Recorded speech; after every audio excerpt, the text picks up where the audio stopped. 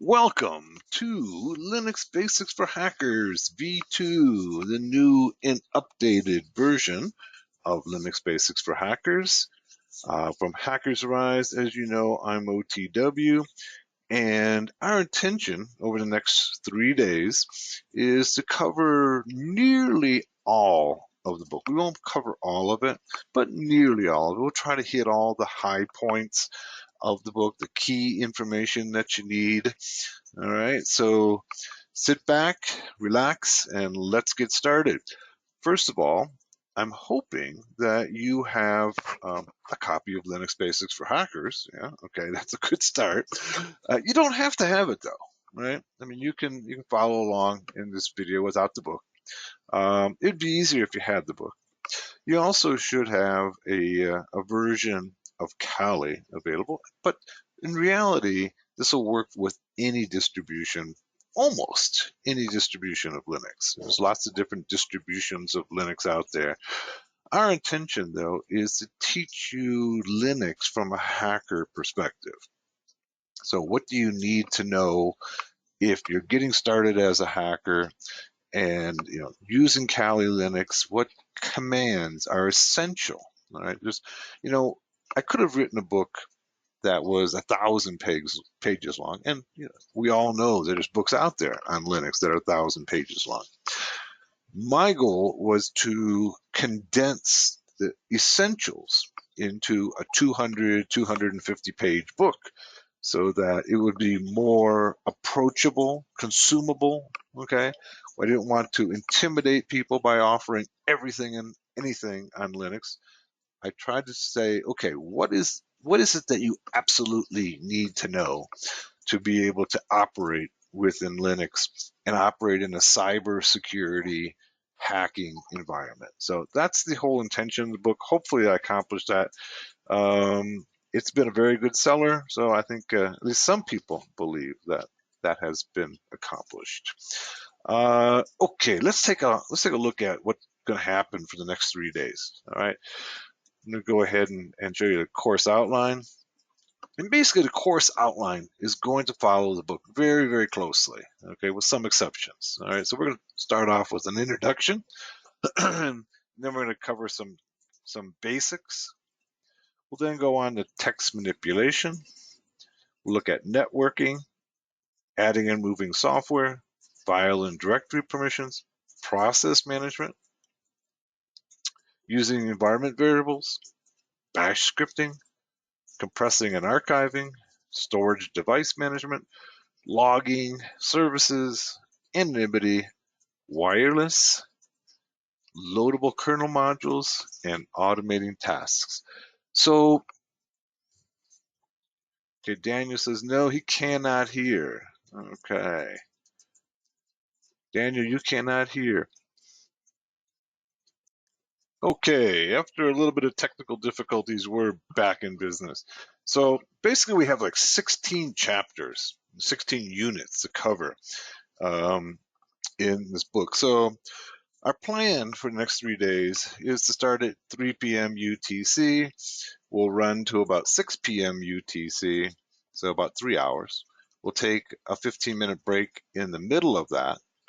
And then at 6 p.m. UTC, we'll take a 1 hour meal break, come back for hour and a half, 2 hours. So you'll get about 4.5 to 5 hours of instruction each day. And I think we can cover it in that time. That means we have to cover about 5 to 6 chapters each day. Right? And I think we can do that, especially at the beginning. The chapters are relatively brief at the beginning of the book, and they get a little more extensive and later on in the book. So if there aren't any questions, let's get started. Okay, let's start off talking about careers for hackers. All right, a lot of people, the general public, when they think of hackers, they think of cyber criminals. Right? And people who are trying to take over their computers and steal their credit card numbers and their identity. And that's accurate. There are some people who do that as hackers. But especially in the last 5 to 10 years, there's been a huge expansion of what hackers can do that are legal and legitimate professions. The first one, okay, and the one that most books tend to focus on is pen tester or penetration tester. Penetration tester is somebody who gets paid to try to hack a company's, some institution's systems, trying to find the holes, the vulnerabilities in the system. All right. So they are a good guy hackers, what some people might think, call them, or a white hat hacker. Their job is to find the vulnerabilities before the bad guys do. But we also know that almost every military now in the world has a group of hackers trying to hack their adversaries. The Chinese, the US, and the UK, Iran, and Russia are probably the most active countries in hacking their adversaries. And each of these countries employs thousands, tens of thousands. Uh, Daniel, I'm sorry you lost your audio again. Hmm. These countries employ tens of thousands of hackers, and they're not all working for the military. Oftentimes, they're working for private companies that contract to the military. So, like in the U.S., there's well over 50,000 hackers working for the U.S. government. About half of them are working as employees of the U.S. government. The other half are working for private companies who then contract to the U.S. government to hack other countries, and in some cases hack their own citizens. Uh, Probably the fastest growing area in the last 5 or 10 years is bug bounty hunting. This is a little bit different than pen testing in that in pen testing, the hacker is trying to find known vulnerabilities. So you're not trying to find a 0 day, something nobody's ever seen before. You're saying, okay, let me see if I can get into your system via known vulnerabilities, known holes in the system. Bug bounty is where companies pay people to find essentially 0 days. All right, 0 days. These are flaws in the software and the network that have never been seen before. And they pay bounties, okay, they pay a fee if you find these flaws in their software, in their systems. And some people are earning, hundreds of thousands, millions of dollars doing this. Most people are making somewhere in the area of $10,000 to $50,000 a year. The good ones are, but occasionally you'll see somebody who earns just huge amounts of money. So it's a very could be a very lucrative profession. Okay. Also espionage. Every country is using hackers to spy on their adversaries. And then I should add one more category here that you don't see on the screen, and that is that there are organizations that, like VUPEN and the hacker team out of Italy, VUPEN is in France, and there's a number of them in the US that go out and try to develop 0 days, and then they sell them to governments. Okay. Um, VUPEN does very well out of this. They sometimes sell their 0 days for millions of dollars to governments so that governments can spy on their own people or spy on their adversaries. A good example of this is the Eternal Blue, which was 2017, that was sold to the U.S. NSA, National Security Agency. It was used to spy on adversaries and on American citizens. It was developed by an outside contractor who sold it to NSA, and then it was stolen from them and put out on the internet. Okay, and the last category I want to talk about is the InfoSec engineer. If you're working in an infosec, if you're working in information security and you don't know how to hack, you're at a real disadvantage. The best InfoSec engineers are those who know how to hack. If you don't know how to hack, how can you possibly protect the systems? All right, it's kind of like any sport. Think of any sport, and if you only knew how to play defense, okay, and didn't understand what the other team's offense was, you aren't going to be very good at stopping them from scoring. Okay, whether it be basketball or football, you have to understand how the other team is attending to score before you can stop them. What are their strategies? What are their plans? How do they go about doing? What are their assets? You need to do that in sport, and you need to do that in the world of cybersecurity. You need to know how the other side operates to be able to protect yourself. And that's why this hacking training is so key for anybody who wants to enter cybersecurity or InfoSec. And that's going to be generally going to be the largest category because we're employing millions of InfoSec engineers around the world. And all of them should have some hacker training. So that's who we are targeting. Okay, all of these categories. So no longer is the hacker simply somebody in a hoodie in their mother's basement. Okay, right now hacking has become a legitimate career. Okay, a well-paying legitimate career for millions of people. All right. So hopefully you join those ranks. All right, well, let's get started. Okay, let's start with the basics. I'm going to go ahead and open up my Kali, and we'll talk about some of the basics.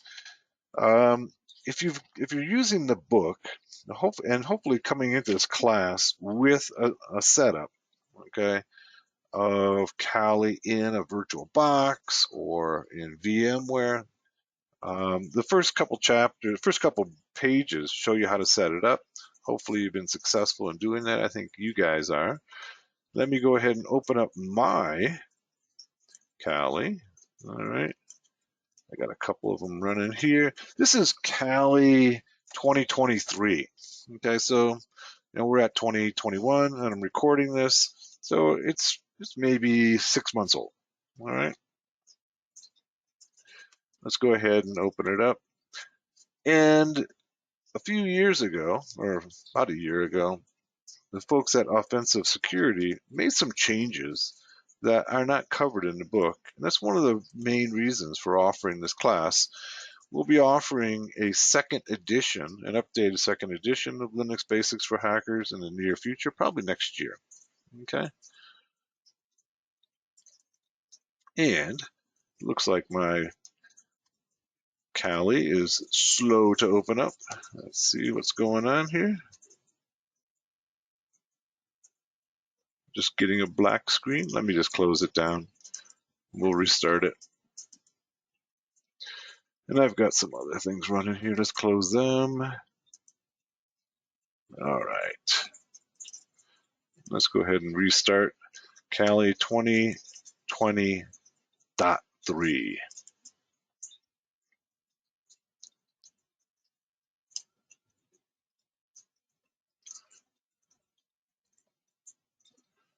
All right, here it's booting up. I'm running 32 gigs on this system. It runs pretty smoothly. Obviously, not everybody's going to have 32 gigs of RAM. The more you can give it, the better it's going to run. But generally, probably you should have 4 gigs of RAM and a relatively fast processor. Okay, one of the first things that you'll notice, okay, since 2020 came out, is the authentication. It used to be that with Kali, and this is, my book reflects the 2019 and earlier, is that you logged in with root. All right. Now, with the newer version, you log in with Kali, and then whatever password you set up Kali with. I think the default is going to be Kali. Okay, and this is simply a regular user. Now, Like all operating systems, you have privileged users such as root or system admin in Windows. In Kali, you have root and then you have other users. So rather than logging in as root, with 2020 Offensive Security, the developers of Kali have set it up so that you log in as a regular user. This is designed for security purposes.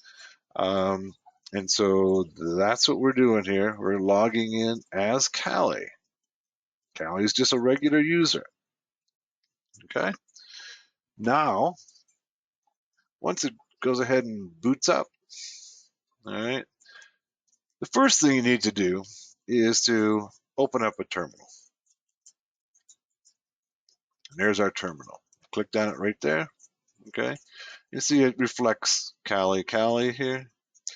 One of the key differences, okay, we just talked about logging in as Kali now as a regular user, is that to get root privileges, okay, in Kali, you need to use the sudo command, okay, before you run any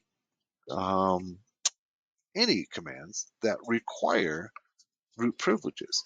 One of the things I don't like about what they did with Kali is that if you run a command, let's just try like this command, say ifconfig, and we'll get to this in just a minute, but just as an example, ifconfig, you'll use it a lot. I use it a lot. Basically what it does is it gives you the network settings uh, for Linux. If you run it without sudo before and hit enter, it comes back with this command not found. I don't like that. It should come back and say you don't have adequate privileges. All right. But instead, it comes back as command not found. That can be really puzzling for a newcomer. So if I go ahead and go sudo ifconfig, all right, and it asks me for my password, and then it gives me all the information I need. So this is simply, I don't like the way this is put together, but I'm not the one who's deciding it. Other distributions of Linux will often come back when you need root privileges. It'll come back and say you don't have adequate privileges. With Kali, they've designed it and says command not found. That you'll get used to that. Right? You'll get used to it. Know that it's really not an issue of there's no command. It's an issue of you don't have privileges. But I don't like it. So whatever that's worth. Um, so that's one of those key. Those are the key differences with the new versions. Is that you need to use sudo, okay, to get root privileges, and you log in as a regular user. My book does not reflect that.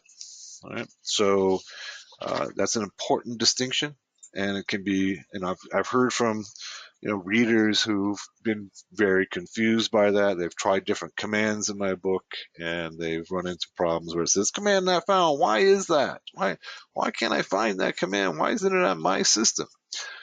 Well, if you use sudo before it, that'll take care of it. Okay. So before we take a look at some of the commands in Linux, let's take a look at the file system in Linux. The file system in Linux is really significantly different than you'll see in, say, a Windows system. Okay, this is the file system, or something like it. Actually, this is very similar to what's in the book on page 5. Okay, and at the very top of the file system, okay, you get this slash or this backslash, okay, forward slash, and this is the top of the file system. This would be similar to, say, the C drive in a Windows system, right? But it's not linked to any physical drive. It's just simply the top of the file system. This is one of those things that you need to get adjusted to, all right? Also note, okay, that under root, okay, so don't confuse, this is the root of the file system, and there's a root user, two different things, all right? So this is the root of the file system, and then there's a root user. This would be the directory that belongs to the root user. And there can be, there will be directories for every user. For instance, right? One of the key commands of getting started in Linux is the present working directory, PWD, present working directory. And we can see this is where I am when I boot up. I'm in home Kali, okay? So I'm in the home of the Kali user. It's important to know where you are to be able to navigate through Linux. Let's go back and look at some of the others here. We have the etc directory, okay, etc. etc is generally configuration files, so that every application generally puts its configuration files in the etc directory. Here's the home directory, okay, that we just saw in our Kali. Remember, it was home Kali. So it's home for all the users, and then each user has a directory under home with their things. All right. We have the mount. This is where outside new drives are mounted. In other words, they're attached there. That's where if you put in a outside hard drive or you put in a thumb drive, they're going to mount there. Now, I just said that you would put a thumb drive in there. Quite frankly, most new operating systems now have a separate directory called media, okay, that does, it is a mount place for thumb drives. So there's going to be slight differences between the distributions. We have the sys directory, we have the proc directory. Okay, proc is a view of the internal kernel data. So this is if we go into the proc directory, this is going to give us a kernel's view of all the processes. That's what proc stands for. Sys is a kernel's view of the hardware. Dev is the special devices file. So every device has a file here. Bin is binaries, be similar to executables in Windows. We have sbin or system binaries. And then we have libraries, okay? Libraries are very similar to DLLs in Linux or in Windows, where you have code that applications can use, okay, code they can reuse over and over again. That makes writing code a lot simpler rather than everybody writing code for how to open up a window. You simply call the window library, for an example. But there's lots of code in the libraries, similar to a DLL in Windows. So it's kind of the basic view of what's going on in the file system. The most important things, I think, for starting off is that you need to understand you have the root at the top of the file system, okay? And that's different than the root user over here. And that these are the primary directories under root. And probably the most important ones are going to be the binaries, the device, the mount, the etc, okay, and probably home. So these are all directly under root. So if we were to go, let's go back to our Kali and let's go and move back one directory level. We're introducing the cd command or change of directory, all right? And by going cd ... so move up the directory structure one level. So move from this directory to this directory. If we hit cd, now we're in home, and we can go pwd. You can see we're in home. If we go up one more level, going up one more level from home to root, that's root right there. Let's go cd ... okay, and now go pwd, and you can see present working directory is the root. We're at the very top of the file system. Now, one of the key commands to learn in Linux is the ls command, the list command. So now that we're at the very top of the file system, we can go ls, all right, and we enter ls, we see all of the directories at the top, okay, just underneath root. Here's root, okay, that's where we're at, and we're saying, okay, show me all the files and directories under root. And you can see here's bin, Etsy, home, dev, like we had in the diagram, our libraries, okay, several libraries. These are 32-bit, okay, 64-bit. We have a lost and found directory. That's where files that get corrupted or lost get placed there. Here's media, which I was describing. This is where your thumb drives, when they're attached now, will go to media by default instead of mount. You can send them to mount if you want, but by default, they'll go to media now. And we'll cover, if this is, and I'm covering this very quickly, but this is just showing you, get a feel for the directory structure. Okay, you can see I have some applications in the root directory as well, which is not really a good idea. Spiderfoot I have in there. I don't have any others in there.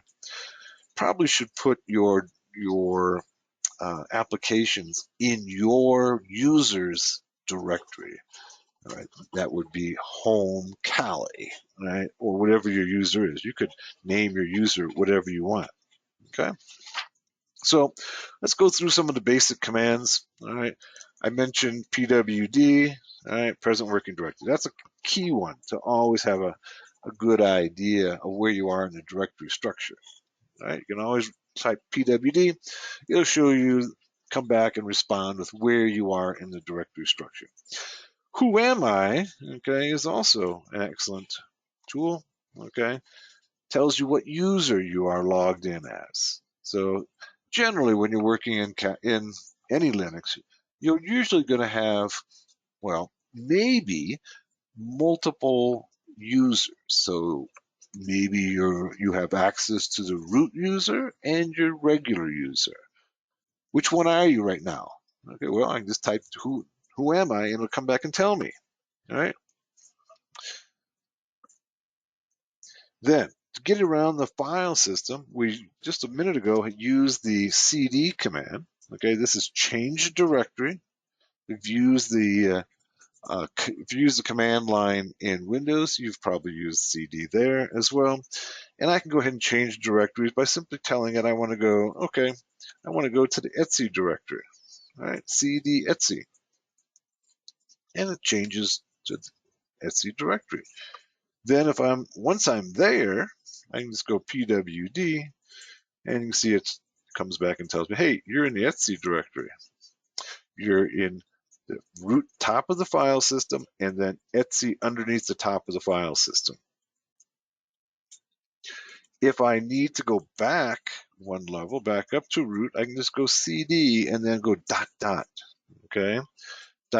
takes me up one level. Okay, and now I go pwd, and I'm in the root directory again. All right, I could go to cd, say Etsy again, and let's go and take a look at all the directories under Etsy. And there's lots of them. These are going to be most of the applications on your system and their configuration files in there. So let's see, let's take an example. Let's use an example. Let's talk about Apache 2. Okay, so we could go say Apache 2, change direction to Apache 2. That's our web server, and then go ls-l. We have lots of files in there, but we can go pwd here, and you can see it now reflects in the command prompt that we are in Etsy Apache 2. We can also then go pwd and get the same response. Now, if we wanted to go back up to the root, we can go cd ... dot dot. This would take us up 2 levels. All right. And now if we go pwd, we've gone up 2 levels. So to go 1 level, we just can do dot dot. If you want to go 2 levels, go slash dot dot, and you can actually do as many levels as you need. All right. Okay. By simply going dot dot forward slash. We looked at the ls command. Okay, ls command simply shows us all the directories and files there. I prefer, and I think most people prefer, using the ls with the -l, all right? And that displays all of the directories and files in that directory, but lays them out vertically with the permissions, and we'll get to permissions later on in class. Okay, these are permissions right here with how many links there are, the owner, okay, and the group, the owner and the group, the date it was created, okay, and then the name of the directory. And if it has an error like this, it says that is a linked, there's a link between user and bin. What does link mean? It's basically very similar to, well, you have linked files in Windows, right? So when you enter bin, you're actually going to user bin, all right? It's a alias. In Linux, they're called aliases, all right? And so we've simply created an alias or a link between bin and user bin. You see there's several aliases out there. Right? Lib is an alias for user lib. Lib32 is an alias for user lib32. These are simply linked files and directories. So when you type one, you get the other. Right? Sometimes it's used just to save on typing, and also sometimes it's the links are created to make it backwardly compatible with other software that might have used that directory or file name. All right. Okay, so lots of good information here. This is the way I prefer to look at my file system and my directories, is using the ls-l. You may choose otherwise. All right. There's also ls-la, which will show you hidden files. All right. So certain files are not meant to be viewed by everybody, and they're hidden. You see a couple of them right here, and cache is hidden. They begin with a dot, and they're not going to show up when you use the ls-l. If you use the ls-la, then they'll appear, and you can see them.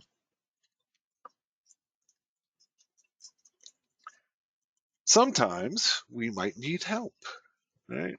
And there's some conventions in Linux that usually work. Now, there's a lot of conventions in Linux, and usually they work because Linux is developed by volunteer developers.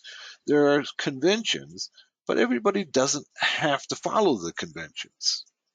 And one of those conventions is that there's a help file that's usually the name of the command followed by a -h or a dash, double dash, help. Okay, let's try it out and see.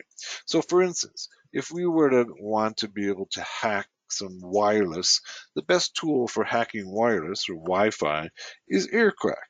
All right, Aircrack NG is really the tool. I got to spell it right. Okay, Aircrack NG. There's lots of tools out there, but most of them simply are interfaces. They're GUIs to work with Aircrack. Aircrack is a command line tool for cracking Wi-Fi. It's the best, but it takes a little more time to learn. That's why these other tools are out there that use Aircrack. So Aircrack, if we wanted to get help with Aircrack, we go -- help. And there's our help file. All right, we'll scroll up a little bit. I'm just using the wheel on my mouse. All right, and here's my aircrack help file.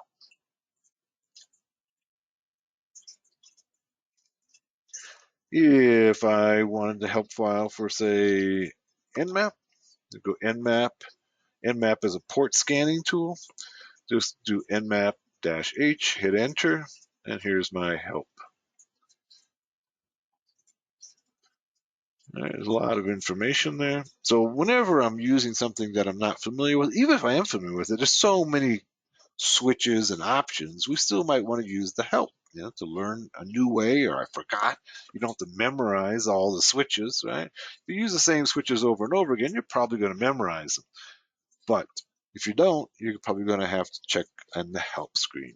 All right. There's another way to get help, and that is using the manual command, or man for short. So I could go man and go nmap. Okay. And this will pull up the nmap manual page. And this gives me a lot more information. All right. I can go, I'm just hitting the enter key. Okay. And it's telling me all about Nmap.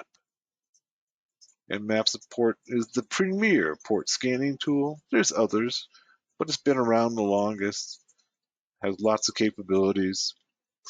I'm just going ahead and hitting the enter and learning all about Nmap.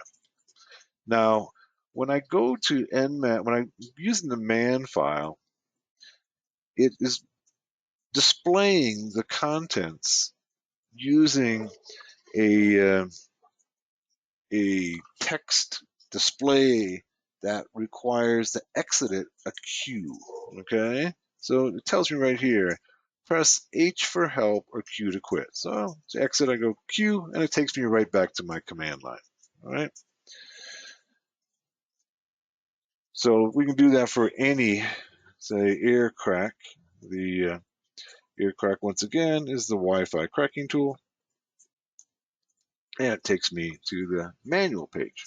So if the help isn't enough, okay, you can go ahead and use the manual. And usually there's more information in the manual.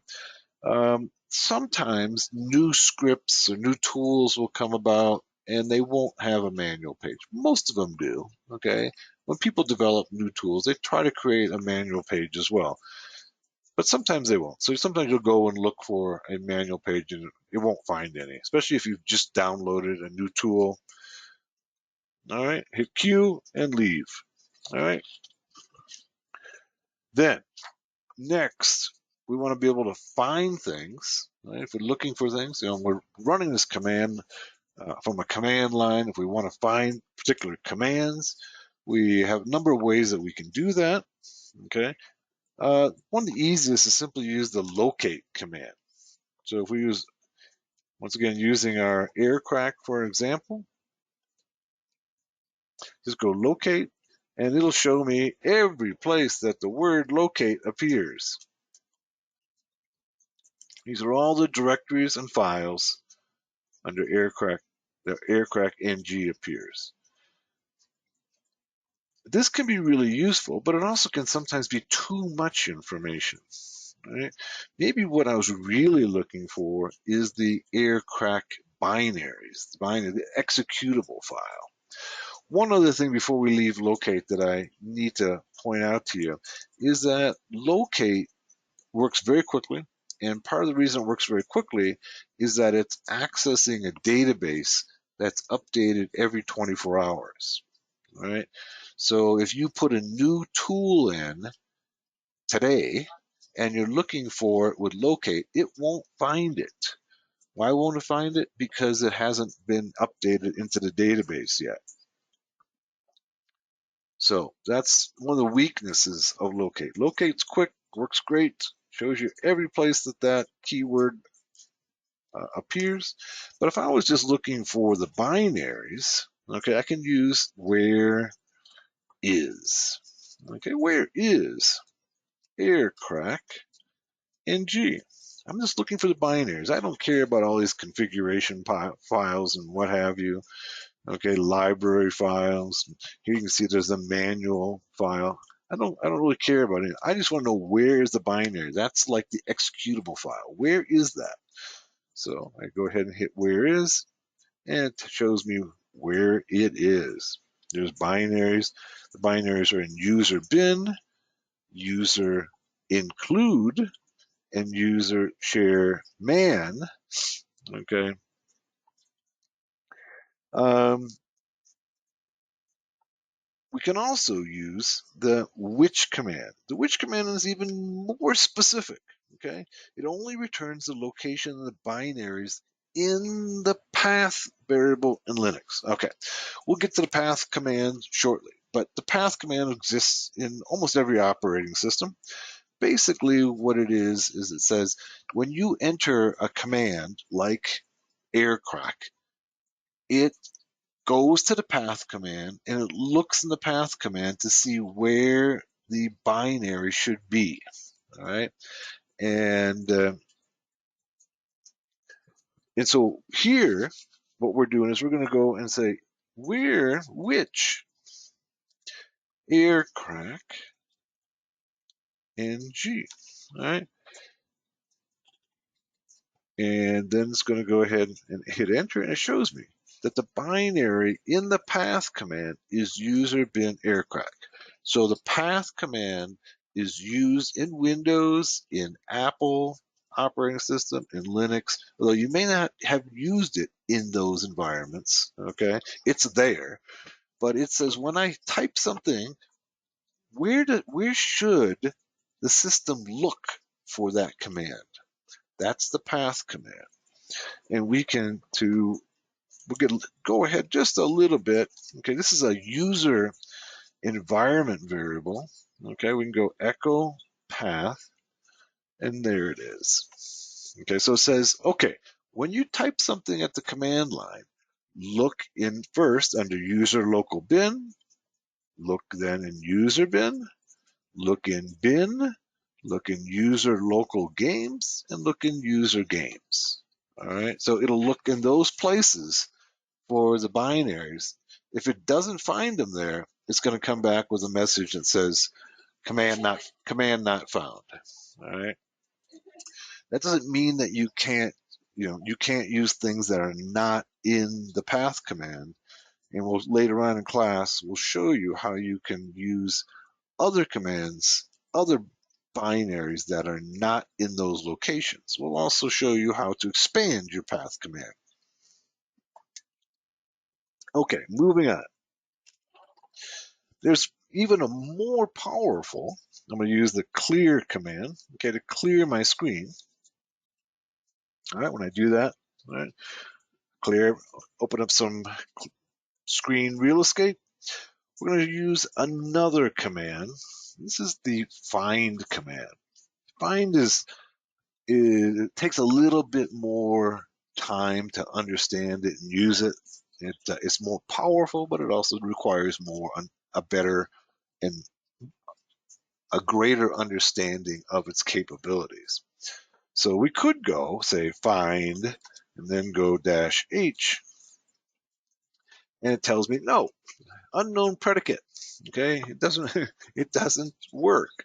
Now we said that there's a convention that -H should give you the help screen, but those conventions aren't always abided by.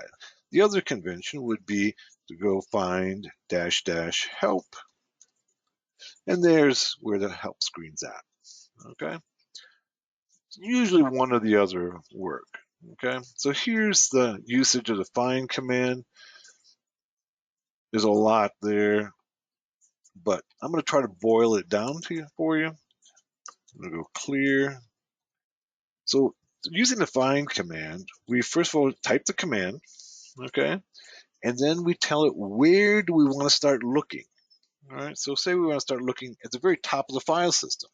All right, that means it's going to go through the entire file system, which can take some time because it'll go through the entire file system. If we know, approximate location, we might want to put it in here. But for right now, let's use the top of the file system, and then we can tell it what type of thing that we're looking for. In this case, is say a file. All right. So it's type, and then the dash. I mean, just the F is the type. We're looking for a file, not a directory. All right. And then we're looking for the name. Okay. And the name we're looking for, say, is well, let's look for something different. Let's try Spiderfoot. Spiderfoot is an open source intelligence application. And let's look for it and see if it can find it. And come back and look what it says. It's permission denied, permission denied, permission denied. All right. So this is a good example. This is what I would like Kali to do for all of the commands that require.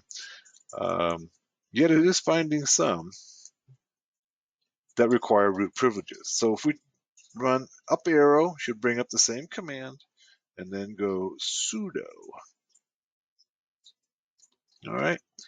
And that should get us root privileges. And there goes, it found a few places, okay, under user bin Spiderfoot, user share lintian override Spiderfoot. Maybe, okay, maybe we have an idea of where it's at. And let's try Etsy. Let's just say we want to look in Etsy. For this case, we're going to change it to Apache 2. And it comes back very quickly. We know exactly where to look. Okay, it was in the Etsy directory, and it comes up with 3 files within the Etsy directory. Remember, Etsy is a directory for largely configuration files. So here's 3 different configuration files for Etsy in the Etsy directory. All right. If we were to back out and say we're going to look through the entire file system for Apache 2, now this is going to be a much larger search. And if we hit enter, it should take a little longer. Yeah. And you can see it came up with a few more files, took a little bit longer, not too much longer, and found a few more files that were not in the Etsy. Okay. So the basic usage of find is the keyword find, where to look, what am I looking for? In this case, usually you're going to be looking for a file. You may be looking for a directory, in case you use D, and then I'm looking for the name, okay, Apache 2. Find actually has a lot of other things that it can do. Let's try, let's man find. Man find. Once again, we're trying to boil this down to the basics, the essentials. There's lots of options.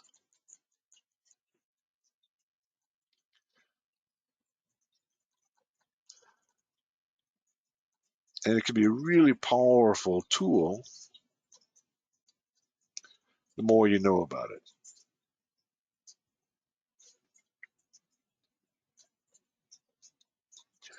But once again, trying to boil it down to the essentials, most people are going to use it to find files and directories by name. So that's what I've tried to do for you. You see here that you can define the depth to look, okay? The maximum depth levels. But once again, trying to stay with the essentials. Okay. One of the other key commands that you need to know to be functional in Linux is grep. Grep is simply a tool to filter, all right? So if we were to go ahead and say, look for PS lists all of the processes running on the system, AUX, right? That shows me all the processes. But say that I'm not really looking for, I don't want all the processes, and we'll look at process management later on, okay? But say I'm looking for a very specific process. Let's say I'm looking for, see whether or not there's a browser is open. All right, let's go say PSAUX, and then we can go put a pipe in. Now it says a pipe, what it does is it goes and says, take and display, well, go ahead and gather all the information from PSAUX like we have above here, and then send it to another command, and that command will be grep. Grep is a filter now, and say, I want you to filter and just show me where the term Firefox, that would be our default browser in Kali, just show me where Firefox exists. All right.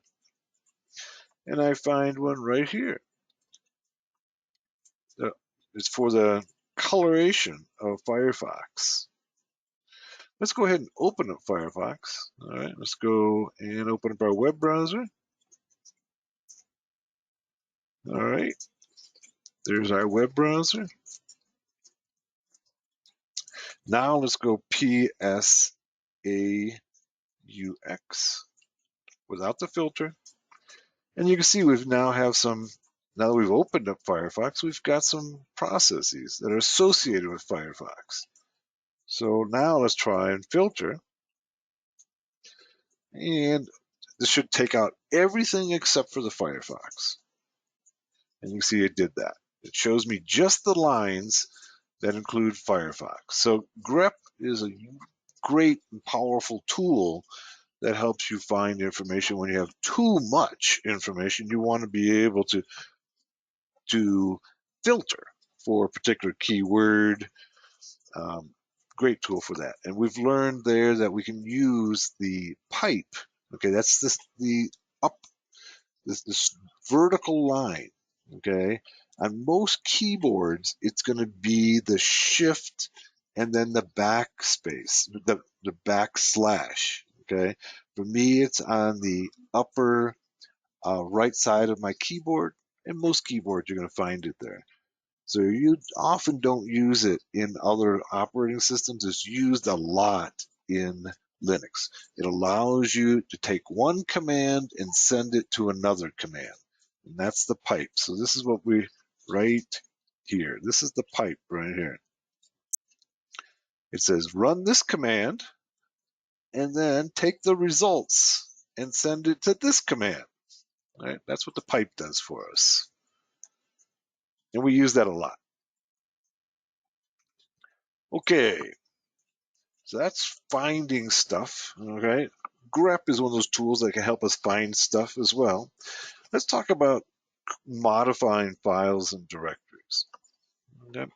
There's a number of tools. I'm going to clear my screen again. Okay. One of the tools that we can use to create a file is the cat command. Cat is short for concatenate. Concatenate means to take pieces together. Yeah, Steve says touch is one of those places. Yes, we can use touches. We'll get to it. Concatenate is usually meant to display contents of a file. So for instance, cat, I can go Etsy, Apache to Apache. This would be the configuration file for Apache to the web server. I can go cat, and it goes ahead and shows me the entire contents, okay, of that file. But cat can also be used to create files. So I can go cat and then use the redirect and go hacking skills. Okay, that's the name of my file. All right, hit enter. Okay, it tells me permission denied. So I have to use my sudo cat redirect. Redirect says go ahead and send it, okay, to this location, okay, this file name. So we're creating a file to send it to. And it's not letting me do that at all. Hacking permission denied.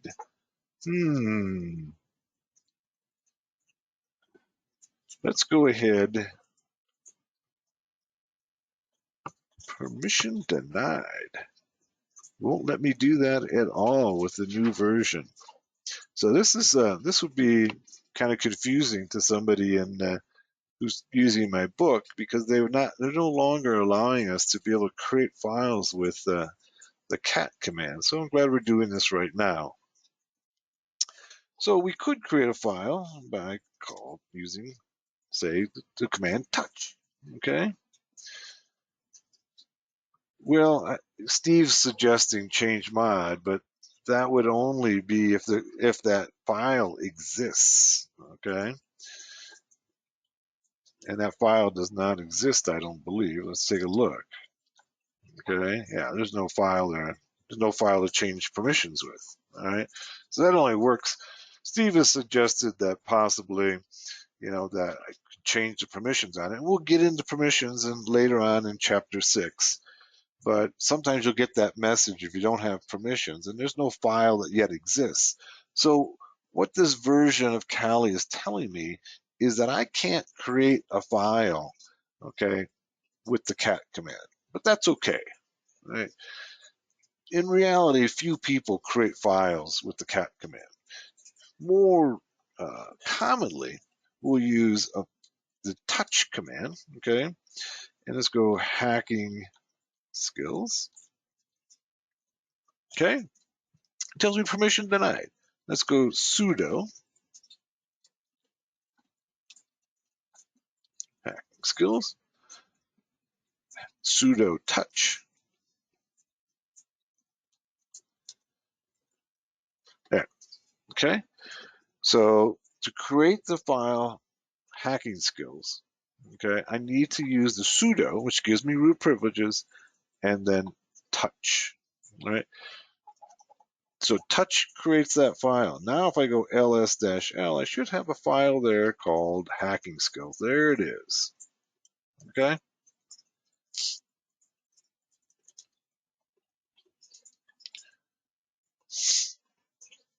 So that's how I can create files. I can create any file I want. All right. And notice permissions here. Now we'll get into permissions in a little bit, but this is read and write for the owner. That's me, Kali. All right. No execute. Read for the group and read for everyone else. We can change those later on when we get into permissions. All right. We can also go ahead and make a directory. All right. So we can go mkdir. That's the make directory command. We're going to need to use the sudo command as well here. Sudo make directory.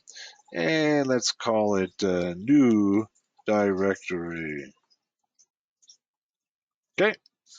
Then we can go ls-o, and we should have a new directory called new directory right there. Okay. So touch to create a file. Okay.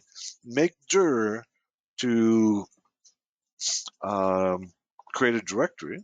And then, of course, we can go ahead and navigate to that new directory. All right. And we do ls-l there, and you see there's nothing there. It's just a brand new directory, so there should be nothing there. Let's go ahead and put something in there.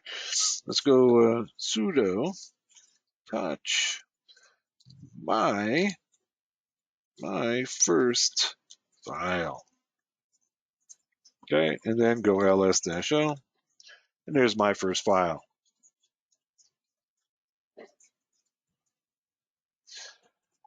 We can also use the command copy. Okay, that's CP is copy, same as it is in Windows. All right, let's go sudo copy. Okay, my first file. All right, to another directory, say to the Etsy directory.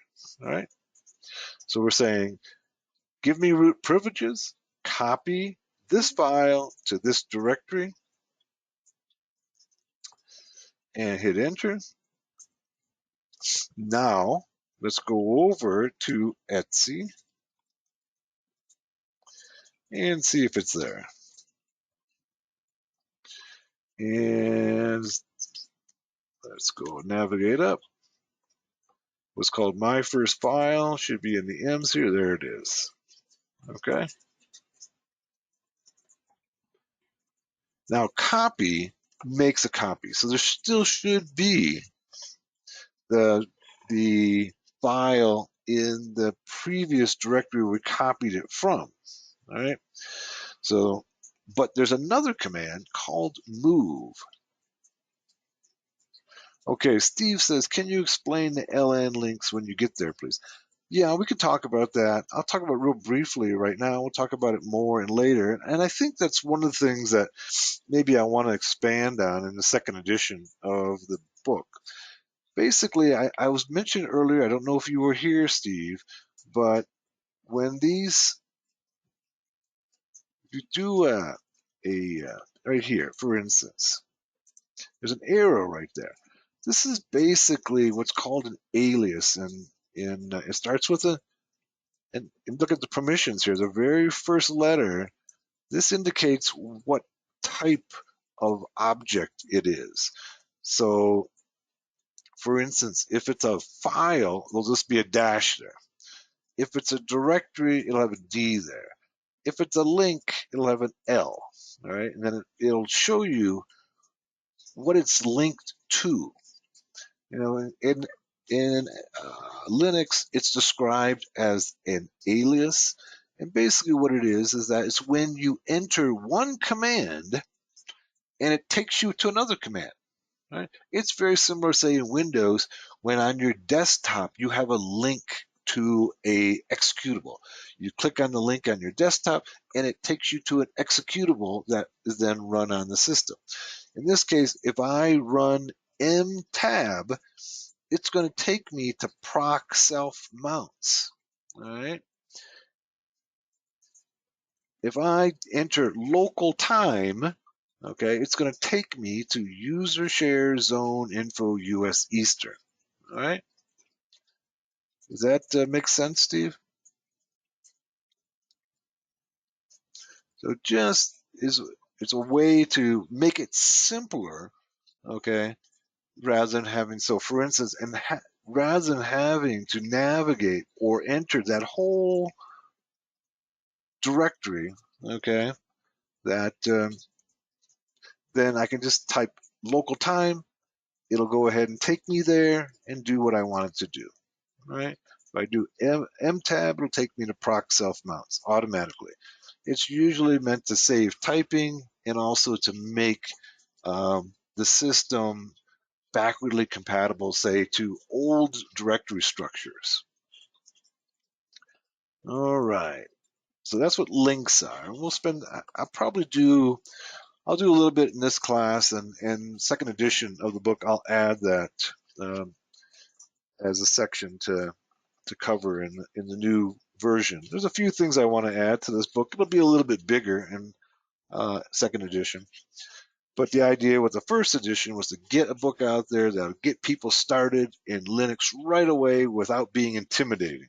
Okay? I mean, you literally could write thousands of pages of books on Linux. We're trying to avoid that, trying to make something small, accessible to everybody.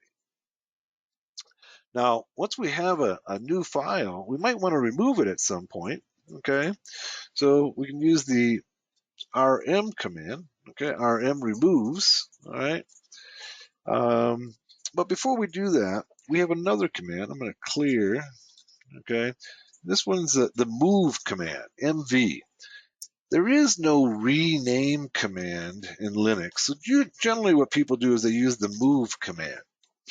Move can be used to move files from one directory to another, but it also can be used to rename a file. So we have this file out there called my first file. Okay, say we wanted to give it a new name. So we can move first my first file, and we can call it my second file. All right. So it says, go ahead within this directory, Etsy, okay, and move my first file to a file called my second file.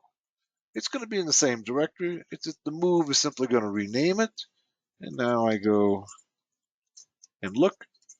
Let's first of all look for my first file. Go up, and there is no my first file, but there is a my second file.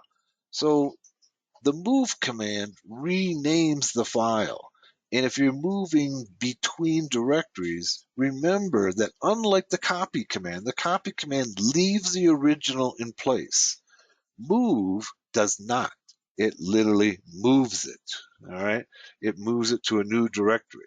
So say if I wanted to move that new file, say sudo mv my second file, spell it right, my second file, and let's say I wanted to put it into slash home Kali. That is my user directory. I am the user Kali.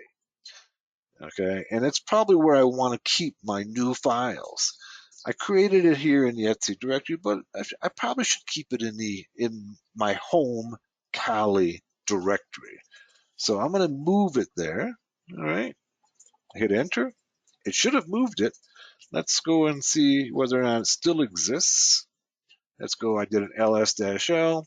Let's go up to the M's and see my second file, my nothing there, okay? Let's go over to the Kali directory, go cd, and then / home Kali, okay? Then go, let's look at pwd, all right, that's where I am, I'm in the right place. And now I'll go ls-l, and we should find my second file there somewhere. There it is. Okay.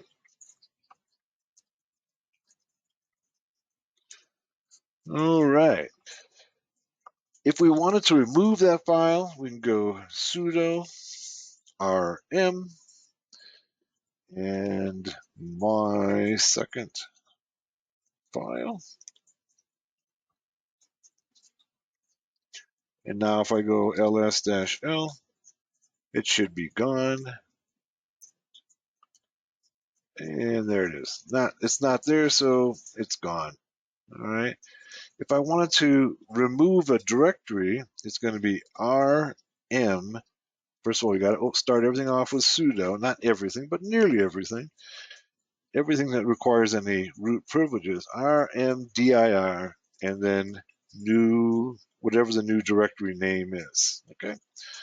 And that'll go ahead and remove the directory.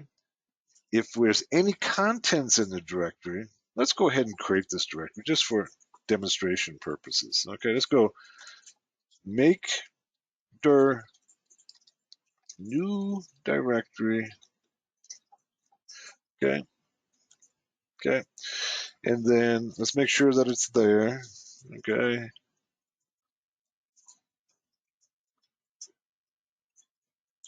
new directory, there it is. Okay, then let's navigate to it.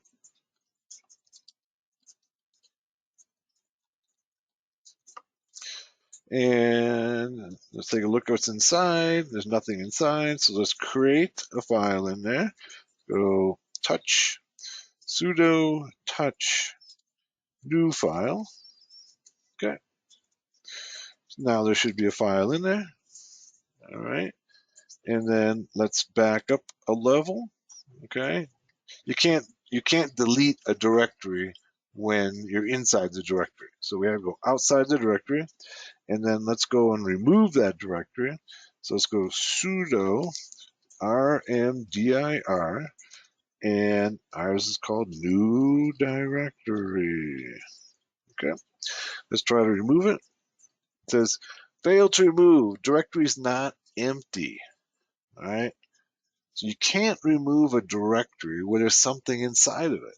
So the options you have are that you could remove the contents, or easier, is to go sudo rmdir followed by the -r, which stands for recursive. So it goes inside the directory and deletes whatever in the directory when you delete the directory. So let's go new directory. And it comes back and says, oh, you didn't do that right. So let's go and look at the help file here. All right. Things appear to have changed. Okay. --help. And let's see, the options are,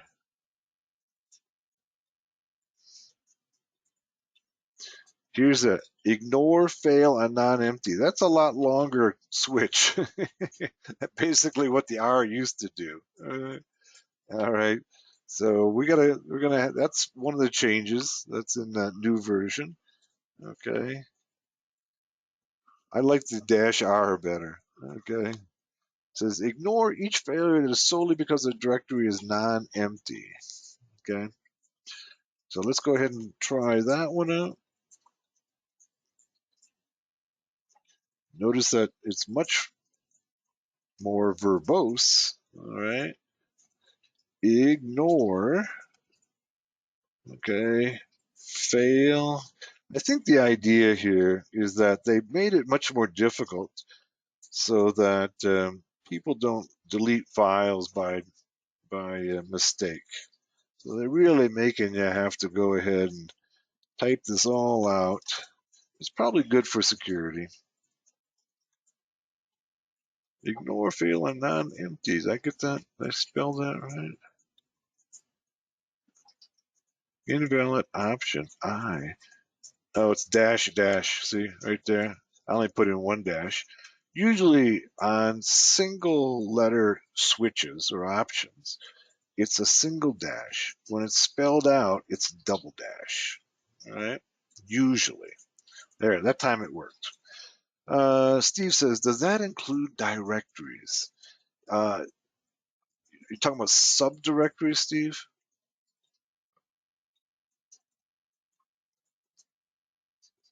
Yes. Yeah, it'll remove everything that's inside of it.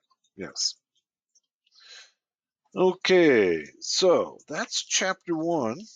I think that's it. Yeah, just finished chapter one. I've got about 20 minutes after the hour. Let's go ahead and take a 15-minute break, and we'll go on to chapter two and text manipulation. See you then.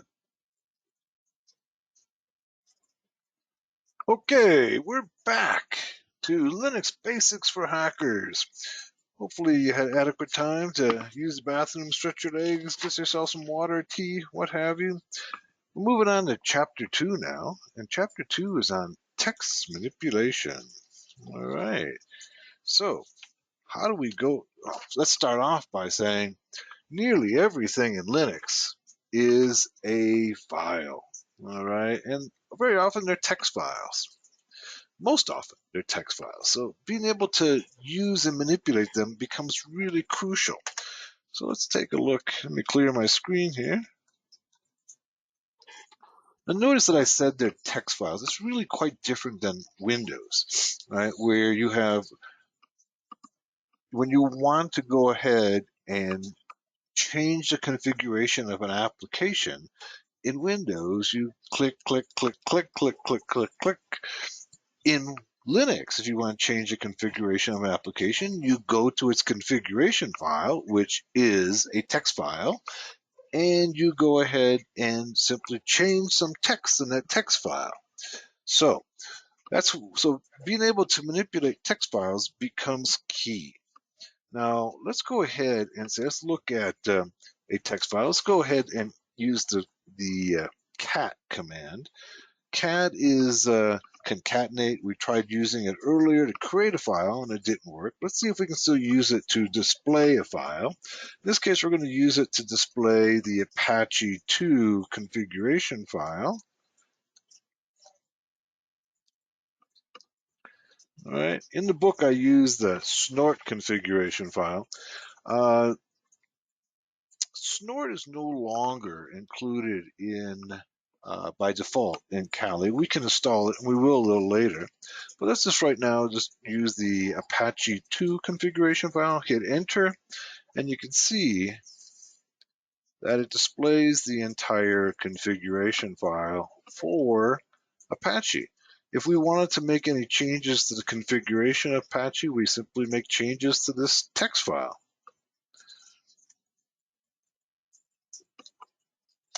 And making changes and reconfiguring Apache is way beyond the scope of this class, all right? But there we go. There is the Apache 2 configuration file, simply using the term cat. Notice that I didn't need to use sudo because the file doesn't require root privileges.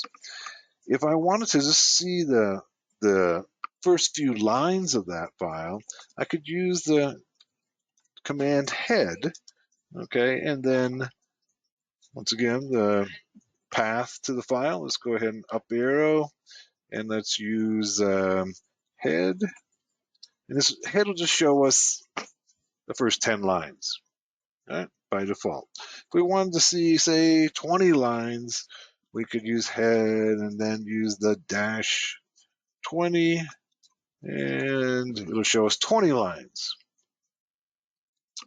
If we wanted to see the final lines, the last few lines, okay, we could use tail. Okay, so head and tail, all right? So we go tail, and then let's go Etsy. Of course, you could use this with any file. I'm just using the Apache 2 configuration file as an example. Okay, it's on everybody's installation, so it shouldn't be any problems. And oh yeah, I typed it wrong. It should be Apache 2 conf. Okay. And then you can see that I got there the last 10 lines of the Apache 2 configuration file.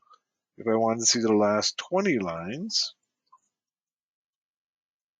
all right, go just add the switch 20 and I get the last 20 lines.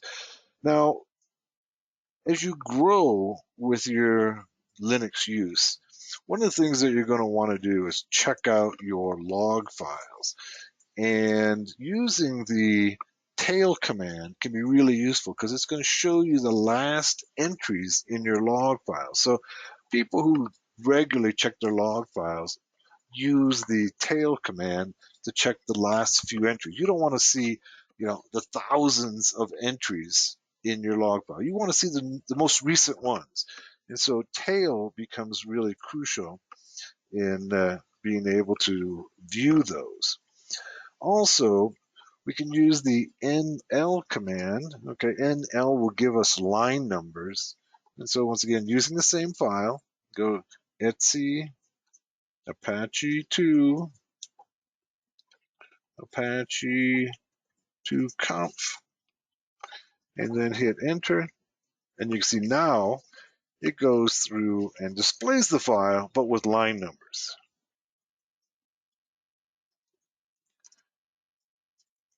Earlier, we learned how to use the pipe and the grep. We can use that now with our text file. Okay, so let's go ahead and say with Apache 2 again, except now let's go ahead and grep. We're looking for, say, all the includes, okay, within that file. So this says go ahead and display the file with line numbers and then pipe it, okay, the output, to the grep command and filter for just the lines that have the word include. Hit enter, and we found just one. All right, just one include.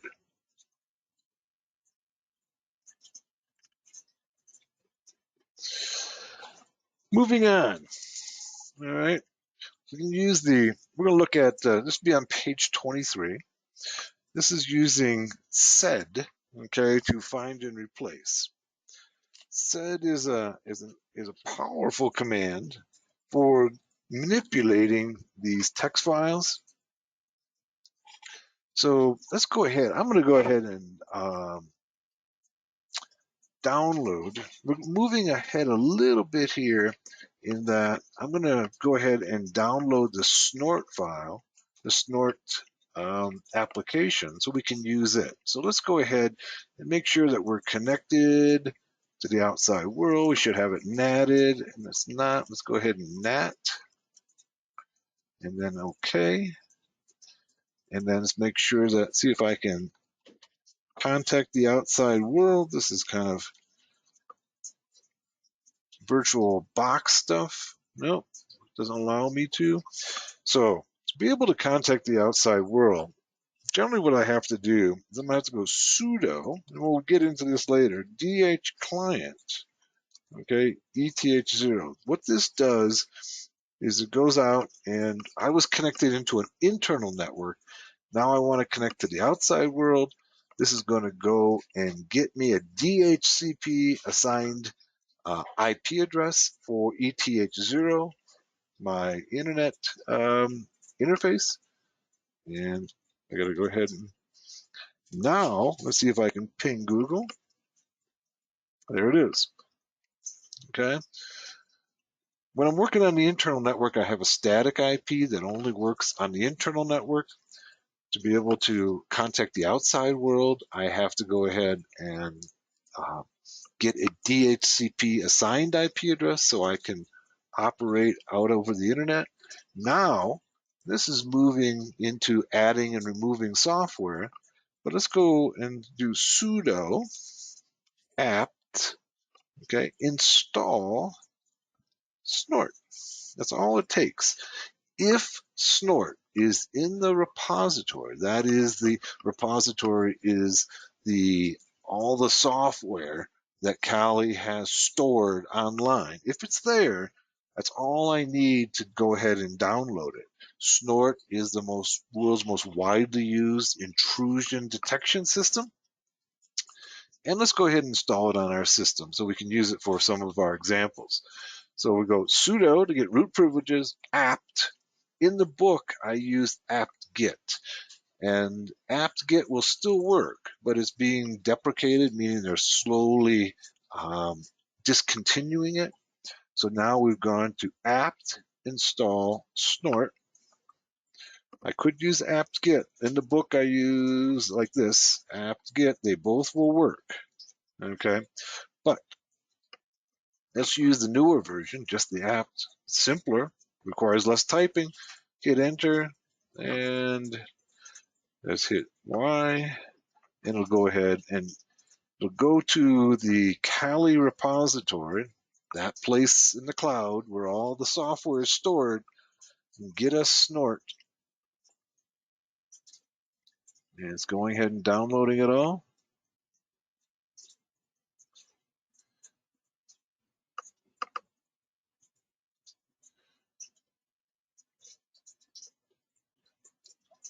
And let's hit enter, get it all installed. It used to be that snort was installed by default in Kali. They've stopped doing that. And so now, but they still have it in the repository, so that's good. Go ahead and install it. By the way, I have a class, I have 3 classes on using snort. So this class, we're not going to be teaching how to use snort, but we're going to be using its files for text manipulation.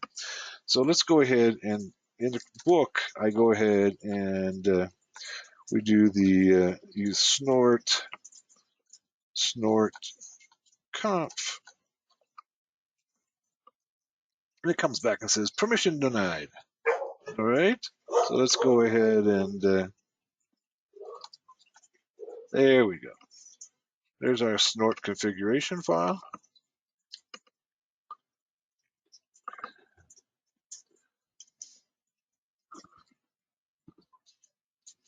And let's, with that same snort configuration file, let's try cat and displaying it etc snort conf, and let's pipe it. This is right on from page 24 of the book, to grep my SQL. So what this will do is it'll look for instances of the word MySQL within that file. I can see I've made a typo here. Let's go back and fix that. And it tells me, of course, permission denied. So once again, we have to use sudo. And we see two places. Okay, it came back and tells two rule paths where the word MySQL appears. So what we're going to do now is we're going to make some minor changes to that file using the sed command. So let's go sudo, okay, sed. And what we're going to do is we're going to go ahead and change the MySQL within those files. Okay, so we're going to use the -s, okay, S and then the slash, okay, and then we're going to change MySQL. And then we're just going to put it all in uppercase. All right. Remember, one of the things that I failed to point out at the very beginning of the class is that Linux is case sensitive, unlike Windows. Okay, so MySQL lowercase, as it appears here, is different than uppercase MySQL or any case differences. They are entirely different words, commands, files. And then we use the -G, which says change it globally. All right. And we want to change it for Etsy, snort, conf. And then we want to tell it where to change to create this new file that has the uppercase MySQL.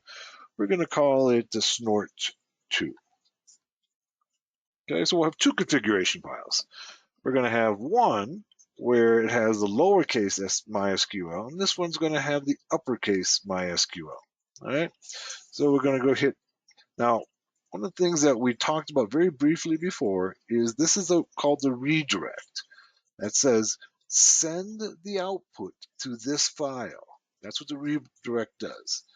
Let's go hit enter, and now, all right, let's go ahead and use the grep command on this file.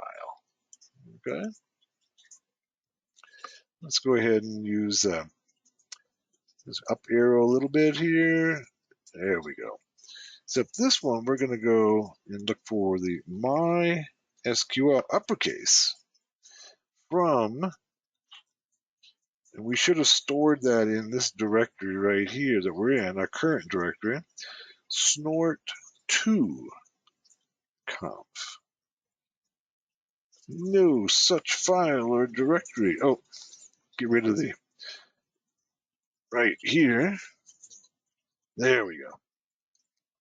So what I was doing when I looked for it earlier, okay, this says go ahead and look in, start at the root and then go down one directory level and look for this file. And of course, it's not there. It's under home Kali. That's where I stored it at. Now, that's the directory that I'm working in, so I don't have to give it the full path to it. It just automatically says, okay, I'm going to look there first, unless I give it the full path. And then it'll look wherever I want it to look at. Okay? So it says cat snort2 and then grep MySQL, and it finds two instances. We've changed those with the sed command. Okay?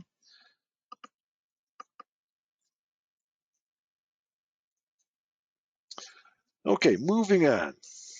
All right, let's go ahead and clear my screen, open up some real estate here. We've been working with cat and NL to view files, but in reality, they're not very good, okay, for viewing files because they go through and they display the entire file until they come to the end of it. What if we want to read the file line by line? It doesn't really work very good. All right. So we have a couple of commands that actually work much better. And these are the more command. Okay, more. So if we wanted to go back to our snort configuration file, Remember earlier when we used the cat command, it just went right to the end and we had to scroll up to see everything. If we use the more command, watch what happens. Cannot open, permission denied. That's what it does because it requires that we have used the sudo command. There we go. So we use sudo before and it displays until it hits the end of the screen. All right, it doesn't go right to the end of the file. It displays until you get to the end of the screen. And it says right down here, it says you're using the command more and you're showing 4% of the file. Now I can just hit enter, all right, and it takes me through the entire file. Much easier to work with something like this for reading, okay?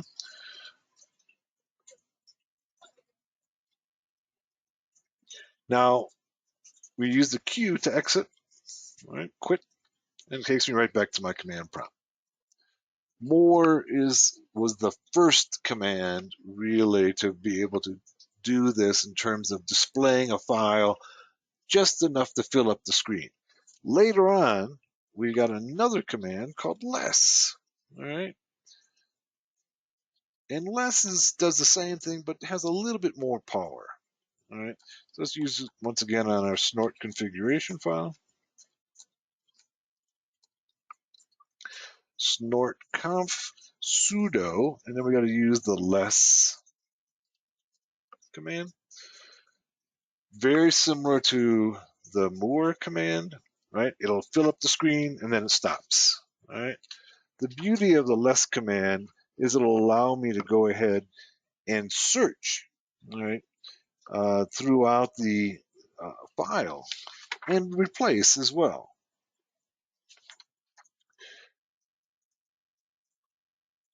If we go ahead and use the / we'll go ahead and say, well, let's look at, I just hit the / and then I went, let's type in a search for output, and it goes and shows me where output is within the file, okay? A little more power than you're going to see in, say, the more command. The more mostly is a display command. Less lets us go ahead and search through the file and find output, any keyword, not just the keyword output. And so oftentimes people say in the Linux world that less is more. It basically allows us to do more than the more command allow us to do. So that pretty much covers the chapter 2. Let's move on to chapter 3 then. I'm still in, as you can see, I'm still in the less command. So I'm going to use the Q, and that takes me out, right? So both the more and less, I can exit by using the Q command. And you'll find that that Q becomes critical in a lot of applications. So whenever you're using the manual file, okay, the man files, the man files are displayed using more. That's why we need to use the Q to exit. So if we go man nmap, for instance, okay, the port scanning tool, all right, what's being displayed here right now is it's the manual page using more. So to exit it, we use the Q, just like we would with man, with more. I'm sorry, with more. Use the Q. Okay, let's move on to chapter 3. Let's go and clear my screen again. Chapter 3 is about analyzing and managing networks. That's a big topic. We're going to try to boil it down to the basics, all right? So probably the most important command is ifconfig. All right. So let's go sudo, of course. So let's just show you if I use it without sudo. We tried this earlier. Command not found. I don't like that. I prefer the permission denied or don't have permission, something like that. But it tells you that it doesn't exist, and it does exist. All right. You just don't have permission to use it. So use sudo ifconfig, and that's interface configuration, if that helps you at all. ifconfig. You may have used in Windows, for instance, uses ipconfig. All right, so very similar. ifconfig, And what it'll do is it'll display for you all of your interfaces, all of the interfaces. In my case, I have ETH0 and ETH1. So I have two interfaces on this machine. You may only have one. Everybody's going to be different. I put a second one on purposely. And it gives me some basic information. Probably the most important information you're going to find here is the IP address. Okay, that's probably the most important information. This is the IP address for that interface. And then the network mask right there, the broadcast IP address, and this is the MAC address, okay, for that interface. The MAC address is a globally unique address that every network device has. Unlike an IP address, okay, the IP address on these internal machines are private IP addresses. We have IP addresses that we use just inside of our network, and then we have routable or global IP addresses that can work on the internet. On your internal network, you use private IP addresses. On the external network, you have um, the public IP addresses. Those are routable, can find you around the internet. The Because of that distinction, we use network address translation devices that take an internal IP address and convert it into an external IP address so you can navigate to the internet. So that when I go out and say ping Google, right, it takes my internal IP address and then converts it to a public IP address so I can connect to Google, right? It's going out with my IP address to the NAT device, converting it into a public IP address, going out to Google. When Google responds, it comes back and does a translation back, okay, to my private IP address. So if you want more on networking, check out my series on network basics for hackers on Hackers Arise. I hope to have a new book out this fall called Network Basics for Hackers that covers these basic concepts of networking as well as how to implement the protocols and the vulnerabilities of each of the protocols. So look for that. Hopefully this fall I'll have it complete. Um, if you're unfamiliar with networking, even if you are familiar with networking, I think it might be a valuable book for you because we're going to take each one of the major protocols and say build an SMTP server. First of all, explain what SMTP is, build an SMTP server, and then look at how it can be hacked. Okay, so that's what that book's going to be all about: is explaining the basics, implementing those protocols, and then how to hack those protocols. So that's ifconfig. That's one of the most important commands that you'll use in networking. I'm going to go ahead and just run it again for you. All right. The most important bit of information is the IP address. All right. That's what we're going to be using most often. So the other stuff's important as well. Most important is going to be the IP address. If there's not an IP address, and this happens using virtual machines, all right, when using virtual machines, sometimes they'll come up and there is no IP address. I showed you just a minute ago how to resolve that, and that is by using sudo, okay, DH client. That is the DHCP server. So it goes out to the DHCP server, the dynamic host configuration protocol server, which hands out IP addresses, and then you tell it what interface you want assigned, all right? And in this case, ETH0. Now, I also want to point out if you're not using Kali, maybe you're using Ubuntu and others, your interfaces are going to have slightly different names. Okay, we have this split going on now in Linux where we have two different naming conventions of the interfaces. I prefer this one, so I hope that Kali and Debian remain with the ETH0, ETH1. If you're using Ubuntu, you're going to have a different name. You just need to know what the name is. You can copy and paste it, right, and put it in here. So I'm saying, okay, give me root privileges, give me a DHCP address to ETH0, and then hit enter. Tells me file exists. That means it's already done that. Okay. So, but if you didn't have an IP address, that's the way to get it. All right. If I wanted to check on wireless, also it points out here this is the loopback adapter. Okay. This is your own adapter to your own system. Some people refer to as home.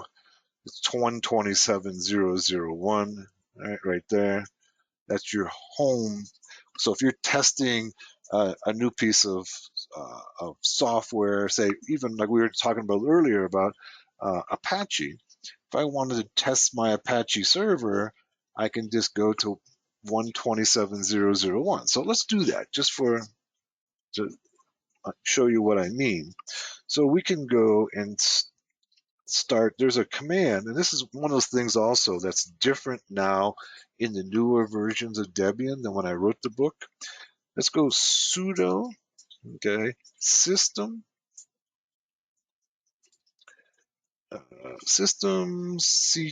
system control, start Apache 2. This starts the Apache 2 server.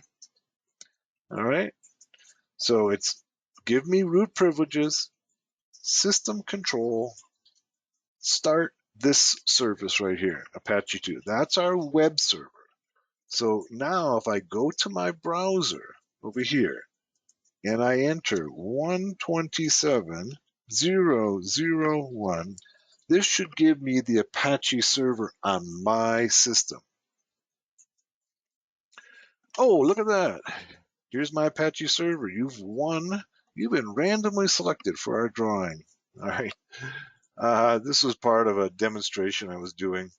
But you can see this is my web server. This is the web page, very simple web page, no doubt, on my Apache server right now. You probably come up with the default page if you've done it.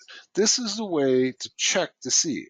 This is going to your own system and checking to see if a service is running, an application is running. It's on 127.0.0.1 if you're not familiar with that. All right, that's what this reflects here. All right, my loopback adapter, my home. Okay.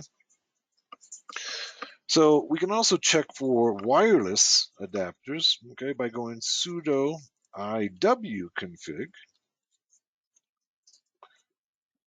and it comes back and says there's no wireless extensions on any of those adapters that you have. We'll come back to this command when we get into wireless, okay, later in the class, and I'll have a wireless adapter installed. Now, it's important to note that I'm running, in this case, VirtualBox, same with VMware, okay, and I'm actually running through a wireless connection to you.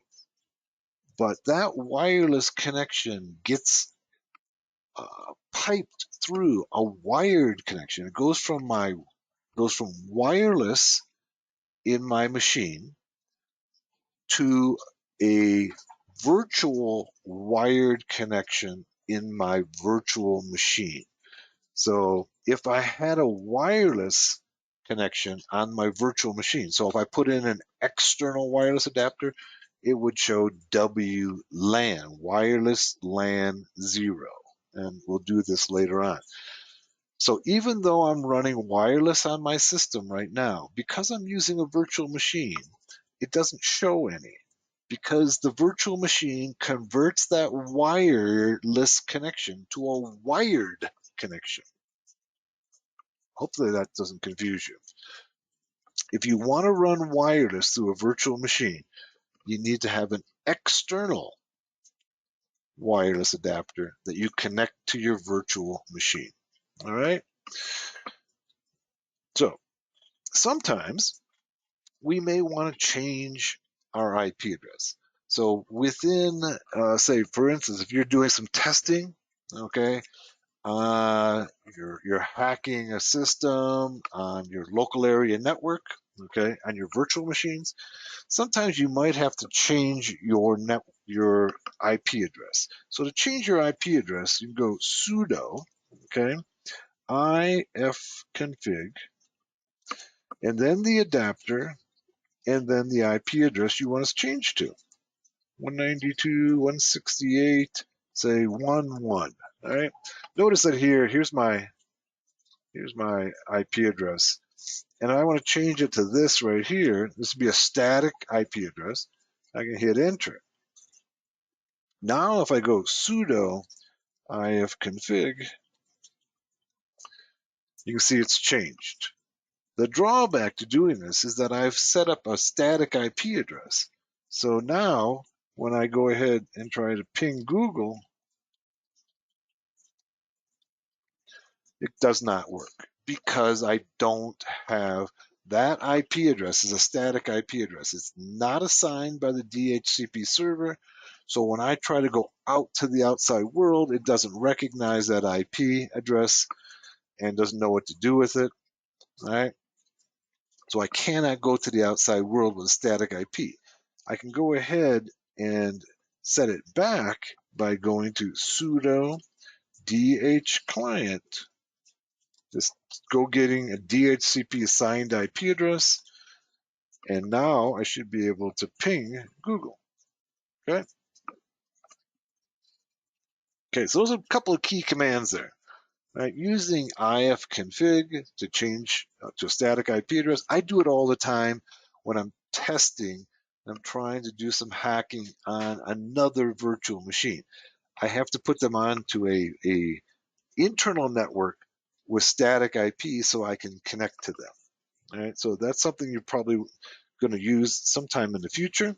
All right, so it's pretty easy for me when I'm working with a hacking, say, a Windows system, and they both are on different networks. I have to change my Kali to put it on the same network as the Windows system. And for me, it's much easier to change the IP address in uh, Linux than it is in Windows because it's just a real simple command in in Linux. With the Windows to change the IP address, I have to go through click, click, click, click, click, click, click, click, click, click. Right? In Linux, it's just there it is. I changed my IP address. I don't have to be searching around for, the network connections and then the IPv4 and then the what have you to go ahead and change the IP address in a Windows system. Okay, we use the DH client. All right. Now next, let's clear some real estate again. And one of the things that we can do directly from a Linux system is check the uh, DNS servers, okay, for a domain. So we could the command to use is dig, okay? So we would say we want to check for the DNS servers for Microsoft.com, and there we go. All right, it shows me the name servers, okay, for Microsoft.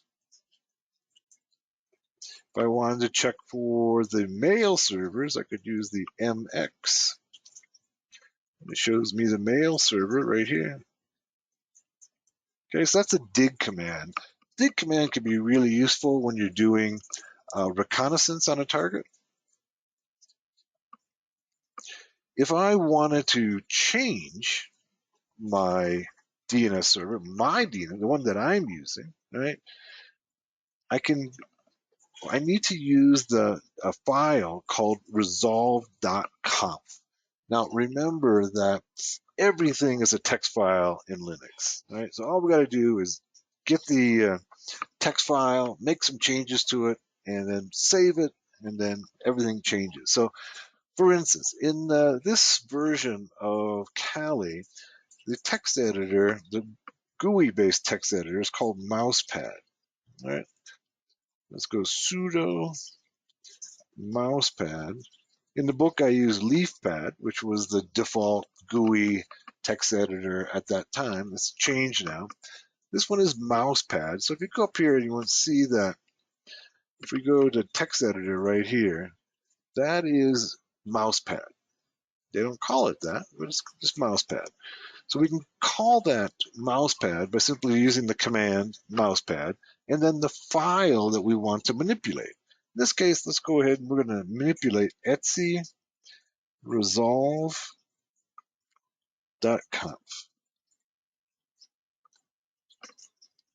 All right, and there it is. It tells us what name server it's using. Okay, and we can change that. Okay, to whatever DNS server we want. In this case, it's using 192.168.100.1. Right? And all we need to do is to change these values here. All right. So I want to use a different DNS server. All right. And then just save it. And close it. And then my system will now look to 75, 75, 75 for DNS services. Really simple.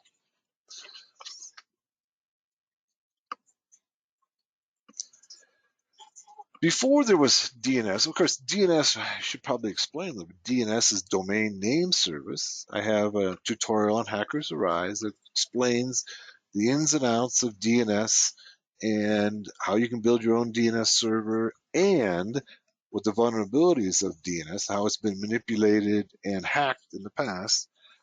So DNS is one of those key services of the internet. So we don't have to type every IP address in. We can simply type in a domain name, it translates it into an IP address and takes us where we want to go. All right. Before there was DNS, I'm going to go ahead and put this one back to what it was before. Okay.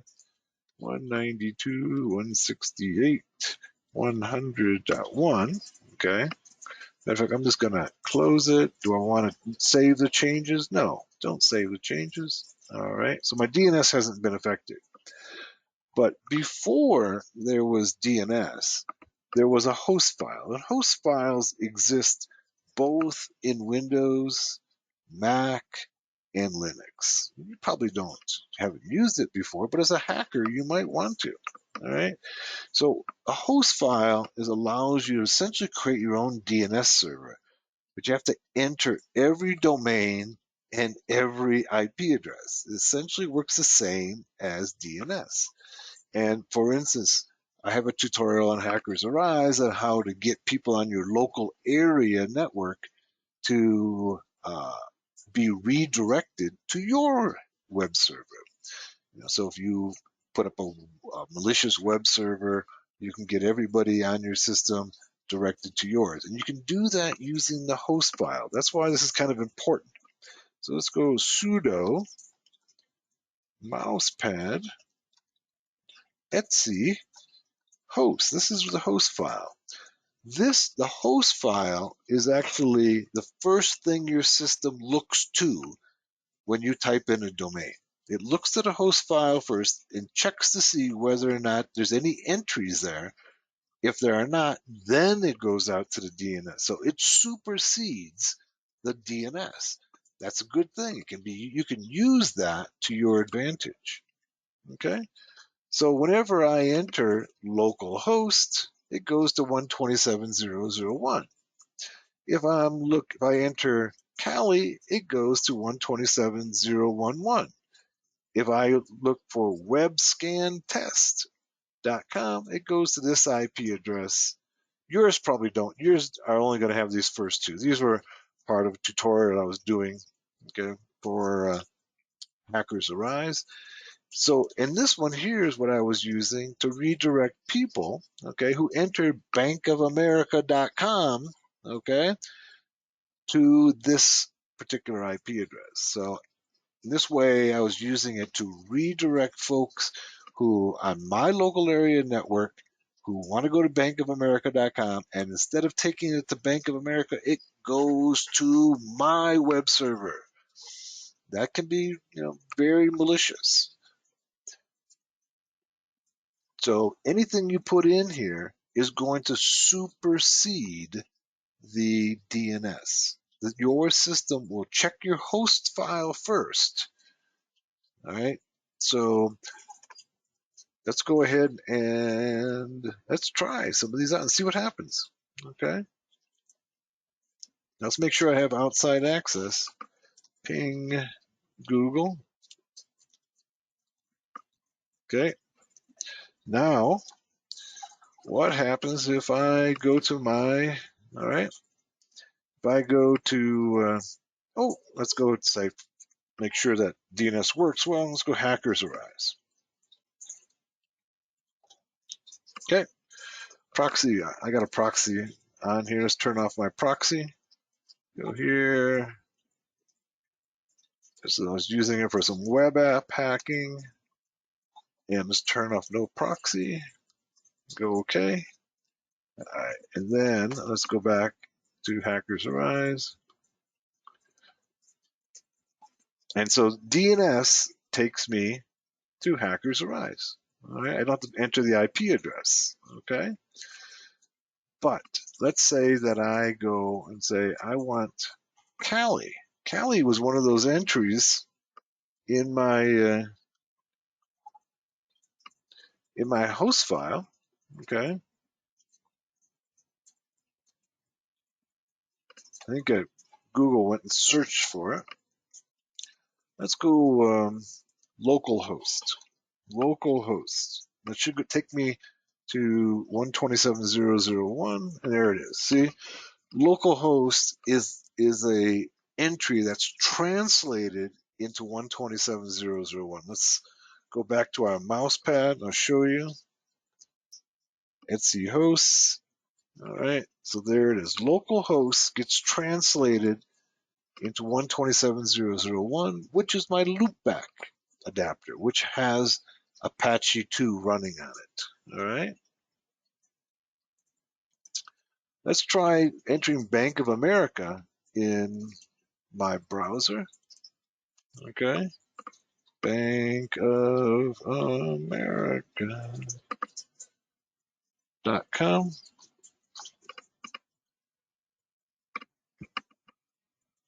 It's trying to find it, it's looking for that IP address right there, and it's going to come back and says it can't find it because it isn't on my local area network. Normally,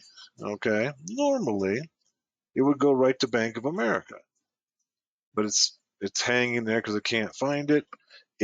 It's using this entry instead of DNS, all right? Because it goes to your host files first. So you can put anything you want in here. And it's just hanging, can't find Bank of America. Now, if I were to go ahead and comment this out, let's do that. Put a comment before it, and then save it, okay? And then ask for Bank of America. It should go to the real Bank of America site.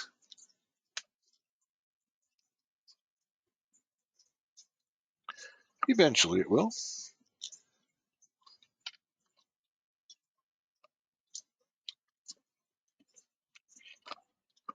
Let's stop it and try again.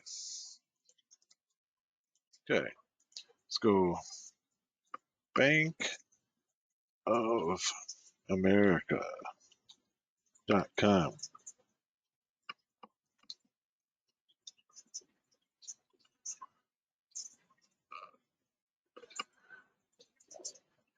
Sometimes the internet's a little bit slow. I'm teaching class because all the bandwidth is being used up by GoToMeeting.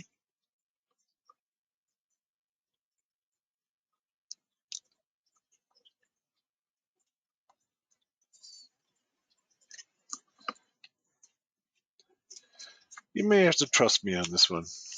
It's taking such a long time.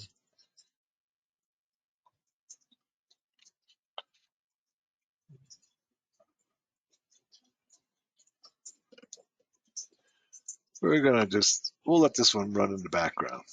Okay. All right. Let's go and do a Control C out of there. Let's go and clear. That completes chapter 3. We're already on chapter 4. All right. Now, chapter 4 is downloading and installing software. All right.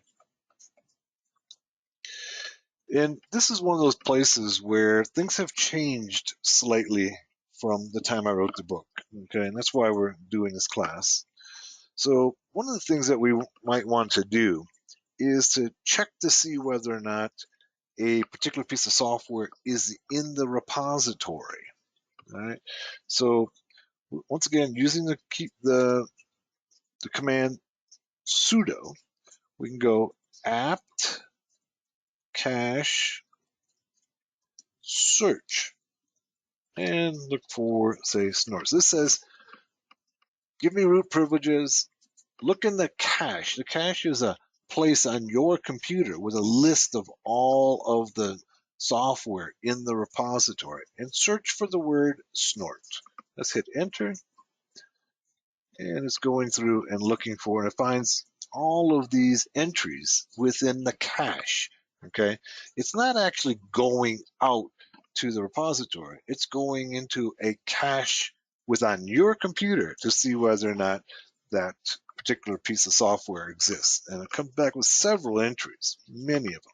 Okay, so we know, okay, if we want to add snort or any of these others, we can do that. Right, earlier we had installed snort, so go sudo. Now in the book I use apt-get.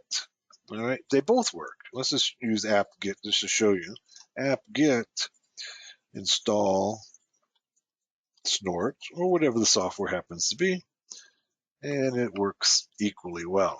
Okay, the industry is moving to just apt, which anytime you can save yourself a couple of keystrokes, that's better. Okay, you can see apt works just as well. We've already installed snort.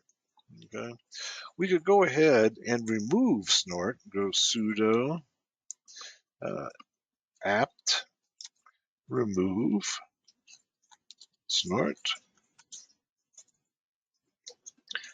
and we'll hit yes. We want to continue. Yes,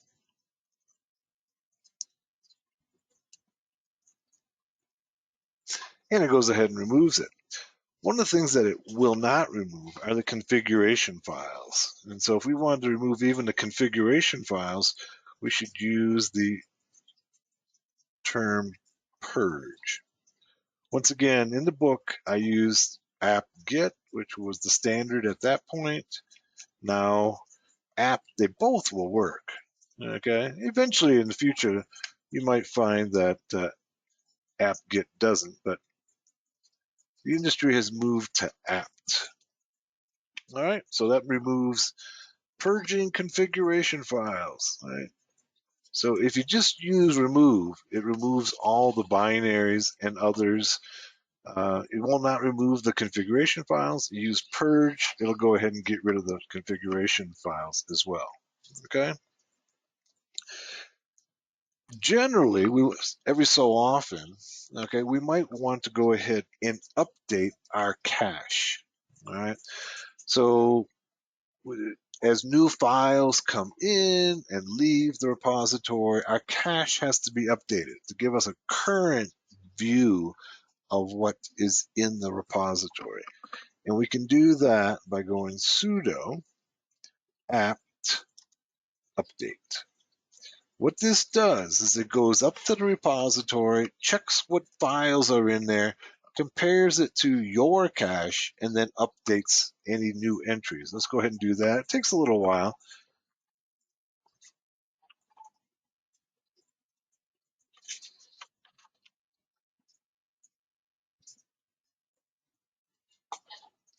So it's going through, checking the repository, seeing what files are there, what applications are there, and it's going to update your list, your apt cache.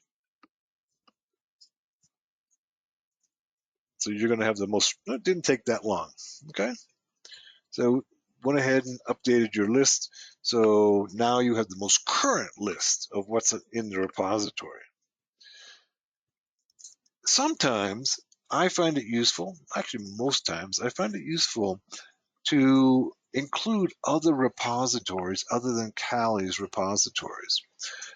Why? Because Kali's repositories largely include only information security, hacking types of applications.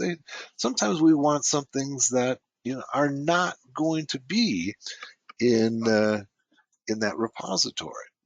And so oftentimes what I'll do is I will change my system so that it can look in other repositories other than just Kali. Right? And the way to do that is to do this. Go sudo mousepad, and then we can go to etc apt, okay, sources list. And what this is once again a text file that tells the system where to look for software, right? The repository to look for software. And here you can see there's only one line, all right? It's looking in the Kali.org, Kali rolling, main, contributed, non-free, okay? We could go ahead and get the source files by going ahead and taking out this comment here. And we might want to go ahead and also get, say, the repository for Ubuntu. You can go ahead and let's go over. Let's go here. It never got to Bank of America for some reason. Let's try one more time. Looks like it's working now. There it is. Okay. So once going back to what we were talking about earlier, once I commented out the Bank of America entry in my host file, now my system will go out to the DNS server and find Bank of America for me. As long as I had that IP domain uh, mapping in my host file, it was looking on a local area network for Bank of America. Now it goes out to the internet and finds the Bank of America site. All right. But I might want to use another repository. Ubuntu is a good example. Ubuntu has very large repositories that you can, just because you're using Kali doesn't mean you can't use Ubuntu, right? They're both based on Debian, so they're very similar in their structure of Linux. Let's go ahead and look at, fine, let's try to do a Google search for Ubuntu command line repository. The reason I'm specifying command line is that Ubuntu actually has like a GUI based repository. And let's try here, repositories for Ubuntu, their wiki. And basically it's telling you what we're doing here. Go to etc app sources list, okay? And then here are the lines that you can add, okay, to go ahead and get the Ubuntu repository. So like right here, I can go ahead and add this, okay, to my sources list. Let's go ahead, here it is right here, and paste it in place. And now it'll look here in Kali first for the software. And if it doesn't find it, it'll go to Ubuntu and look there for my software. So it gives you a wider variety of software repositories to find what you're looking for. I usually keep the Ubuntu in my sources list because sometimes when I'm doing things that aren't necessarily, or for instance, recently I've been working on the network basics book, right? And there's certain applications, network applications, like say an SMTP server. Okay, that might not be in the Kali repository because why would you need an SMTP server if you're running Kali?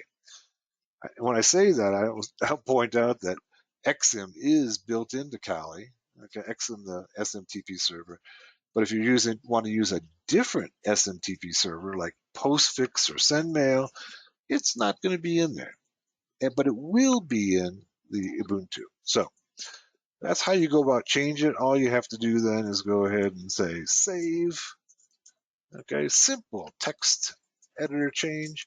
And now when you go and download software, it's going to include not only the Kali, it'll go to Kali first and then go to Ubuntu next. All right.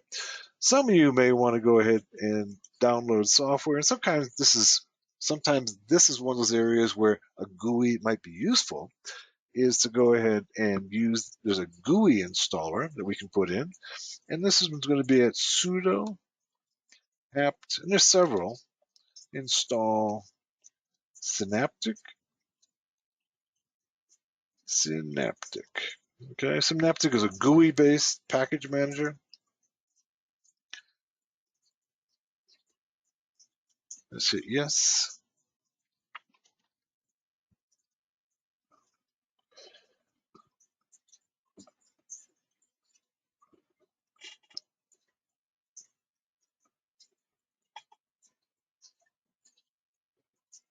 All right.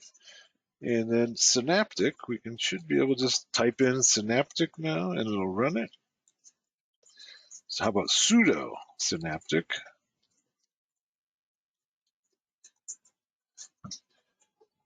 All right. And now what we have is the software in your system is organized in so-called packages. The package manager enables you to install, to upgrade, or to remove software packages. Okay, you can read the rest of it. It says note, changes are not applied instantly. At first you have to mark all changes, then apply them. So this is our package manager. So unlike the command line, okay, what it does is it goes and shows us, all of the packages. So for amateur radio, these are all the packages that are available for amateur radio. Okay. For communication, these are all the packages available for communication. If we wanted to go, say, databases, click on databases. These are all the databases that are available. Okay. Notice here's Maria. That's one of the changes that's also taken place, is that MySQL is now called Maria, or it's inside of our Kali. It's now called Maria. There's actually now two different databases, one called Maria and one called MySQL, which are basically interchangeable. The distinction between them is that one is owned by Oracle and one is owned by the original developers of MySQL in Sweden, who've now created their own database that is essentially a clone of MySQL. And there's some Postgres in here, some non-free databases.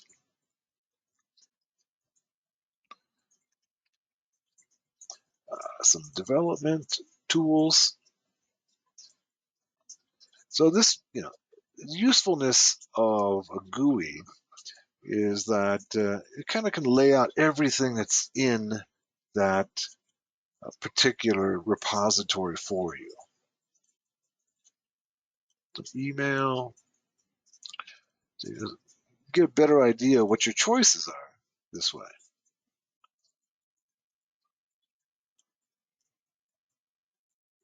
And then, of course, if you wanted something from here, say, for instance, let's go to Python programming language. Let's try that. Okay, here's some of the choices. Lots of tools with descriptions over here. Let's see what tools they have.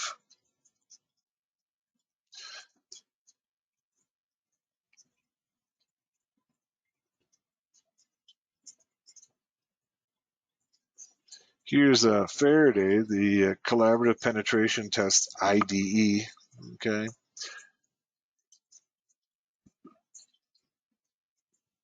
You can get a screenshot, get a change log. So if I just double clicked on it, okay, pulls up this here. The chosen action also affects the other packages. So I'm going to say I want to get the Faraday, mark it. All right.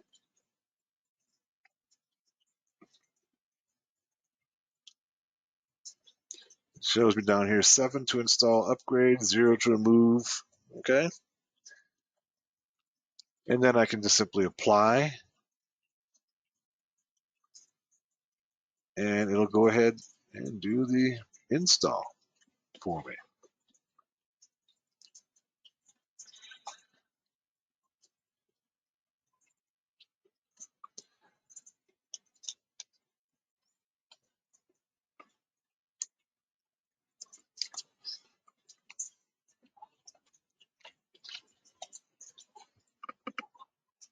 Okay, our Faraday is now installed.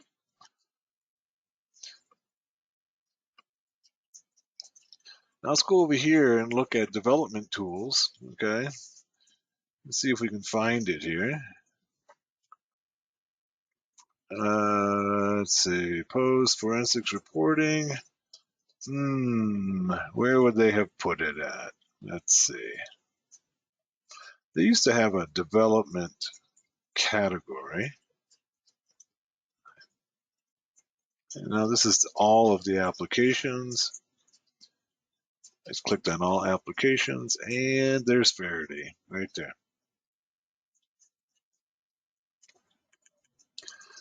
If you ever wonder what's built into your Kali, you can see a list of everything in there, even the ones that don't fit into these categories. And there are a number of pieces of software that don't really fit well into these categories.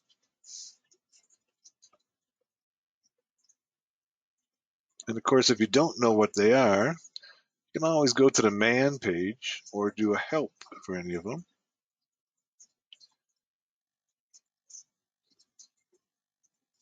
Here's Mimikatz for those of you who are one of my favorite tools. Here's Mimikatz. Mimikatz is a post-exploitation tool that'll go ahead. So this is, it'll get the passwords in plain text off a compromised system. So once you've compromised the system, it'll go in and get all the passwords out in plain text for you. Yeah. So this is a Synaptic, the package manager. It might be a little more useful if you don't know what software is available to you. Especially if you're starting out new, you might be a little surprised at how much free software there is. Okay, there's a lot of software out there. Here's our Apache that we were using. It's already installed. When it has this little arrow next to it, that means it's already been installed on the system. But there's a lot of other stuff out there.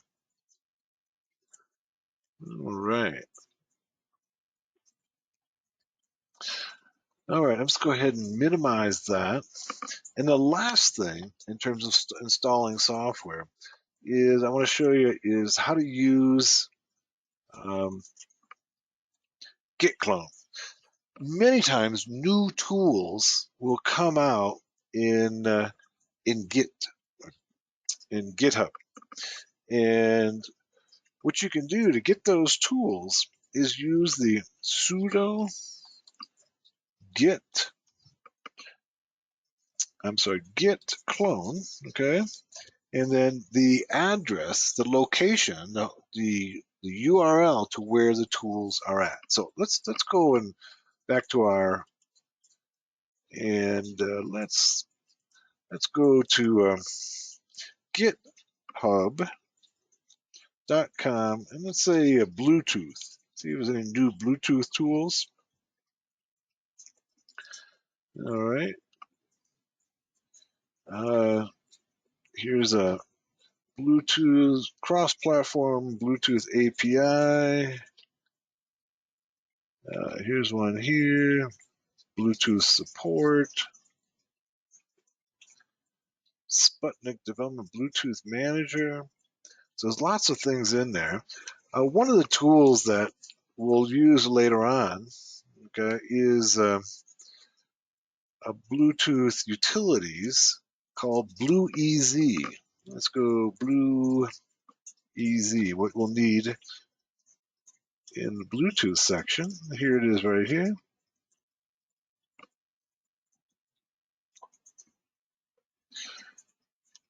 All right, this is BlueEZ. There's a whole bunch of tools for managing Bluetooth. So what we can do is if we want to install these tools on our system, we can go ahead and just simply copy and then go git clone, and then paste. Okay, so this will go ahead to go to the GitHub site, to this directory, and download the tools that are available there. Let's go ahead and do that. And it's going ahead and getting me all the Bluetooth tools that are in that particular directory. Oftentimes when we're talking about new tools or tools that are not included in the package manager for Kali, this is the place to get them. And see how quickly I just downloaded and probably created a directory called BlueEZ. Let's look. Yep, there it is. And there's all the tools, okay, for BlueEZ. BlueEZ is kind of one of those package tools that you need to really do any kind of work in Bluetooth and Bluetooth hacking. So pretty simple to get. It's not, I don't know, let's just quick check and see whether it's in the repository. Sudo apt install. It might be in the repository as well. Oh, Kali, let's check and see. Yeah, it says it's already newest version. Okay, so it is in the repository also. It used to not be in the repository. It is now, so you can get it either one of those ways. So you can get it from going ahead and going to the repository or going directly to the GitHub site and download the package from there. All right, that completes Chapter 4. We're rolling right along, okay? Chapter 5 is coming up, and this is a key chapter on file and directory permissions. We were looking earlier, and we could see here that these are all the permissions, okay, on the different files and directories. And so that's what we're going to be doing when we come back from our meal break. So let's go ahead and break now. I've got a quarter to the hour. It'll be quarter to 6 UTC. Let's come back at a quarter to 7 UTC, and we'll continue on with Chapter 5 and on permissions, which is a really crucial chapter, and Chapter 6. We should be able to get 5 and 6 done, and we'll be well on our way to completing Linux Basics for Hackers. So have a good meal break. We'll come back in 1 hour and continue on. Thanks. Welcome back to the second half of day 1 of Linux Basics for Hackers. When we left off, we were about to get into file and directory permission. This is a fairly important section of Linux. This is where we are able to control who has access to a particular file, who can execute a file. And so one of the things that we need to talk about first, and we talked about it a little bit earlier, is that there are different users on Linux, just as there is in Windows, though you may not, if you're using it on your own home laptop, you may not be aware of that. There's a system administrator, which is called root in Linux, and then there's other users. The other users have more limited permissions. The root user has unlimited permissions. They can do anything. And so based upon these different permissions, we can set up in the file system who can access what in terms of files and executions. Let's go ahead and throw up a notepad here so we can kind of demonstrate some of these concepts here. All right, here's our notepad. And I'm going to move that off to the side, and then I'm going to go back to Kali. All right, and I'm going to do a directory listing. And you can see the directories here. And for the permissions, ignore the very first letter. All right, so for instance, this is a dash here. Remember, the dash means that it's a regular file. A D means it's a directory, and an L means that it's a link. All right, so we've got these letters here. Here's one that has, well, let's see if we can find one that has all of them filled in. I don't see any of them that do, but you can see that these first three here, this triplet here, these permissions represent read, write, execute.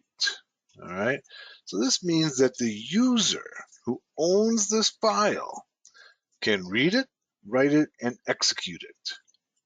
The next triplet, this triplet here, is for the group that they belong to. And this would mean that they have read, no write, and execute permission. And then everybody else has read and execute permission, but no write permission. Those are the three groups. So we can go, let's put up in our notepad here, and we have three sets of permissions. We have read, which is R. We have write, which is W.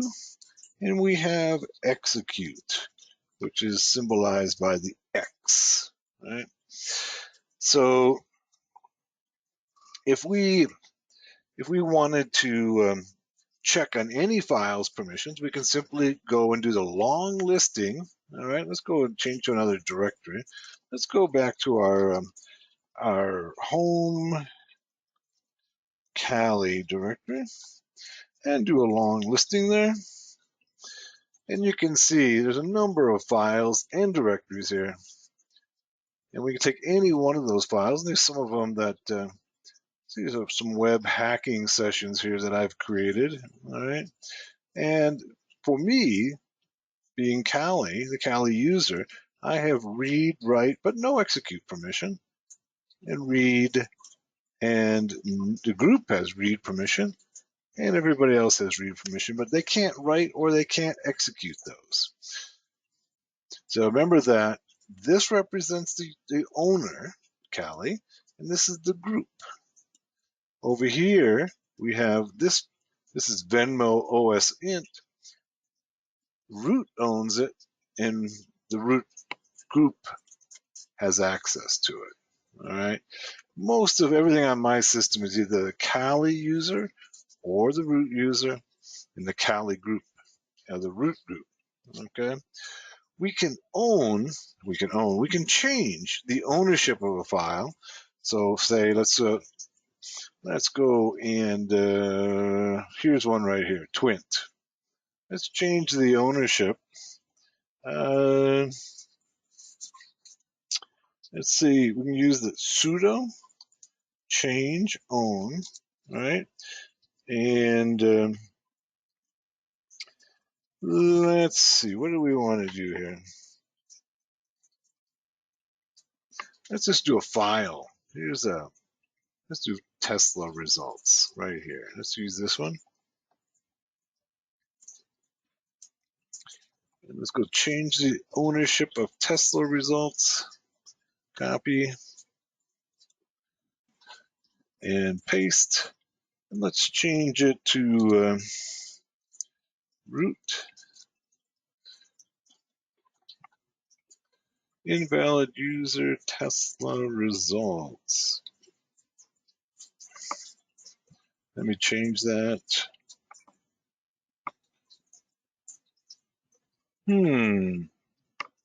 Oh, my bad. I put them in the wrong order. This should be change order root Tesla results. There we go. So those Tesla results now that were owned by Kali, let's go back and check. And Tesla results are now owned by root. All right, they had been Kali before. We can do the same thing with the group as well. So we could go, once again, use your sudo first and change group. All right, you can see the Tesla results are still in the Kali group. Let's change this group to root as well, and we copy and paste Tesla results.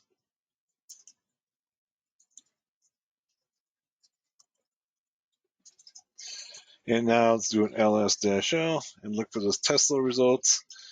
And they are both have been changed from Kali to root. All right. So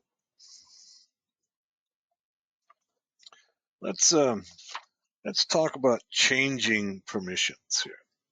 So here's our Tesla results. Let's once again stay with the Tesla results. Could be any file though. And we're going to go ahead and change the permissions. Right now, we can see that root doesn't have execute permissions on it, and everybody else has read permissions. We just go ahead and change those permissions. But before we do that, we have to talk a little bit about how permissions are represented in Octal. Okay, so let's go ahead and let me bring up my notepad again. All right, so let's think about these permissions this way. They are read, write, execute. That's the user, okay, or the owner, okay? And then let's go on here, and then we have the group, and they have read, write, execute, or X. And then, so this is going to be the group. And then everyone else, let's call it all else, and they have read, write, and execute permissions. Now, you also know that everything is represented in your computer in binary code, right? So, for instance, a byte is simply a bunch of zeros and ones, right? 1, 2, 3, 4, 1, 2, 3, 4. That's going to be a byte. And if I switch this switch on right here and put a 1 there, okay, this in decimal, this is equal to 0, of course. But if I were to change it, this one right here, to 1, then in decimal, it becomes 1. If I were to change the next one to 1, right, the next bit, now that represents 2 and 1, because this is the 2's place. This is the 1's place. So this now represents 3 in decimal. If I were to go ahead and turn on this switch, now this is the 4's place. So it's 4, 2, and 1. That's 7, right? All right. So if you understand that, now think of these like this. Think of it as your permissions like this, as R, W, X. That's essentially what they are. And they can be represented so that if all the permissions are on, that means all the switches are on, the decimal equivalent is going to be 7. If, say, there's only, let's say, only read permission, that's going to be 4, right? If there's read and write permission, that's going to be 6, okay? 4 plus 2 plus 0 is 6. All right, so we can represent these permissions numerically. Right? So this means that if there was the permissions were read, write, and no execute, that's going to be equal to 6. All right. If there were all the permissions, read, write, execute, that's going to be equal to 7. Right? Just like if we did it up here. If it was just execute permissions, so if it was dash, dash, x, that's going to be equal to 1. Follow me? I hope so. So we can represent then these permissions numerically. And we can do that by using the change mod command. All right, so let's go take these off the screen and let's talk about, once again, that Tesla results here. All right, Tesla results, let's change it so that everybody can execute it. All right, so we could go sudo change ch, right, and then mod,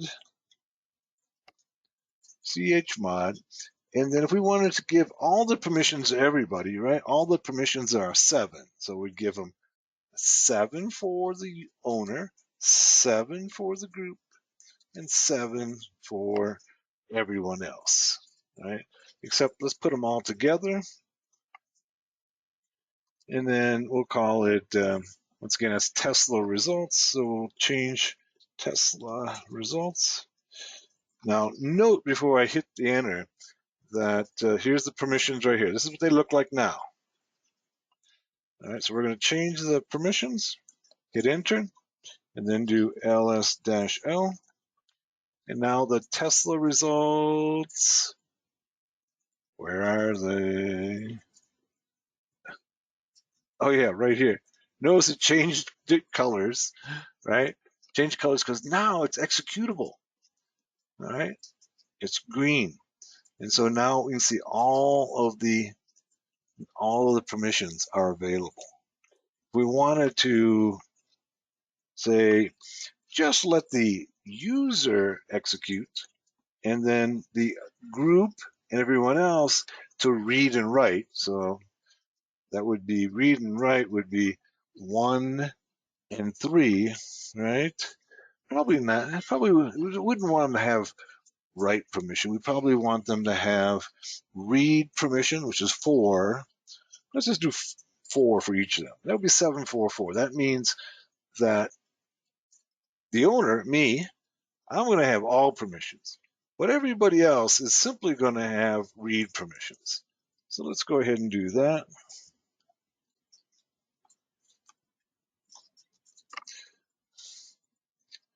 And oops, I forgot to change mod. All right, change mod. All right, and I must have spelled that wrong. Tesla. Yeah, it should be an underscore. My bad.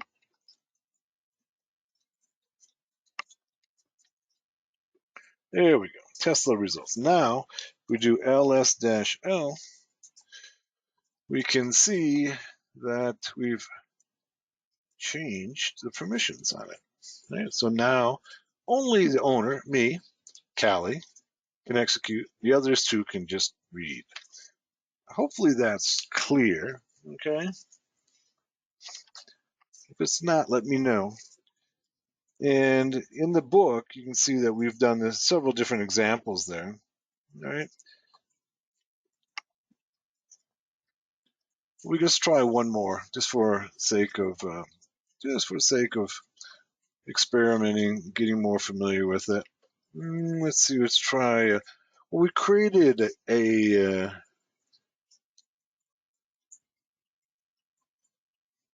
Why don't we create a new file? So let's go sudo touch, right?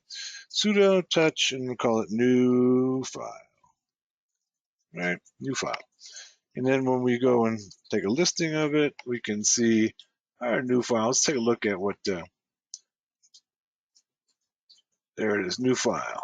So by default, okay, the person who created it, the owner, has read and write. Okay, that's 644. 644. That comes, the way we think about that is that's the, like, what's called the default permissions mask. That means that every new file that you create is going to have those permissions by default. All right? It's going to be the permissions by default.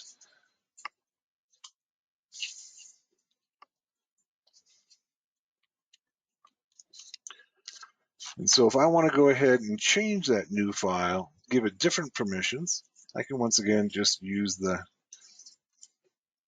change sudo change mod, and we'll call it, let's go 755, a new file. This would give me, Callie, the user, gives me all permissions, it gives everybody else the read and execute permissions, 4 and 1, but no write permissions. So they can't change the file, but they can certainly read it.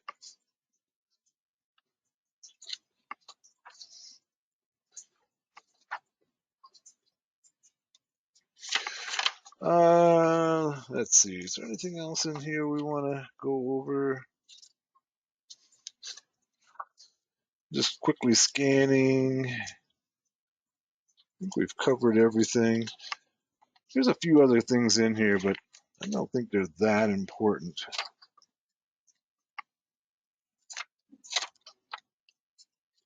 Oh, one other thing we do want to look at is the UGO method, changing permissions with the UGO method. And so this is a system that rather than using numeric system, it goes ahead and uses more symbolic permissions. So for instance, let's go back to, let's stick with our new file and change the permissions on it. So let's go and do ls-l and look at our new file. Okay, here's our new file. You can see all the permissions for the owner, read and execute for the group, read and execute for everyone else. Now, UGO allows us to be able to change permissions without using the numerical method.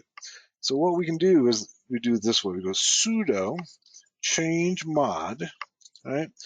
But now we can go ahead and do this. We can go and by symbolically, we can represent the user as U, and then minus, say, execute. So that would be, we want to change the user's permission and take out execute, and then say new file.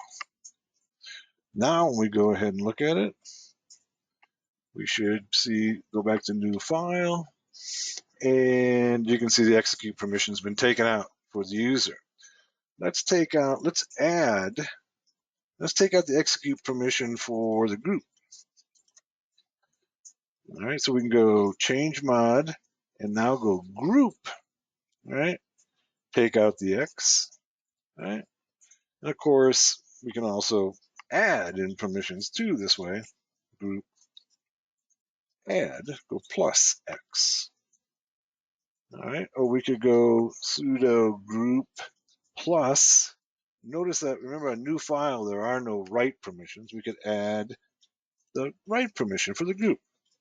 Now, let's go back and look at it and see what our permissions look like. And our new file right here. So we added the write permission right there. And we took out the execute permission for the user. We added write permission for the group. Okay. So that's the UGO method, whatever works best for you. For some reason, the numeric method works best for me. We can kind of quickly go through the numerical equivalents. So all permissions is going to be equal to a 7, okay? Just the read permission, that's going to be equal to a 4. Just the write permission, that's going to be equal to a 2. And execute, like we said, is going to be equal to a 1. And then you simply sum the permissions. So if I want read and execute, it's going to be a 6. When it's all permissions, it's always going to be 7. Notice that read and write are both even numbers. So if the permissions are odd, 7, 5, 1, 3, okay, that means there's execute permission there, okay? Always if it's an odd number, that means execute permissions are available, okay? Because you can't sum read and write together in any possible way that comes out to an odd number without the execute permission. All right. Any questions on that, folks? I think that's fairly important. So hopefully you grasp that. If not, let me know. Let's move on then to chapter 6. And chapter 6 is process management. We did a little bit of this earlier. We looked at, well, first of all, processes are all of those things that are running in the background in your system. There's all kinds of processes running all the time, all right? And we may want to be able to manipulate them. First of all, we want to know what they are. We may want to change them, manipulate them, stop them, what have you. So if we wanted to simply look at the processes, we can go PS, that's the command, processes. and you see it just comes up with two processes. Why? Because it's the processes that the user, okay, me, all right, Callie, has initiated. If I want to see all the processes that are running on the system, I can go PSAUX. And now I see all of the processes that are running on the system. You can see there's quite a few. Let's go to the top of the screen and see what the columns mean. All right, so you can see here's the user, okay, the process ID, what percentage of the CPU they're using, what percentage of memory they're using. I'm trying to remember what VSC stands for. I'm spacing out on that one. The terminal that they're using, when it started, the time, and the command that initiated it. All right. I'm not remembering what these two stand for. Let me do a quick Google search. All right. Let's see if I can find out from Google.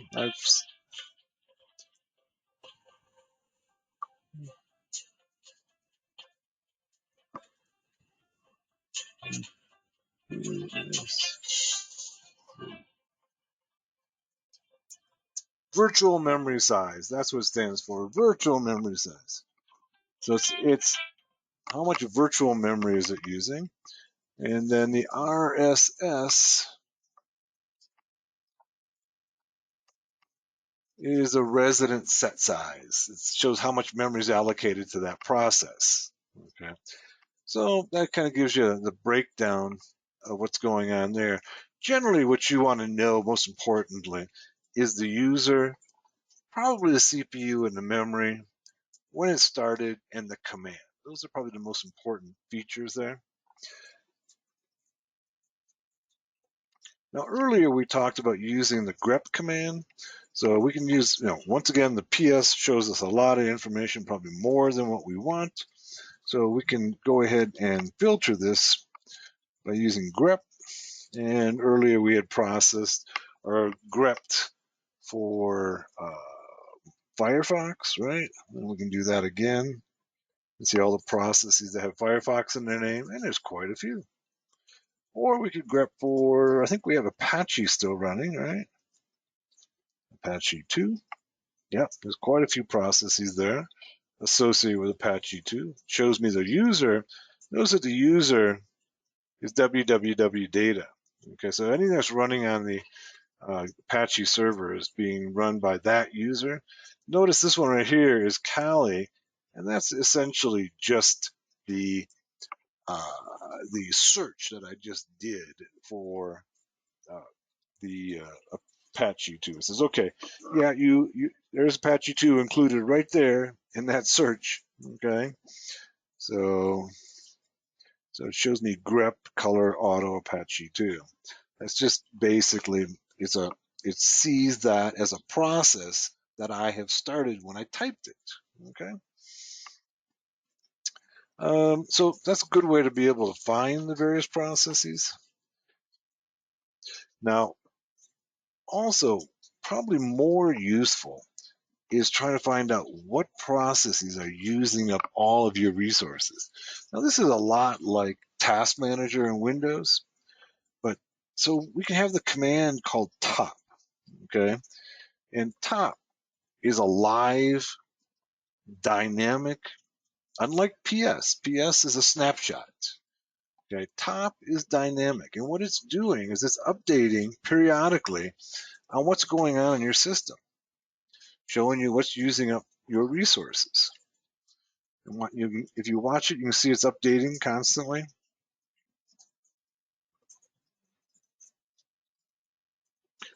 Okay, Steve, see you tomorrow. Steve has to leave.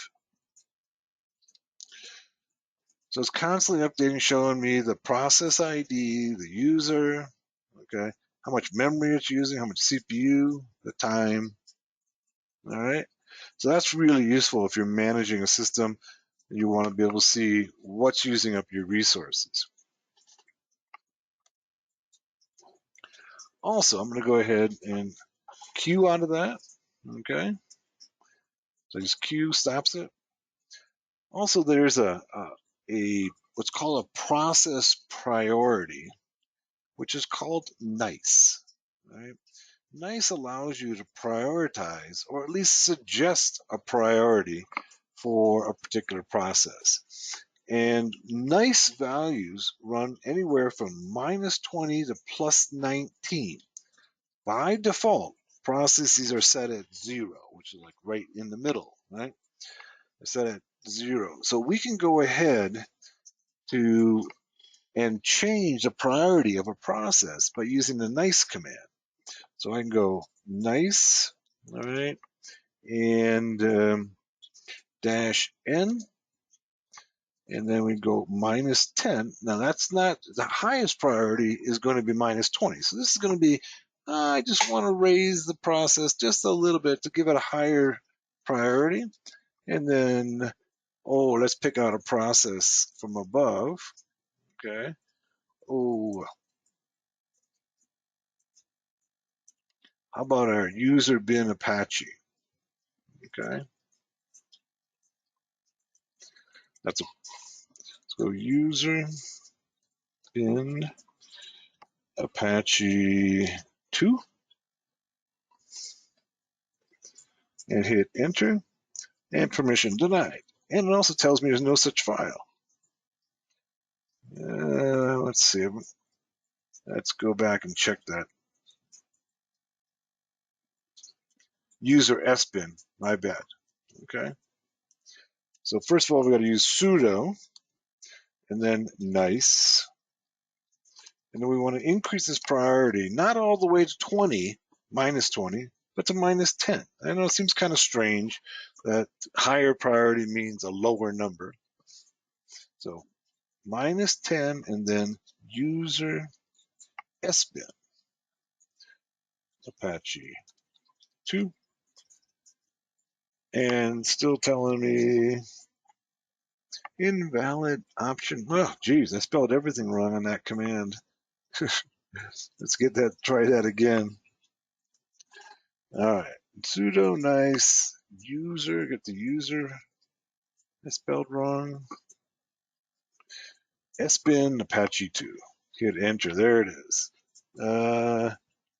Default runtime must be a valid direct, absolute or relative value server root. Configuration of variable, Apache run directory is not defined. So it's not going to work on that one because that is set within the Apache service. Let's say that we have, let's just call it a slow process. Okay, we wanted to speed it up. We can go ahead and speed it up by going and just hitting sudo nice -10 user sbin slow process. And this basically is a suggestion to the kernel. It's not definitive.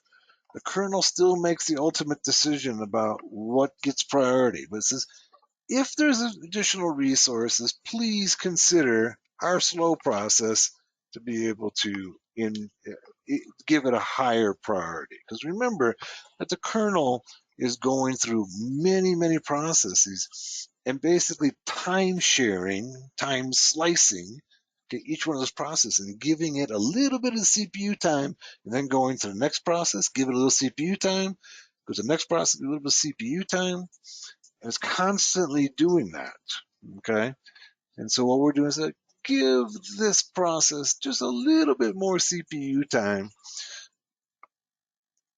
but the kernel is a final arbiter. It says, hey, I've got things that are important to do. I know that you think this is really important, but I'll try to get to it if I can. All right. All right. So let's move on. All right. Let's talk about killing a process. Let's do our PSAUX.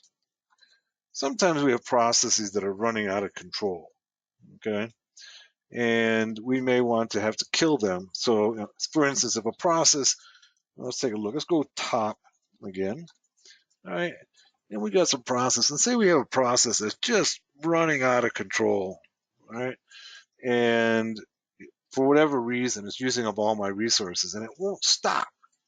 Well, I have the kill command. I have several different types of kill that I can use, but the one that I'm going to show you is basically the kill 9. Kill 9 just gets rid of, stops any process.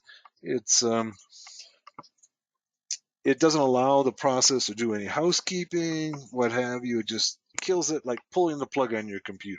All right. So let's say, for instance, let's go open up a process. Let's open up a web browser. All right. I thought we had a web browser open. Let's keep it right there. And let's say our web browser is causing us problems. Let's quit out of here and let's go PSAUX and let's go Firefox. I say maybe it's even, that's not what I wanted. I wanted grep Firefox. My bad. Grep Firefox. Okay, notice that what it did is it opened up Firefox because it says show the processes and then start Firefox, piped into Firefox. Now let's go ahead and we see all these processes and say we wanted to go ahead and kill one of these processes. We could go ahead and with the process ID, such as this right here, 2986, and we can go sudo kill -9, okay, and let's go and kill, was it 2986, 2986, and it killed that process. Let's run our processes again, and you'll see 2986 is gone, okay. But to get rid of the Firefox entirely, we want to get rid of the parent process. Let's try getting rid of that one right there. And 1375.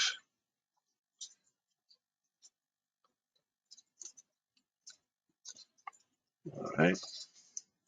And now let's do, once again, let's go and look. 1375 should be gone. No more 1375 left.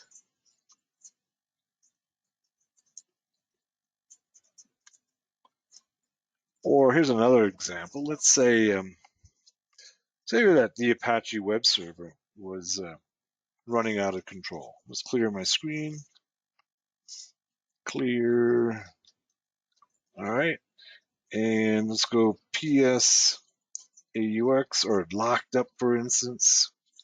Not -AUX, but just AUX. Say my Apache web server locked up.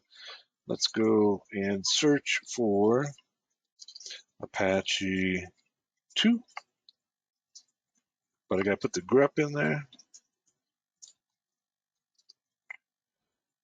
And you can see that root has initiated it. Let's go and see if we can kill it. Let's go sudo kill 9, and the process ID is 2708. 2708. All right. So now let's go ahead and look at our processes. And we still got, looks like we have several instances running of Apache. Let's kill them all. All right, let's go 5791.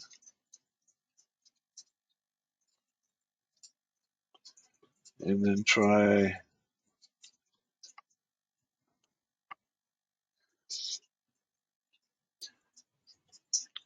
let's get rid of them all. 5821.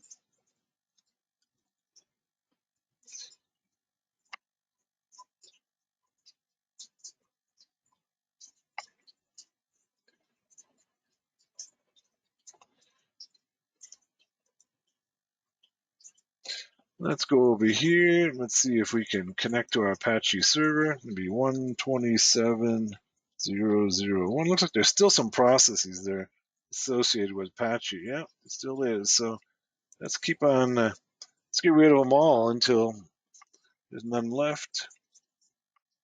5837. Let's go 5838. I meant 5838. 38.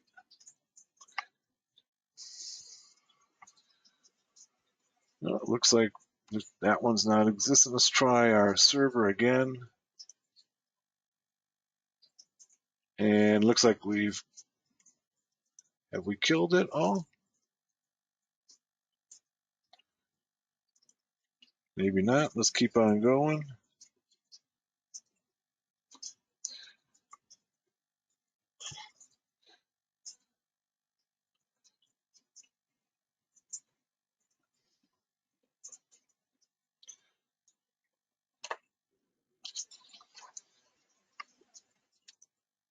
This raises another question about processes. Processes, when you start them with a system control, they really should be stopped with system control. So let's go system CTL. All right, system control. Stop Apache 2. And this is a much simpler and less harsh way of stopping a process. And now you can see that it stopped the Apache 2. All right. When I go ahead and, so now if I go ahead and restart it with system control, let's do that. We should be able to get back to our web server. Okay. And then let's go hit refresh and the web server is back up. All right. It's also kind of important to note, I'm going to clear my screen again. And let's go ahead and move this browser out of the way. That earlier when we were using mousepad, all right, we've done mousepad and say etc resolve list, right?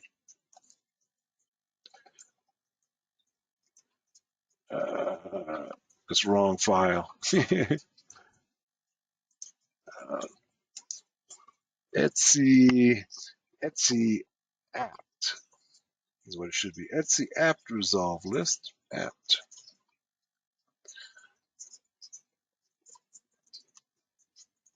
Am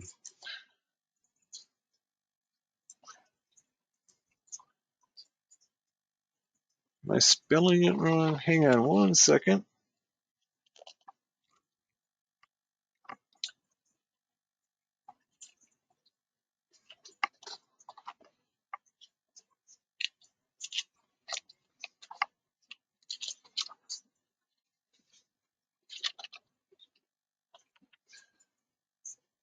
Oh, my bad. I meant the sources list is what I meant. Sources. Sources.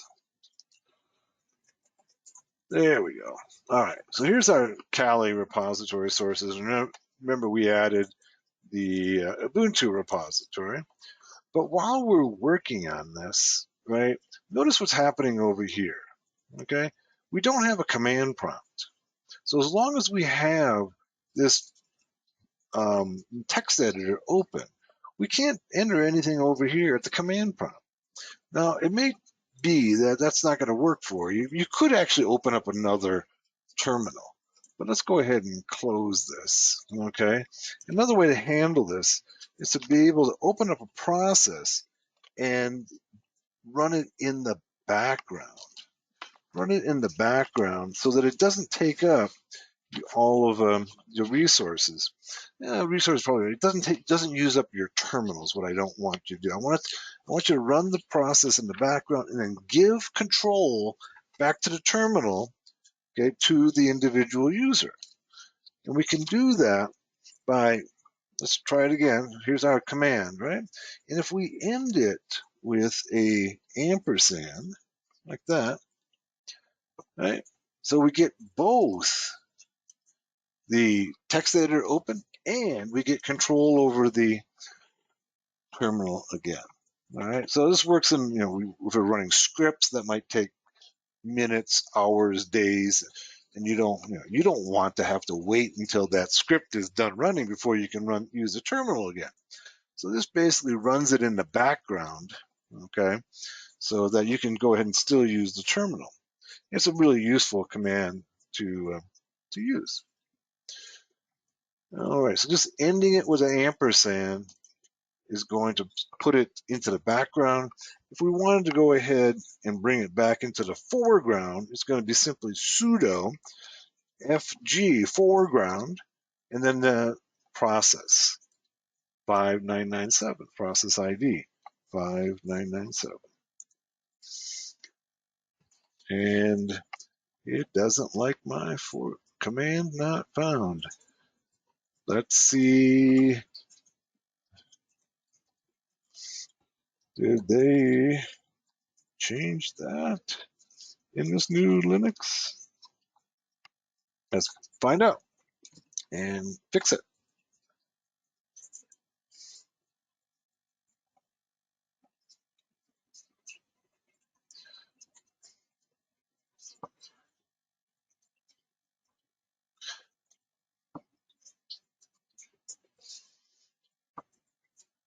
Oh, my bad. Okay, let's go. It does this. Just try it with the ampersand in place. Command not found. Huh. Let's try FGH. Okay, there is an FG command. So let's just try it without the sudo. Maybe that's what's throwing out FG and then 5997. No such job.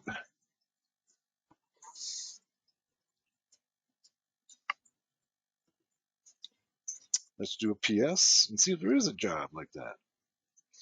PS AUX should be.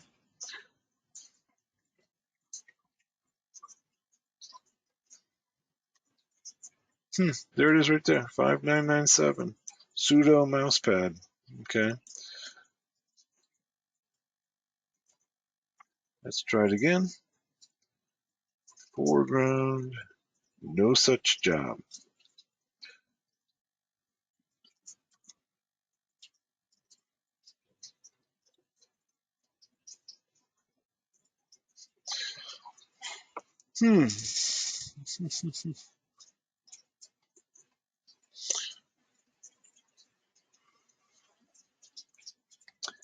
Let's see what's wrong with this here. Things change. Okay.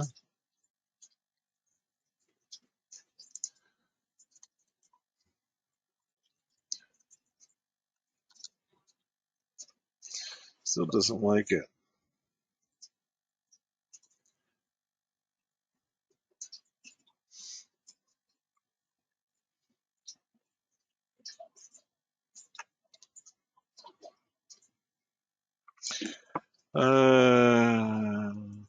Let's close this down.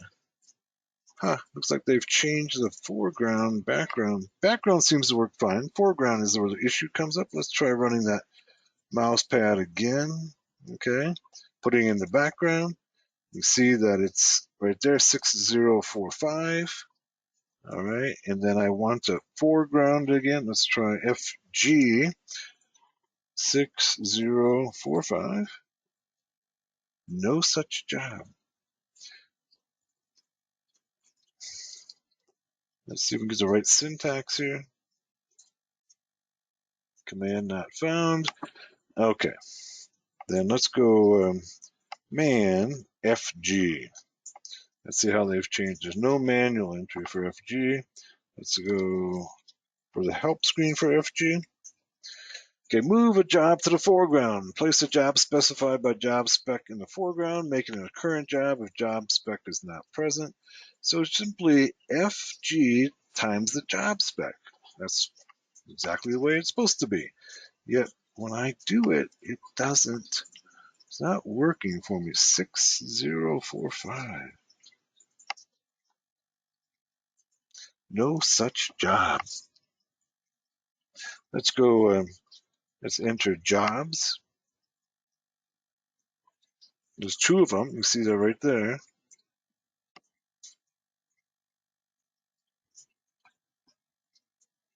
And then let's go foreground.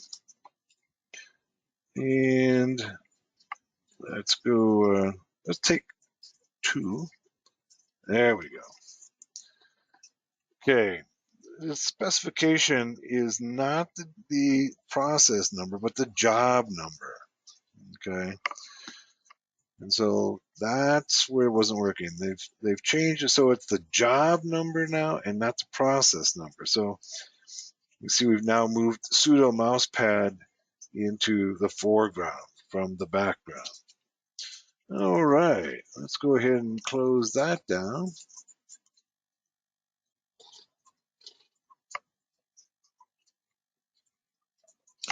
And next, what I want to do is talk about how to schedule processes.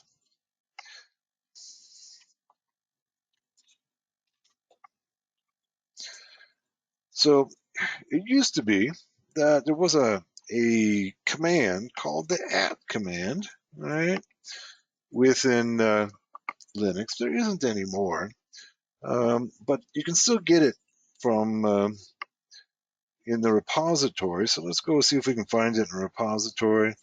Let's go sudo apt cache search, and it's called at. Yep, my search is spelled wrong.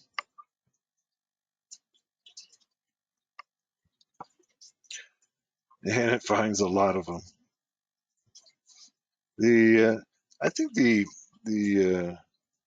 binary is actually called @q. Let's see if we can find that. No, I didn't find it. Let's see if we can download it. So sudo apt install at. Yeah, it's there.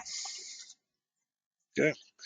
So if you're trying to use the at command on page 69, it's no longer in the Kali. So you can go ahead and download it. And we've got it all downloaded now. And we can go ahead and schedule processes then. So we can go say sudo, say, let's go 2320, 11:20 a.m., then hit enter.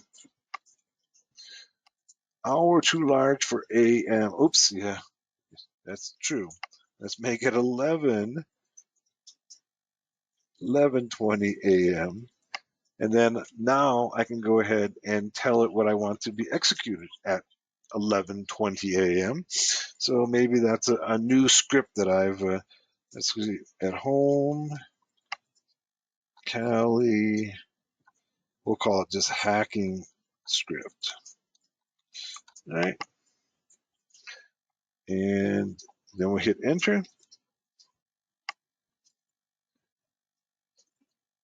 And we hit Control D. And there it is scheduled for tomorrow, the next 11:20. Okay. So you can see it's at Wednesday, April 21st at 11:20 a.m. We've got this hacking script scheduled. Notice that it didn't even check to see whether or not the script actually exists. But when it tries to run it tomorrow at 11:20, it'll throw an error, okay, because there's no hacking script there. We could put something in there, something like an nmap script or something like that. So let's do that. Let's create a a quick script. Let's go ahead and open up our mouse pad again. So we'll go sudo mouse pad, and we'll call it hacking script, like we said.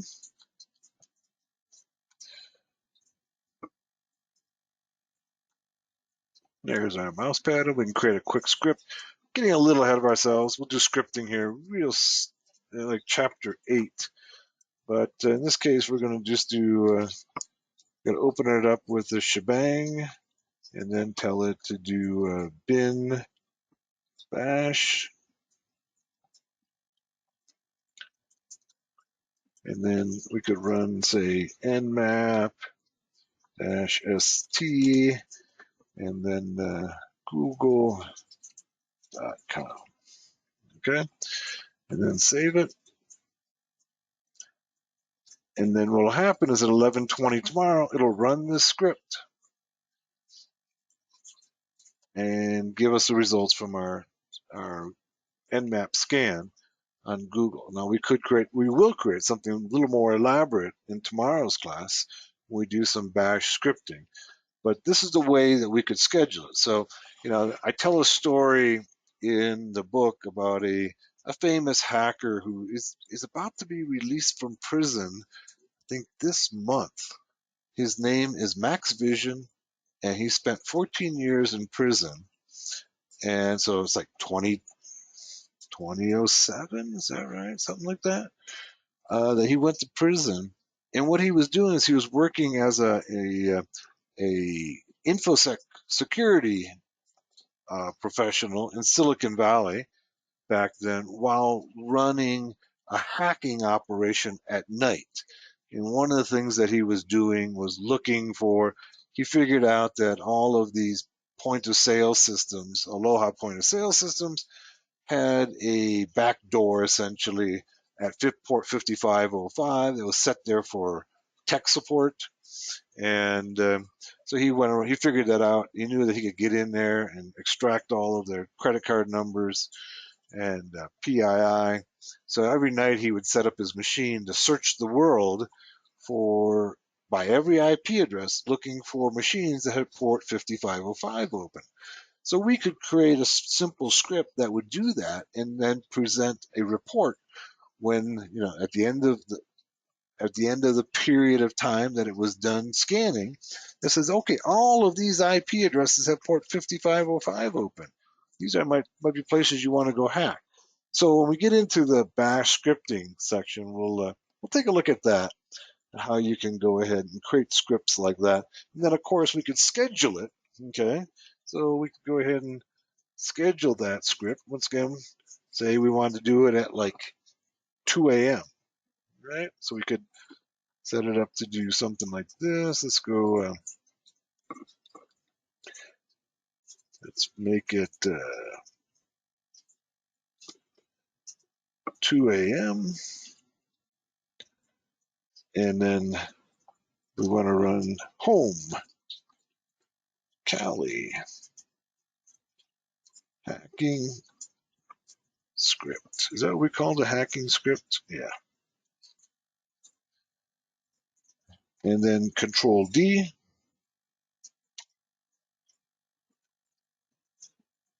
Control D.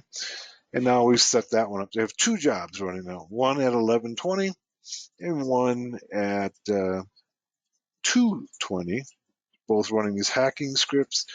And so this would be a way to go ahead and set up a job. Now, if you're an administrator of Linux, this is a way to set up jobs like, being able to rotate logs, or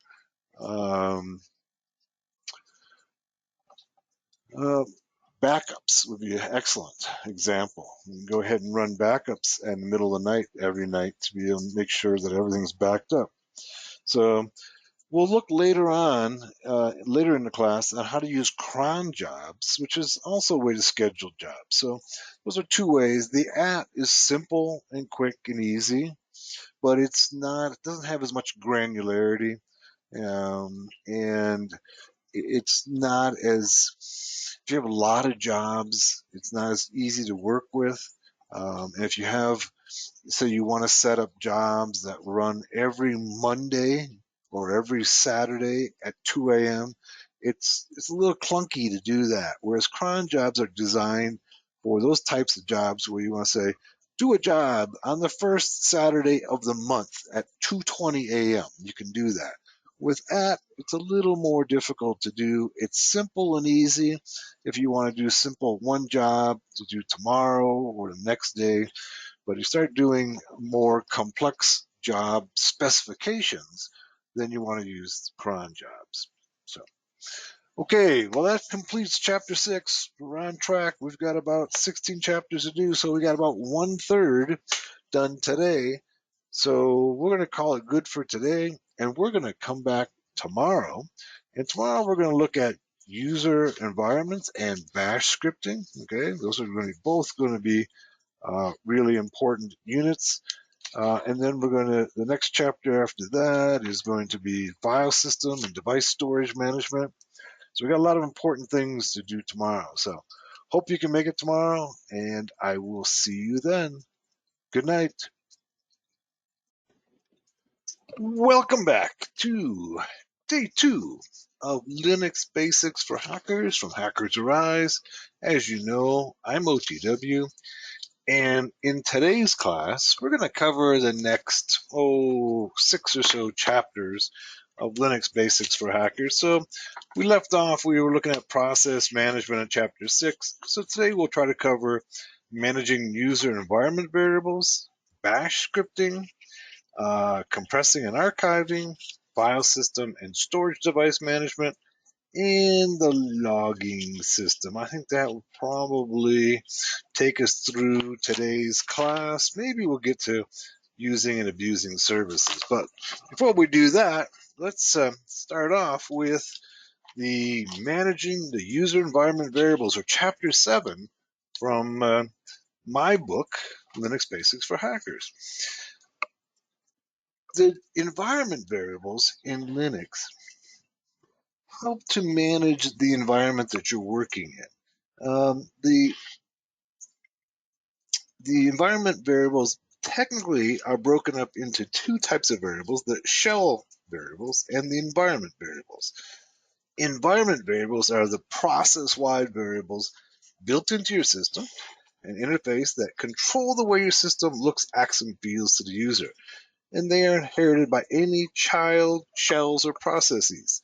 Shell variables, on the other hand, are typically used in lowercase, typically listed in lowercase, and are only valid in the shell that they're set in.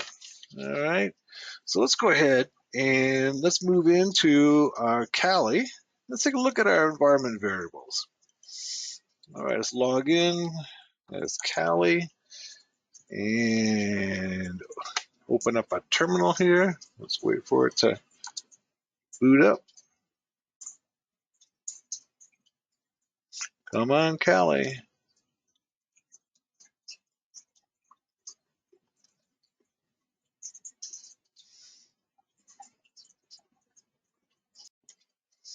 Okay, now we're logged into Kali.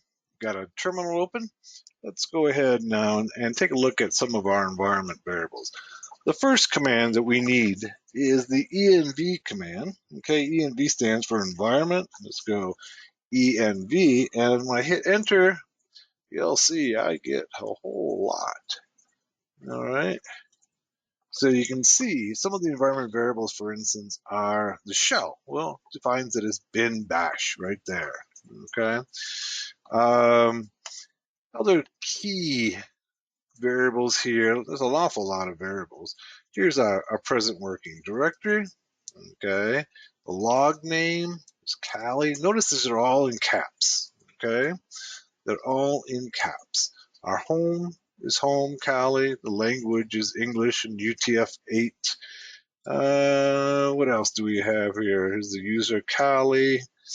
These are some of the colors that are set to display here.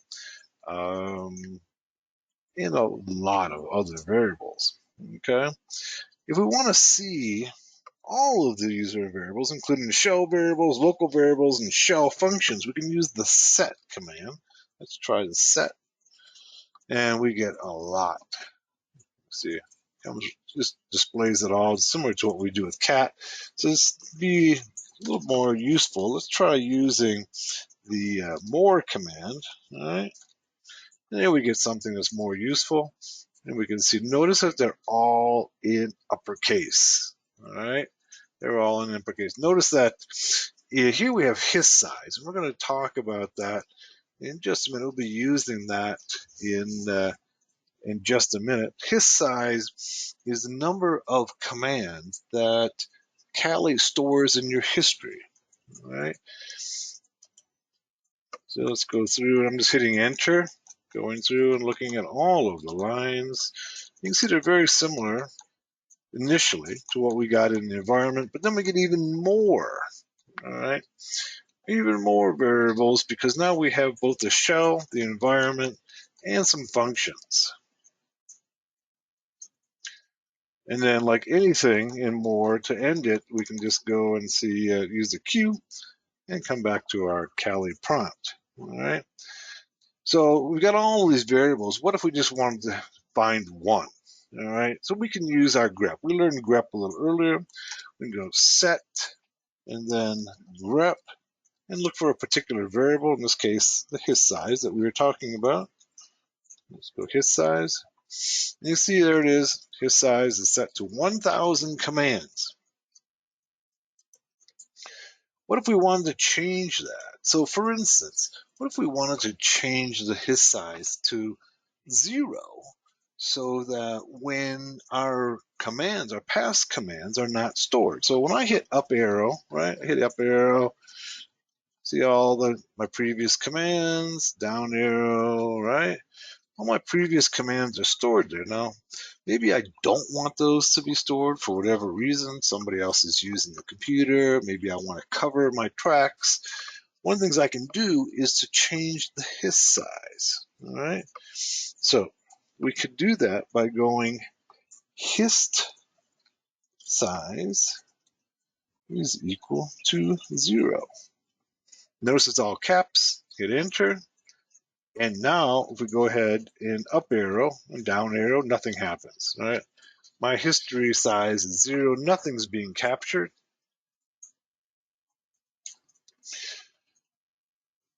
If I want to go ahead and set it back, I can go hist size is equal to 1,000.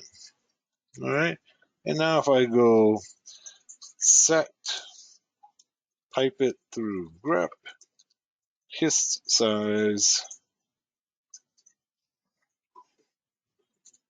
you can see it's set to 1,000. And then if I hit up arrow, you can see my commands are being stored again. All right. Now, the way things are set up in Kali is that when I change the his size, it's only for that particular environment. Okay. If I want to go ahead and send it out to all the environments, okay, all my shells, I can go and say export, right, his size. Now this will send it out to all the shells. Okay, they'll all be set to 1,000. I can also change the prompt on my system. So let's say, let's go once again, go set grep. In this case, we're looking for PS1. And you see that there's an entire script here just to change the prompt. Okay, we're not going to change it here. What I'll do is I'll address it in the revision of this book and how we can go ahead and change it. People have written to me and saying they've changed the prompt and they're not happy about it. How can they go ahead and set it back? So we're not going to do that here. We'll just keep on moving along. We're doing some things that are probably more important to your using of Linux rather than simply changing the prompt. The way that the default prompt in Kali works pretty well. All right. In other words, it's telling you what the the system is and the user, right? If we go ahead and change directories, so change directories to Etsy, right? You can see it tells me what directory I'm in. Okay, if I'm in the root directory, okay, you see I'm in the root directory right there. So it works pretty good, all right? So let's not change that. But maybe something we might want to change is the path. That's something that has some leads to sometimes easier work in Kali and in Linux in general. So let's go ahead and just use the echo command. Okay, echo command simply shows you the value of a particular variable. Okay, actually, its echo can be used to display anything on the screen. Right. In this case, what we're doing is using echo to display the contents of a variable. And to get the contents of a variable, we need to use the $sign and then the name of the variable, in this case, path. Now let's take a look at this. Now you may not have seen this before. If you have, great. It applies to almost all operating systems, Windows and Mac and Linux, Unix.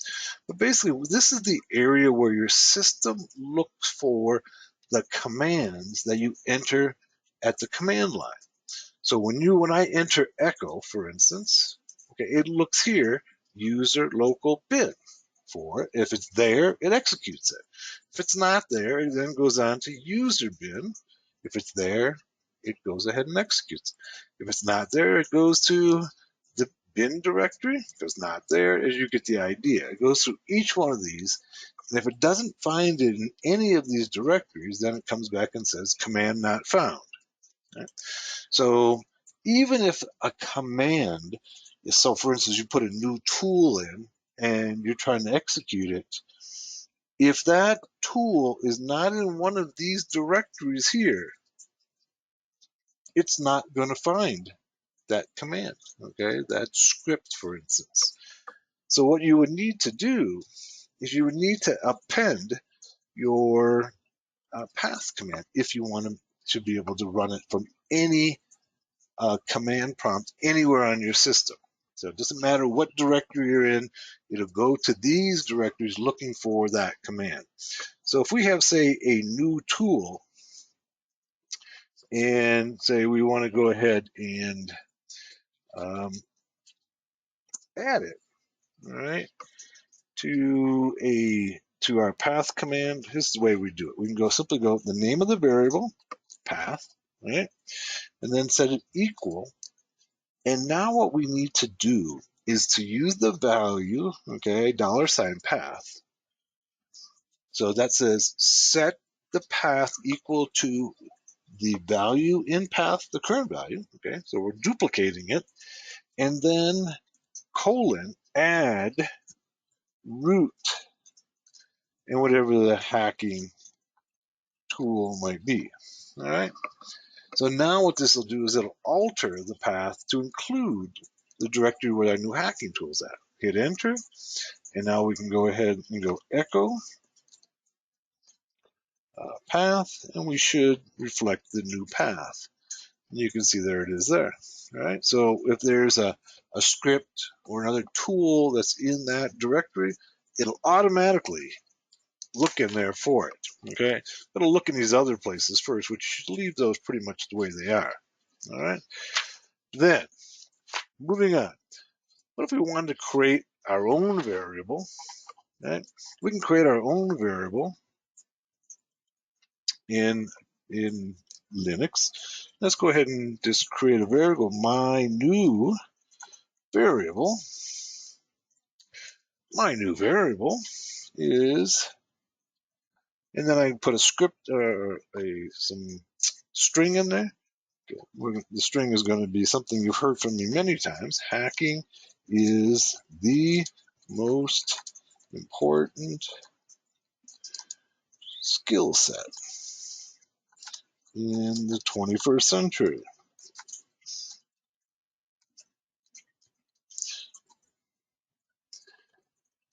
And let's put double quotation marks around it, not single quotation marks. and then hit enter. All right. And now if we go ahead and say echo my new variable.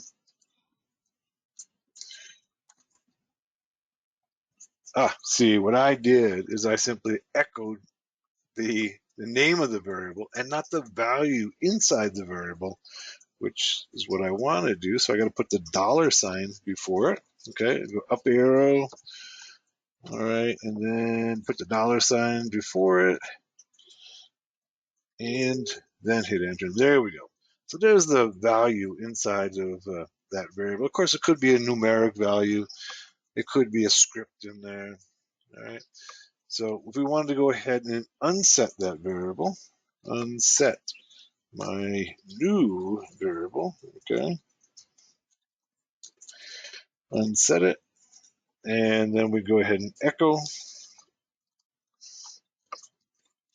Once again, make sure the $ is before it. My new variable, and we'll see there's nothing in it. All right. So it's a quick and dirty lesson on using environment variables. I'll probably spend some more time on environment variables in Linux Basics for Hackers 2. Right? We're going to go into a little more depth in that one.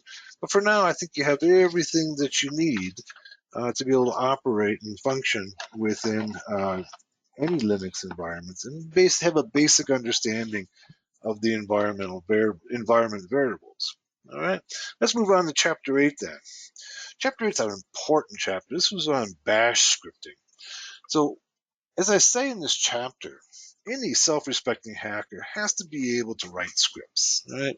You need to be able to run some automated scripts to do a particular task, whether it just be, running through and doing something over and over ago, an administrative task or a hacking task. You need to be able to write some basic scripts, okay? So if you want to become an elite hacker, you probably should have skills in Python as well as in the bash script, maybe even some Ruby or some Perl. All of those are available at Hackers Rise. I also have a class called Python Basics for Hackers, which you might be interested in. It's part of the subscriber package, and another course called Scripting Basics for Hackers, which covers the basics of Python, Perl, and bash scripting. But what we're going to do here is we're going to create some simple scripts, all right? And we're going to use a text editor. This is Kali 2023, as you can see it right up here, right? 2023. And the default GUI-based text editor is Mousepad. I'm not going to force you to learn how to use Vim. All right, let's go ahead and use one of these GUI-based text editors. Maybe we'll spend some time on Vim in a future tutorial. But what we're going to do here is we're going to create some basic scripts. Now, to run a script, basically what you need to do is simply put the commands that you want to run into a text editor, save it, give yourself execute permissions, and then run it. All right, so let's go ahead and do that. So we got to start off with what's called the shebang. Okay, shebang basically tells the interpreter which tells the system which interpreter it should use. In our case, we want to use the bin bash interpreter. Interpreter is simply a tool for being able to make sense of the commands that you're running. So if you're running Python commands, use the Python interpreter. Okay, those will make some sense of. They understand Python commands. If you're running a bash script, then you need to go to the bash interpreter because it understands bash commands. There's no universal interpreter. All right, you got to tell it. The first thing you do when you're writing a script is tell it, what interpreter should I use for this? All right. Now, the first thing you're writing any script is you got to know that the # is for comments. All right. # says everything that follows on this line is a comment. It means don't send it to the interpreter. Don't try to run it as a command. All right, so we can use the pound, and that is the next line. Everything that follows this line is a comment. It's simply strings to be read by the developer or other people who are working with the script. So we can go ahead and just put a quick comment in here and say, this is my first bash script. All right.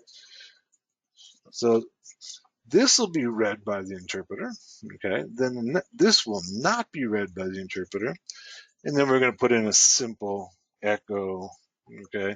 Which is something that'll go ahead and print something out on the screen for us. And typically, when people are doing their first scripting or programming, it's always hello world. But in our case, ours is going to be a little different. It's going to be hello, hackers rise.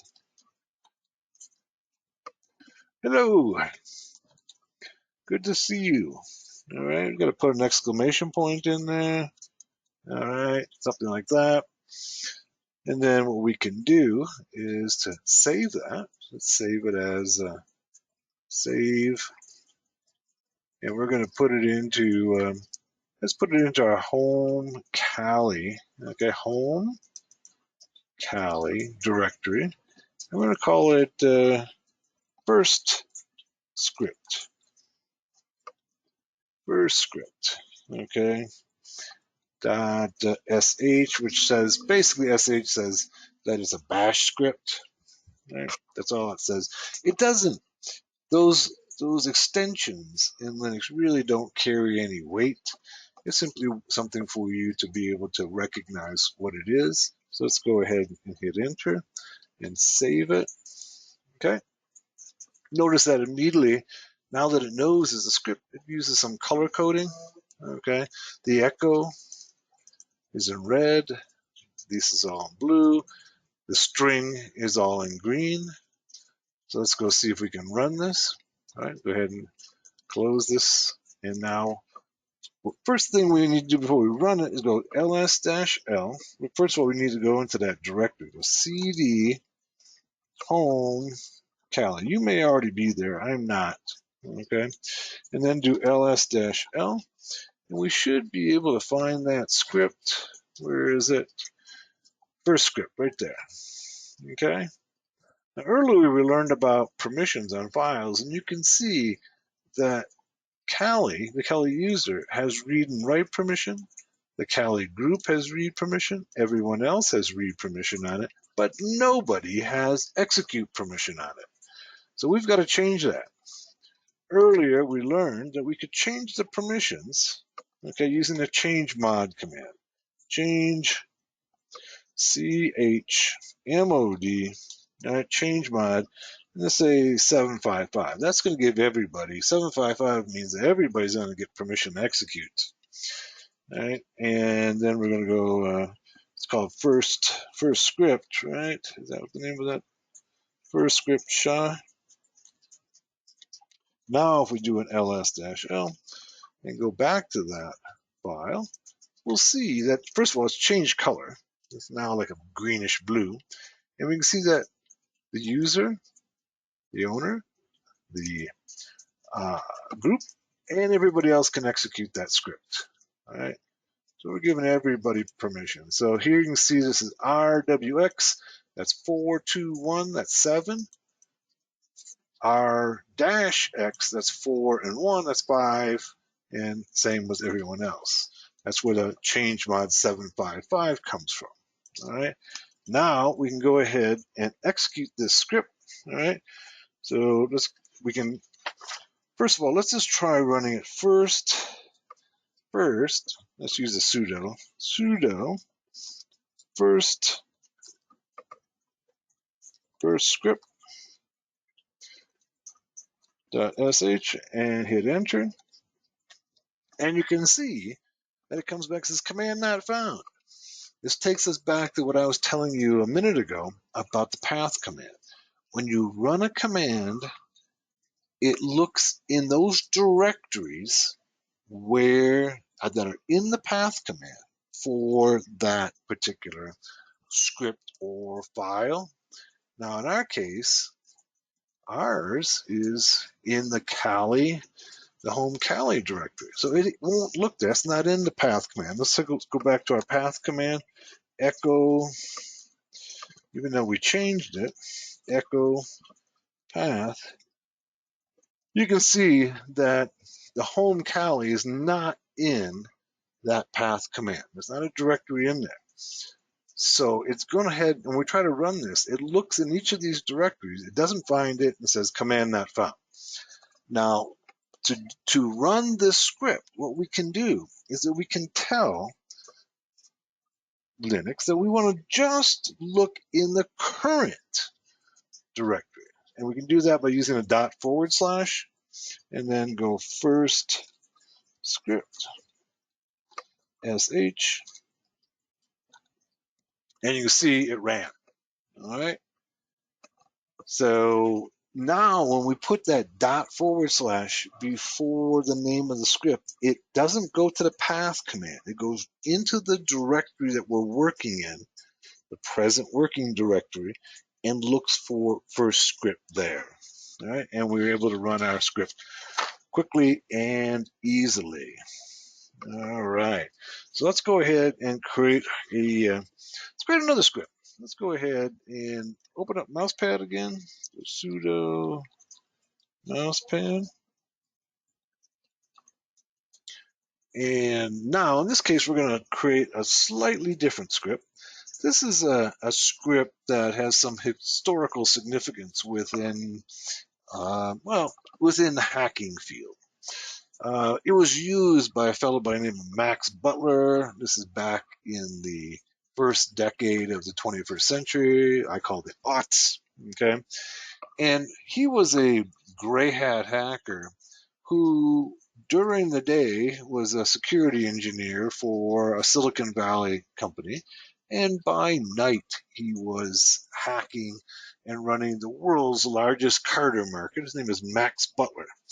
And one of the things that Max found out was that he could go ahead, that there was these point of sale systems run by small restaurants called the Aloha system that had port 5505 open so that the tech support could come in and help small business owners who were running their software. And so when somebody connected to port 5505, there was no authentication, and they went in and they had basically root privileges over the system. So what Max figured out is that he could go in to these port 5505, extract all the credit card numbers and names, and make a fortune. And he did. Before he got caught, he's scheduled actually to be leaving prison. I think this month. This is April of 2021. He's been in prison for like 13 or 14 years, and he's scheduled to leave prison now. But here's something that he did. He let run at night to find machines that had port 5505 open. Okay. Okay, here's what we got to do. First of all, like any script, we're going to go use the shebang and then tell it go bin bash. Okay, that's where we start. And then we're going to put in a little comment here. Okay, this script is designed to find systems with port 5505 open. Okay? And then all we're going to do is create a nmap script that's going to search for port 5505 open. So if you know a little bit of nmap, okay, if you don't, I have a couple of tutorials on Hackers Arise on using nmap, but nmap just goes out and finds out whether or not ports are open. So what we're going to do is create this script and have it look for port 5505. And let's go and, let's see. Before we do that, let's open up another system that we can test it on. All right. So first of all, let's see if we have, let's ping Google, see if we can access the outside world. We can't. All right. Let's go to network, go to settings. Okay, it's a bridge adapter. That's fine. So let's go ahead and open up another machine on this system. on this virtual box. And let's go here. We've got several machines. Let's just open up Metasploitable 2 just for fun. Okay. And open this up.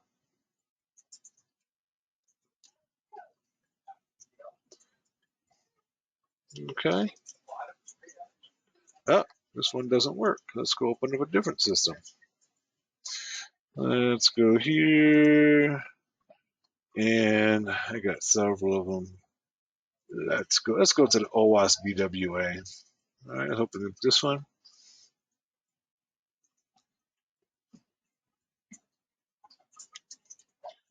And then let's use this as our target system. You can use any system. We're just testing on a script, right? So we'll use this as our target. All right.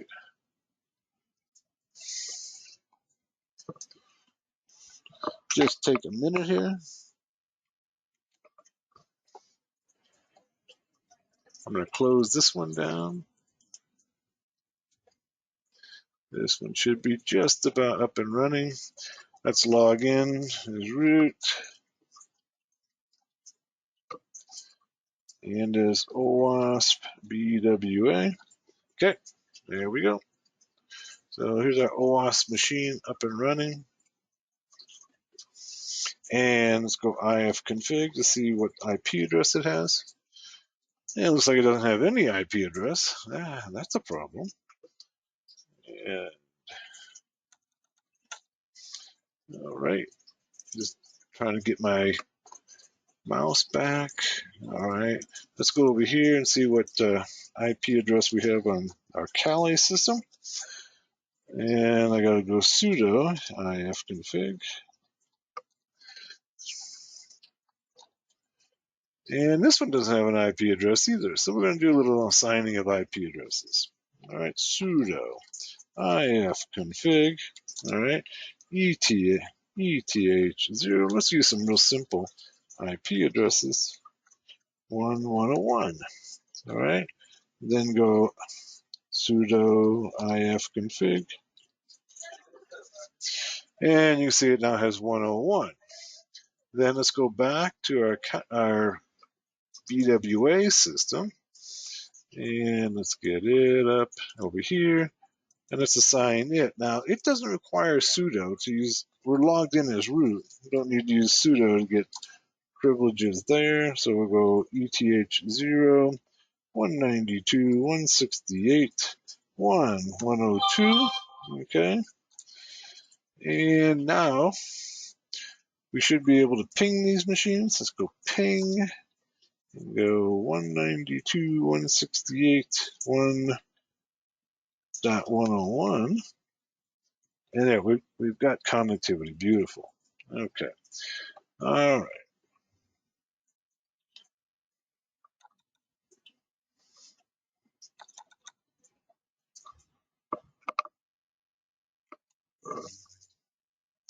Let's go ahead and minimize this system.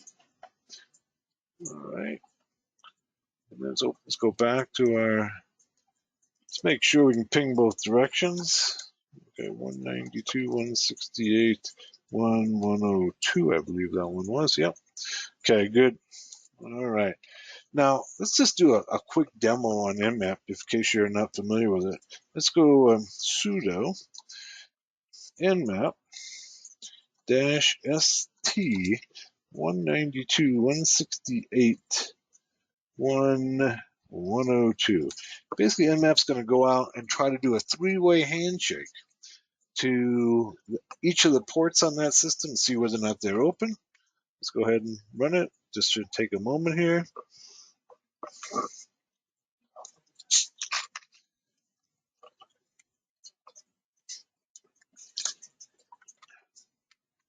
Should come back with our report.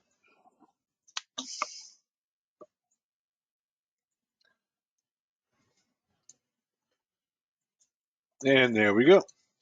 You can see it shows me these ports are open. All right. SSH on port 22, port 80, 139, 143, 443, 445. They're all open. 5001, 8080, 8081, All right, those are all open on that system. So that's what Nmap can do. What we want to do is to go and create a script that's going to look for a particular port. In this case, it was Max Butler was looking for port 5505. And so we're going to go out there and go 192, 168, 102, okay, looking for -P 5505, right? And then we're going to send it to dev null. So that's sending the output that normally appears on the screen to dev null, which is basically sending it to so it doesn't appear on the screen. That's what it does. And then we're going to send the output in a greppable format, okay, to, let's call it Aloha Scan. That's the name of the file. And then we're going to display the contents of that scan, Aloha Scan. I've got to make sure my case is correct. Okay, it should be uppercase A, Aloha Scan. And then we're going to use our grep command to find just those lines where there's an open appears, right? Looking for the word open, and then send it to another, pipe it to another file called Aloha Scan 2, right? And then we're going to cat that file, Aloha Scan 2. Okay, let's go through this then. All right. So here's our bin bash, tells it what interpreter to use. Okay. Then we have the comments, okay, right here. So it's not going to be executed. Then we're going to have run the nmap command against this particular system, looking for port 5505 is open. Send the output that normally appears on the screen to dev null. That's just a place in Linux where things disappear, okay? And then we're going to send it in a greppable format to a file called Aloha Scan. And then we're going to display cat Aloha Scan and then pipe it to grep, looking for the keyword open. Okay, what we're looking for is that keyword open. We saw it earlier right here, this keyword here, open.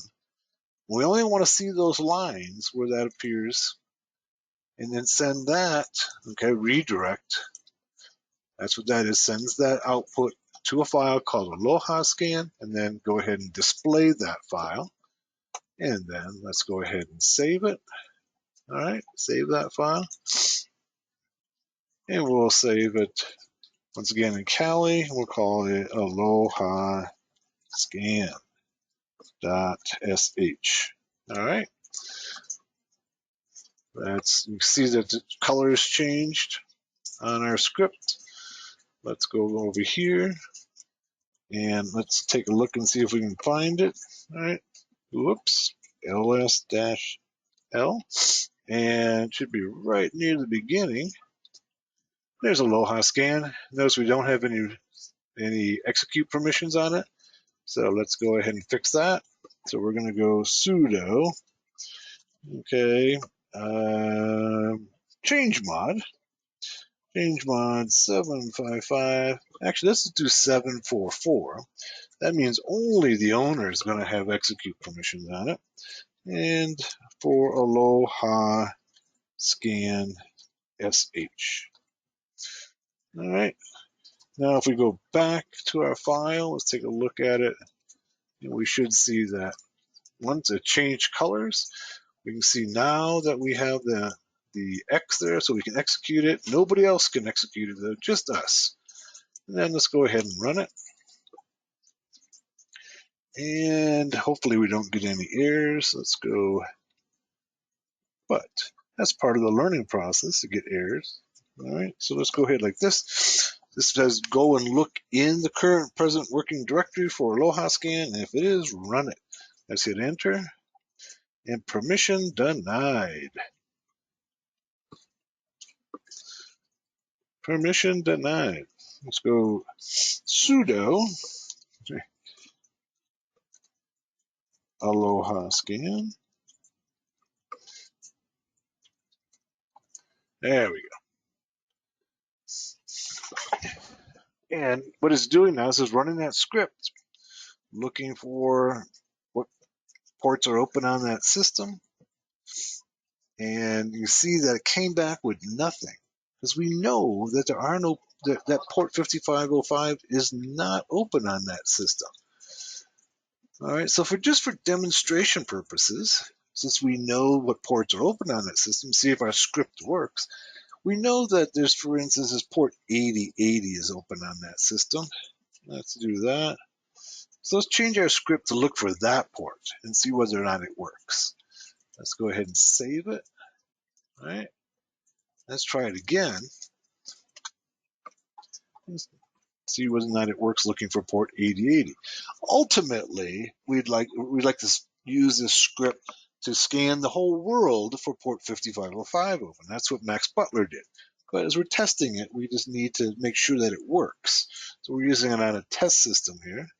And let's go ahead and hit enter and see if it can find port 8080.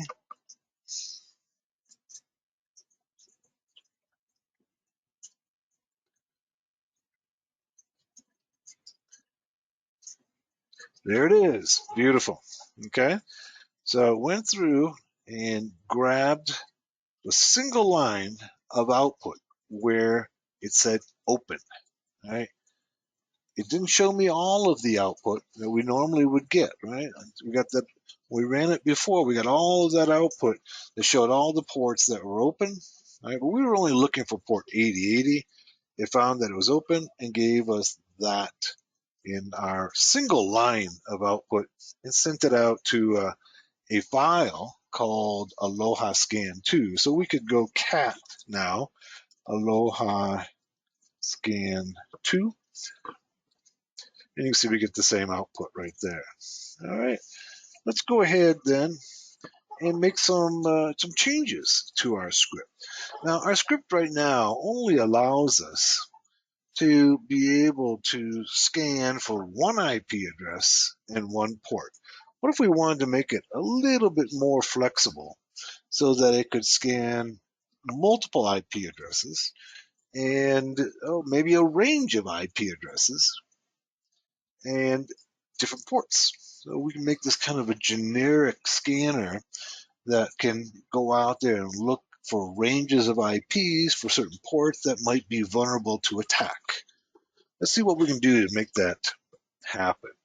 So let's go ahead and change. Let's leave our comment the same. But what we're going to do now is we're going to send out an echo like we did earlier, right? We did the hello hackers arise. But so this is what's going to appear on the screen to the user. So once again, we're trying to make this more of a generic script that has greater flexibility, can look at different IP addresses, different ports. So what we're going to do is we're going to prompt the user enter the starting IP, okay, that they want to start scanning at.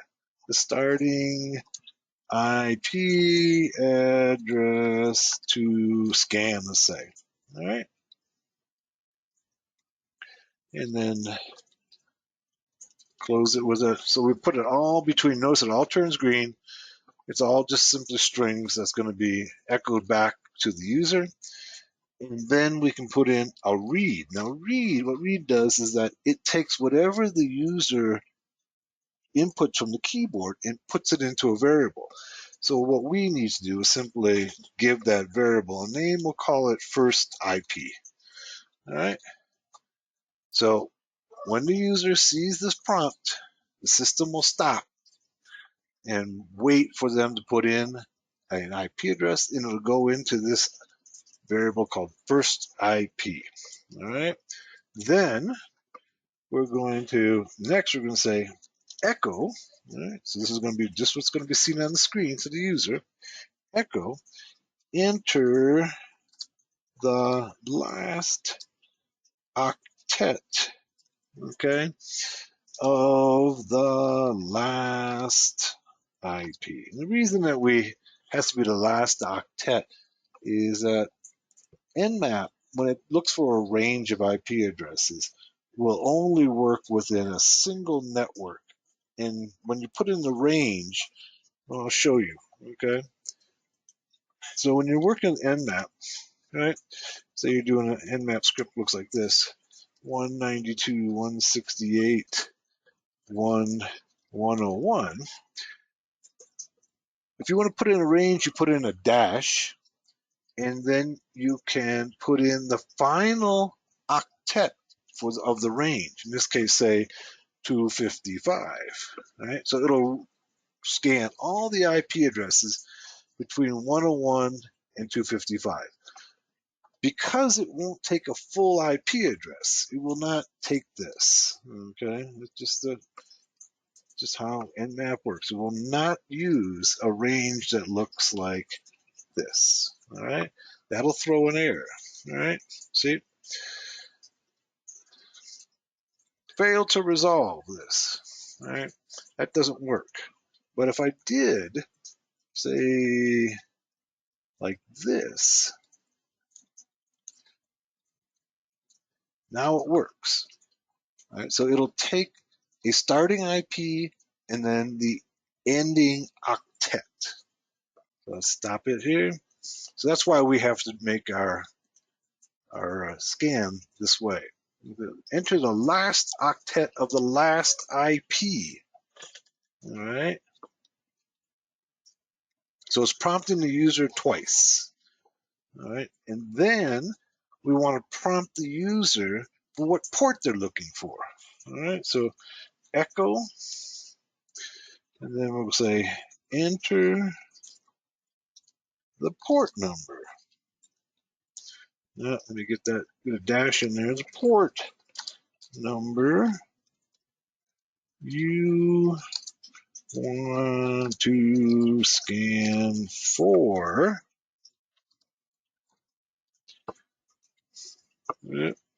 Let's put in like that. Okay. Double quotation marks.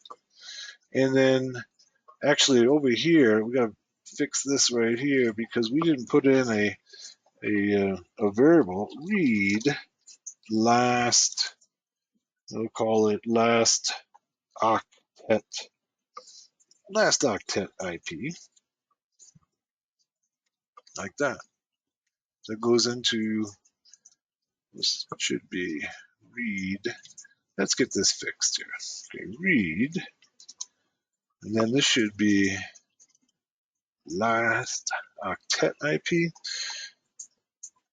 Let's make sure that it remembers that Linux is case sensitive. All right, so let's get it like that.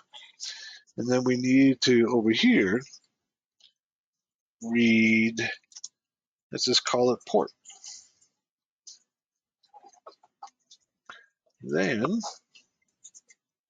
okay, so we've prompted the user 3 times for information. Okay, then we want to go ahead and put these variables into our scan. So we're going to use the first IP and the last IP and the port. Everything else pretty much should stay the same. So let's go ahead and make those changes. So rather than having a fixed IP address, we'll just use first IP.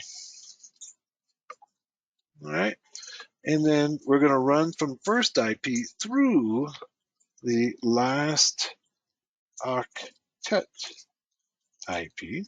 All right. So that says go ahead and start scanning at the IP addresses in here and run to this octet, this final octet here, looking for port 8080. But let's fix that and put in the variable port. All right, you see how this has become far more flexible. We can, the user can go ahead and put in any IPs, an IP range and port, and get it to scan. One of the things that we need to remember is that when we're using a value of a variable, we need to precede it with a $sign. All right, so these all have to have $signs before them. Notice they turn purple. All right. Now, let's go ahead and save it. I think we've got everything right. Let's go ahead and save. And we're going to call this one, let's call it Aloha Scan 2. All right, this is just to distinguish it from the other one. All right, and then let's save. Then, of course, we need to give ourselves execute permissions on it. All right, so we're going to go sudo change mod 744 in this case, Aloha Scan 2 SH. Okay, good. So now we should be able to run this. Let's take a look at it. Let's see if we can run it. Let's go sudo Aloha Scan SH. Remember, we have to precede with the dot / that says look in the present working directory, not in the path variable for this particular script. And hit enter, and it starts running. Oh, my bad. It should be Aloha Scan 2. All right, let's stop it. Control C. And what we want to do is do Aloha Scan 2. All right, and then it should start prompting us. All right, enter the starting IP address we want to scan. Okay, let's do this. 192.168.1.101. All right, it takes that and puts it into a variable. And then it says, what's the last octet of the last IP? Let's go 255. Okay. What port do we want to look for? Let's look for 8080 because we know that one's there. And then go ahead and hit enter. And then it should begin its process. Now, this is going to take a few minutes. So I'm going to pause the recording and then I'll come back as soon as it's done. Okay, we're back. It only took a couple minutes and you can see, all right, that our script ran effectively, right? It ran through some 155 IP addresses, found only one of them that had port 558080 open, all right? And our script now is written flexibly enough that it can run through any range of IP addresses and look for any ports, all right? So good job. That seemed to work great. Hopefully everything was pretty clear in what we did there. Pretty simple script, but it's pretty useful at the same time. Just one of the things I want to point out is on page 90 and 91, there's some built-in bash commands. You might want to take a look at some of those. These are commands that are built in. We can put any system commands into our bash script, but we also have some built-in bash commands as well. So take a look at that. And with that, that concludes chapter 8. And let's move on now to chapter 9. Okay, let's move on to chapter 9, compressing and archiving. When you're using Linux as a hacker or in any capacity, very often you're going to need to install or download new software. And the smaller that software is, the faster it can be downloaded. And so that's what takes us to compressing and archiving. If you come from the Windows world, you probably are familiar with the zip format. So what we're going to be doing is something very similar to that. We're going to be using multiple compression algorithms that are open source and built into Linux for being able to compress and then eventually archive some files. All right. So let's go ahead and close out some of these things that we have going on. Let's close out this mouse pad. And let's see if we can close this terminal. Let's clear this one up. One of the things that often newcomers to Linux are surprised to see is the idea of tarring files. Tarring files is basically what's called a tape archive, tape archive. So it's like this tape archive, okay? Or it's abbreviated as tar in Linux. In tar, what it does is it takes multiple files and puts them together. It doesn't necessarily compress them. Actually, it doesn't compress them. It actually makes them larger. Okay, but it puts them together so that they can be transferred as a single file. One other quick note about compression here before we move forward, and that is the idea of lossy and lossless compression. Lossy compression is what you're probably most familiar with. That's things like MP3, MP4, JPEG files. Those are all lossy compression, meaning that you can get good compression by not having the resulting file from the compression be identical to the original file. There are some losses. That's why it's called lossy compression. Let me put it up on the screen here so you can see what I'm talking about. Okay, there's lossy compression. Lossy compressions are things like MPEG, MPEG 3. I'm sorry. Yeah, it should be MP3s and MP4s. And MP4s, it actually is MPEG, all right, but we abbreviate it as MP. And JPEG. Okay, these are all lossy compression. They're very efficient, but they produce, in this case, video or music or an image that's not identical to the original. You can get better compression if you actually are able to lose something. Right? So maybe the color green isn't exactly the same as the original. Right? So this is, by doing this, you can go ahead and get much better compression. Now, lossless looks like this, is where the original file and the resulting file after compression are identical. All right, this you can't get as good a you can't get as high a compression ratio. Okay, you can't compress it as much, but you have exactly the same before and after compression. All right, moving on then. Let's talk about some archive and then we'll get into some compression. Let's go ahead and let's make up some files, and we're going to look at how we can go ahead and archive them. So we're going to make, let's say, well, let's go see what I have here. Well, let's see what we can do. See some files that we can use. Let's see. You see, there's a bunch. We have all these files right here. We can go ahead and the Aloha scan. We can go ahead and tar them together.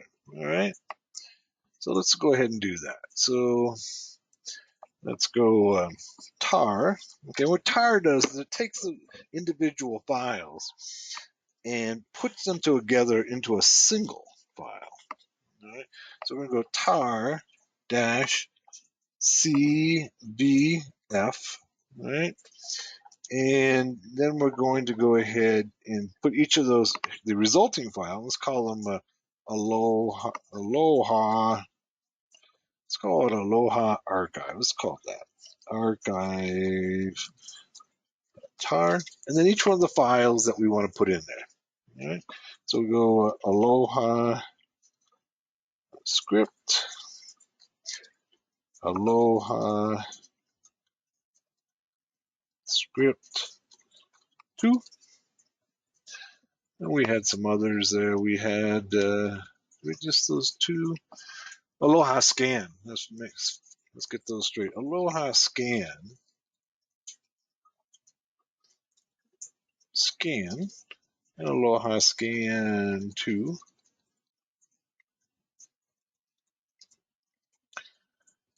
And what else do we have there? And then we just have the executable files there. And let's just work with those two initially. All right. Let's go ahead and call them Aloha Archive using the CVF. The C option means to create. The V stands for verbose. Almost all of the Linux commands, when you use the C, it means verbose. It means give me all the information or give me more information. All right. And then the F means to write to the following file. So we've gone create, give me verbose, and then write to the file, this one right here, these two. Let's go ahead and hit enter. And you can see it comes back and it gives me the Aloha, the two files that went into that file. Now, if I left off the V, you can see that what happens if I do it again, nothing happens. So by using the V, it gives me that output of what files are going into this archive.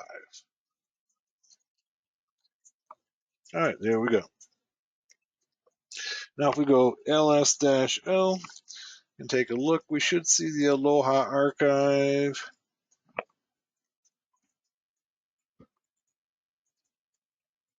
There it is. I went too far up. There it is right there, the tar file. Now, if I wanted to untar them, which means take them apart, all right, then I can go ahead and use the tar command, and then let's go -x, and that means extract verbose file, and then we'll call it Aloha, what was it, archive, tar. Okay, and notice it comes back, and now our archive has been untarred. All right. So that's a real common way. When you're downloading files, you'll often find that they're tarred, and you also often find that they're zipped using gzip. Okay, and that's what we're going to get to next. All right. So let's go ahead and look at compressing files.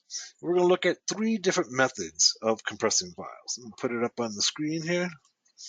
We're going to use, for instance, gzip. Gzip. We'll look at bzip 2, and we'll look at compress. As our three compression algorithms.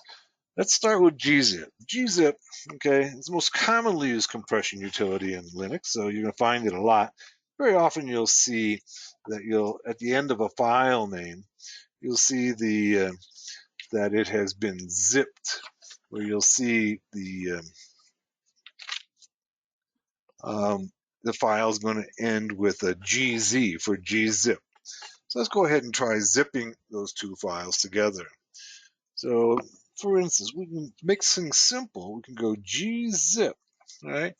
And then say aloha, right?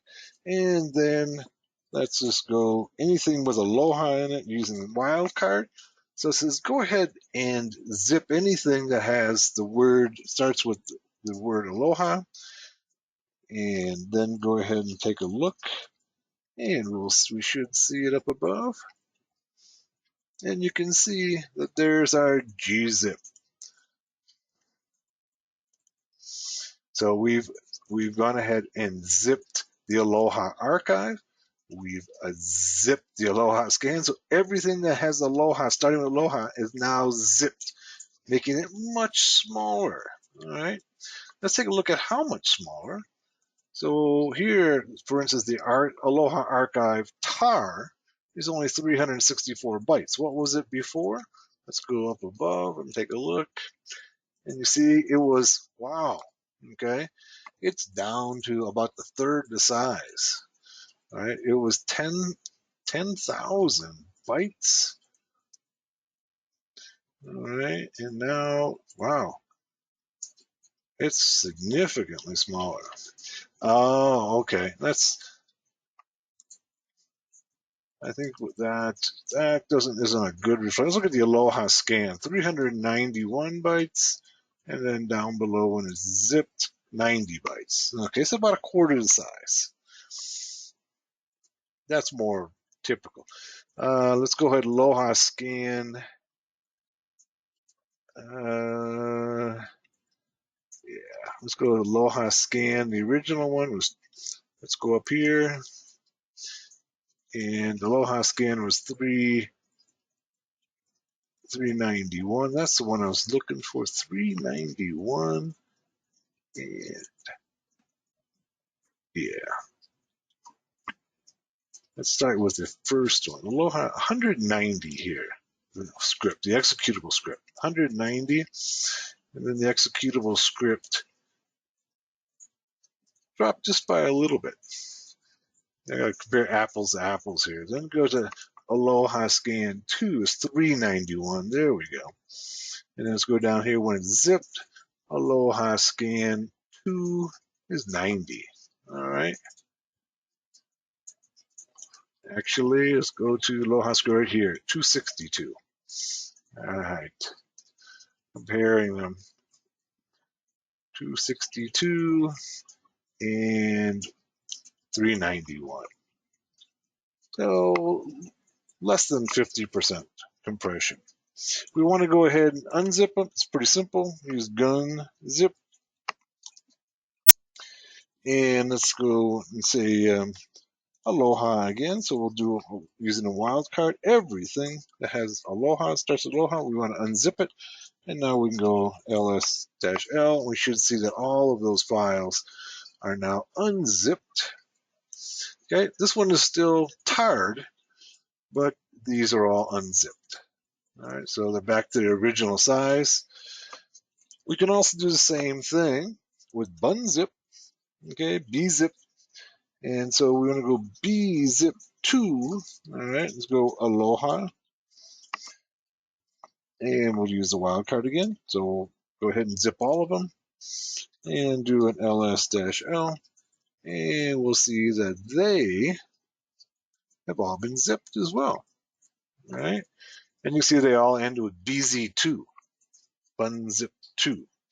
And of course, we can go ahead and unzip them by using bunzip, which I mistakenly said originally, bunzip2, right? That's where we unzip. It's b unzip2.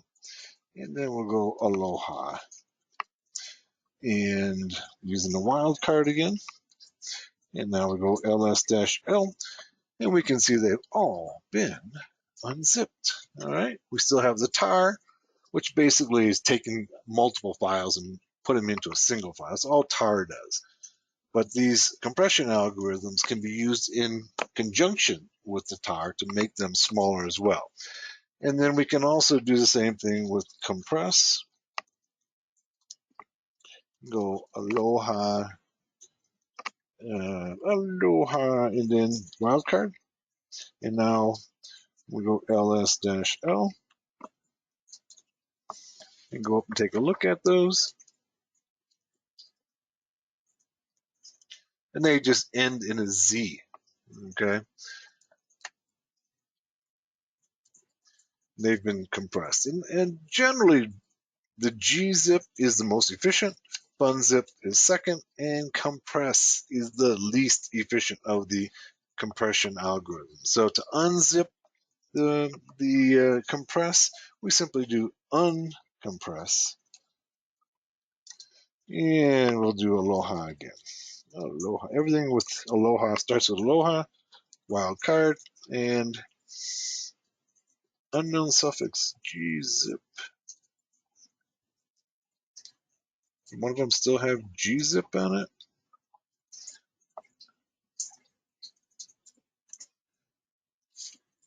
I'm getting a strange message there. See, these all have Z at the end. All right. Aloha unknown suffix ignored. Oh, I just ignored those. So let's go ahead. It didn't have a Z at the end, so I ignored it. Let's go back and look, and they should all be back to their original size and integrity.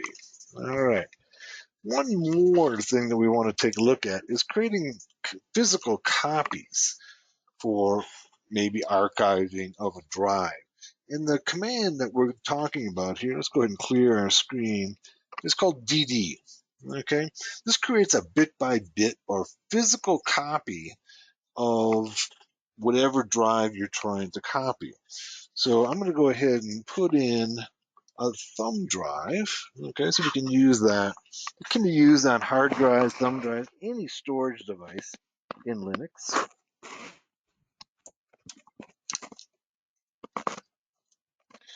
All right, I'm putting in a flash drive, and let's make sure that it's attached. Let's go up. You see it came up here, but I have to attach it then to my virtual machine. And let's go USB, and here it should be right here.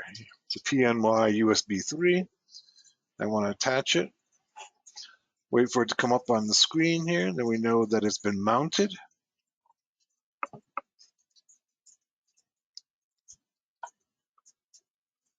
There it is. Okay, so DD can be used for archiving, for making bit-by-bit copies of flash drives, hard drives.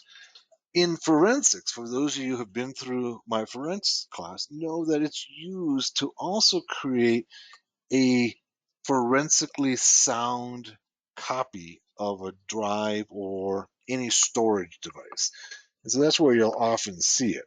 So the format for DD looks just like this. It's just going to be DD, then the input file, whatever that file happens to be, and then output, whatever that file happens to be. So it's real simple. DD input file equal, and then the name of the file, and then output file. All right. Now remember that in Linux, the name of the devices are going to be slightly different than what they are in Windows or in uh, the Mac OS. In our case here, the devices are going to have names that, well, let's take a look at it. All right. Just so what I did is I ran df in Linux, and you see these are all of my devices, and it gives me how much they're being used, the number of blocks, how many are used, the available, and the percent used, and where it's mounted at. Notice that here's our hard drive, SDA1. All right, that's the way that Linux denotes the drives. Is that it's first of all the dev, okay, device, and then the type of device. Okay, in modern systems, when you're using SATA drives, it starts with the S, and then device, and then which device. If it's the first hard drive, it'd be A, and then the second would be B, and third would be C, and then what partition of that device. So this would be the first partition of drive A. That's probably a SATA drive. So to go ahead and use our DD command, we could use this very simply. Go DD, okay, remember, it's pretty straightforward. Use the IF, all right, and then equal, and then dev SDA1, okay, that first partition, and then we could go ahead and go output file. Oops, it should be OF. And then where we want to send the output file to, say root, um, let's call it bit copy of device. All right. We might use this, for instance, for archiving, making copies. We might also be able to use this in forensics when we want to make a physical copy of the drive, not just a backup. We will make a physical copy because physical copies can be used for forensic analysis because it includes things like deleted files, like what's called slack space, and this would be like the remnants of a file that's been overwritten. When you're making a backup of a file, those things are not included. So DD is kind of an important command. All right. So that concludes chapter 9. Let's go on. Since we're talking about file system and storage device management, let's take a look at that. Remember that in a Windows system, the hard drives that generally have the hard drives and all your storage devices have A, B, no, A, C, D, E, F. They have letters for each physical drive. Not true in Linux. In Linux, what we have is, remember, we have root at the top of the file system, and then all of the devices are attached to it. All right. So let's go ahead and take a look at, for instance, let's go back a little bit. Let's go up to CD, up to root. That's the top of our file system. It's kind of similar to the C drive in Windows, except that the C represents a physical drive. In our case, the root represents a logical top of the file system tree, and it can have multiple physical drives beneath it. Multiple physical drives beneath it. And so every device is stored under the top of the file system. So if we go to the very top, and then we can go ahead and do, say, an ls dash, let's just do ls, we have all of our directories at the very top of the file system, including one right here that we may have mentioned earlier called dev. Dev stands for devices. That means that there's a file in this directory for every device. Let's go there and take a look at it. Let's go ls-l, and you can see there's a whole lot of files in there, right? A whole lot of files for every device. And notice here, these are the storage devices: SDA, SDA1, SDA2, SDA5, SDB, and SDB2. So there's two storage devices. All right, and we'll go into this a little bit. Two storage devices, one is A and one is B, and they have multiple partitions of those devices. And those are all the devices on the system. As I was mentioning earlier, and we did it with the dd command, in Linux, we represent Linux hard drives, or any storage device, or storage devices. They're represented this way as SDA, we saw that. Okay, then SDB would be the second storage device. SDC, okay, would be the third. And since most of us are using SATA devices, okay, or we're using solid state devices, they're all going to be represented as S. If you're using an older system that has IDE hard drives, they're going to be represented as HDA, HDB, that way. Most of us have SATA devices. They've been kind of the standard for 15 years or so. So this is probably what you're seeing on your system.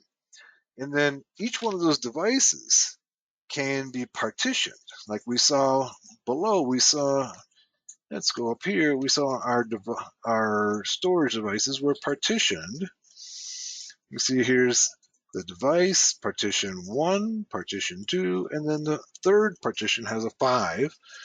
This one is my flash drive, and it's the first partition on that flash drive. So going back here, our partitions each one of the devices can be partitioned, all right? If we wanted to see, okay, which devices are on our system, one of the things, these are all of our all devices. Okay, you're gonna find things like keyboard, and mouse, and floppy drives if there are any. These are all devices. These are all TTY, are all the terminals. All right.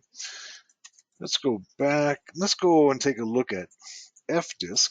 Fdisk is a command for being able to list all the storage devices on your system. Let's go. I'm going to go ahead and clear my screen so you can see it better. Clear. Clear. Got to spell it right. Clear.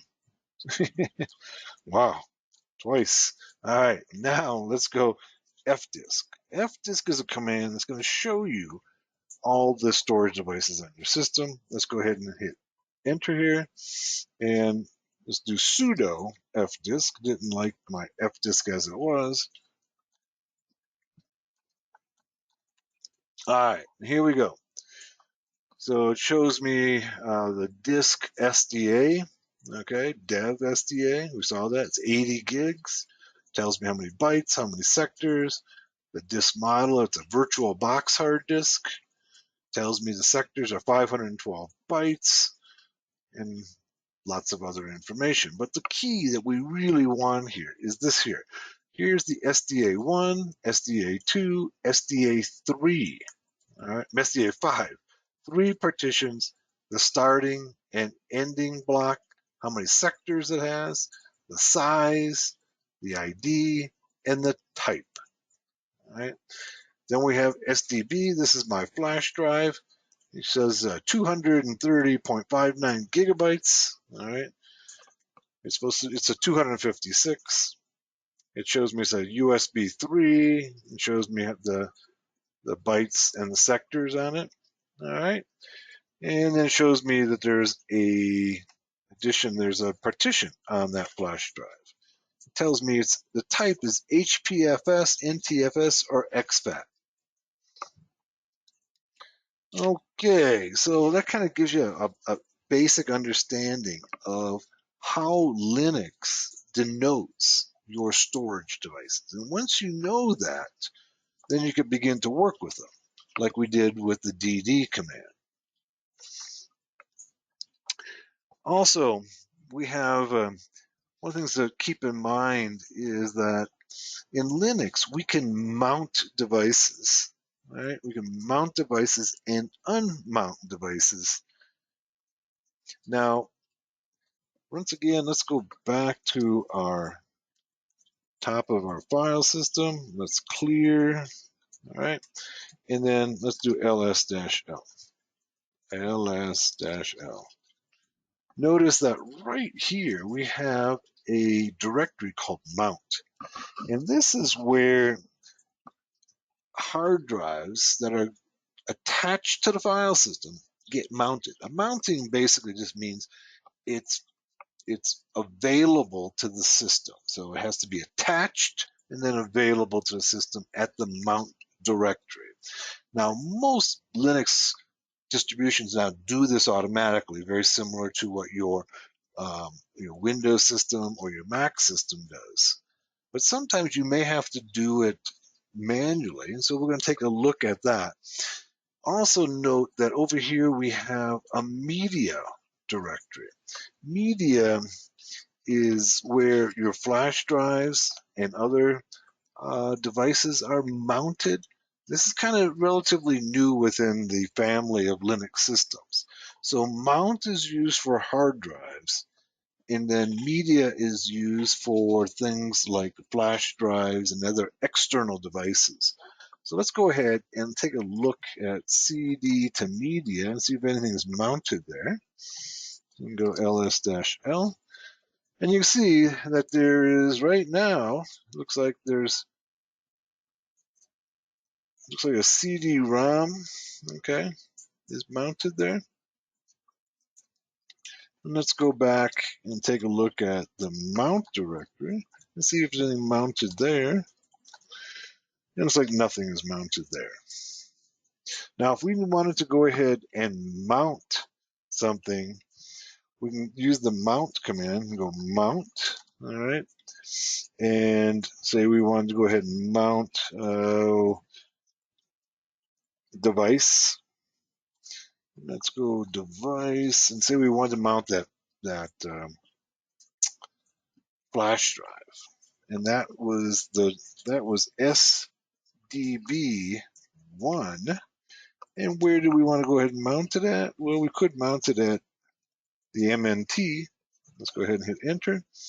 And it says must be super user to mount, of course. So we got to go ahead and use sudo mount dev. This would be trying to mount the flash drive. If it didn't automatically mount itself, we can go ahead and mount it. And looks like the disk contains an unclean file system. The file wasn't safely closed on Windows. It's fixing it. So right now it's been attached to the Windows system. When it was disconnected from the Windows system, it left some remnants there. It wasn't safely removed. So it's going ahead and fixing that, and then it'll go ahead and mount it. Should take a few minutes. It's a good idea. I think what happened is that when I didn't eject it, I just simply took it out. And I went ahead and mounted it. All right. Good job. If I want to go ahead and unmount it, I just use the U mount, not unmount, but U mount dev SB, in this case SB SDB1. That's what we had mounted. Let's go ahead and U mount it. And no such file or directory.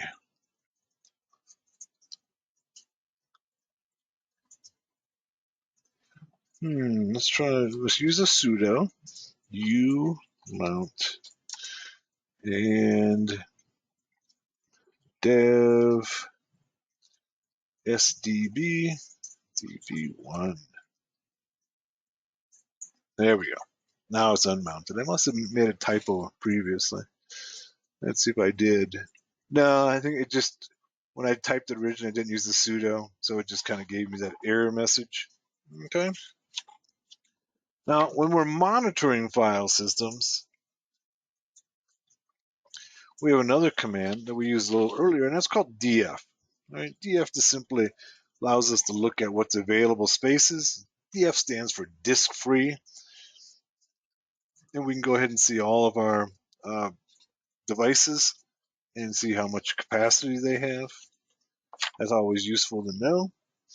So it says right here that device SATA device, the first one, partition one, shows us how many blocks it has, how many are used, how many are available, and the percentage that's used.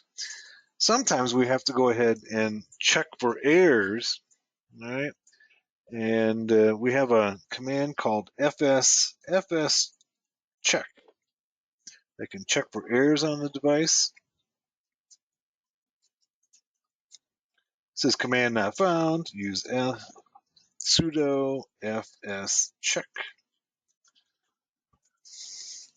All right, so what comes back and says it's mounted, all right? So it's not going to allow me to go ahead and do any checking because it's mounted. So I'd have to unmount it.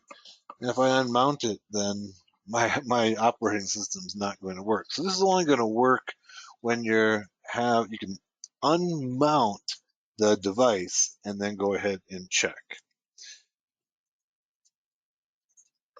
Now let's see. I've got a flash drive in here. Let's go and let's see if I can go ahead and do a FS check on it. I unmounted.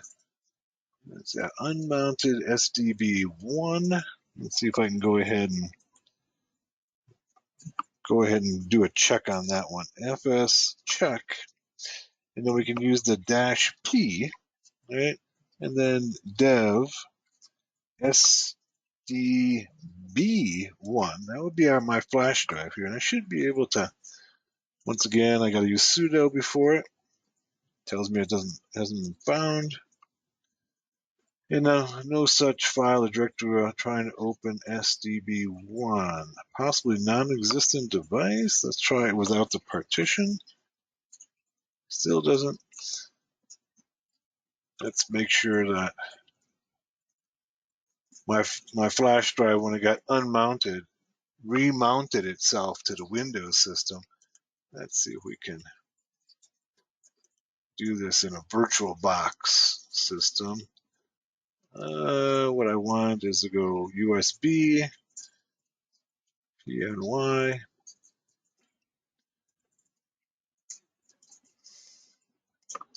There it is, but it is mounted now, so that's going to create problems. No, there we go. Okay.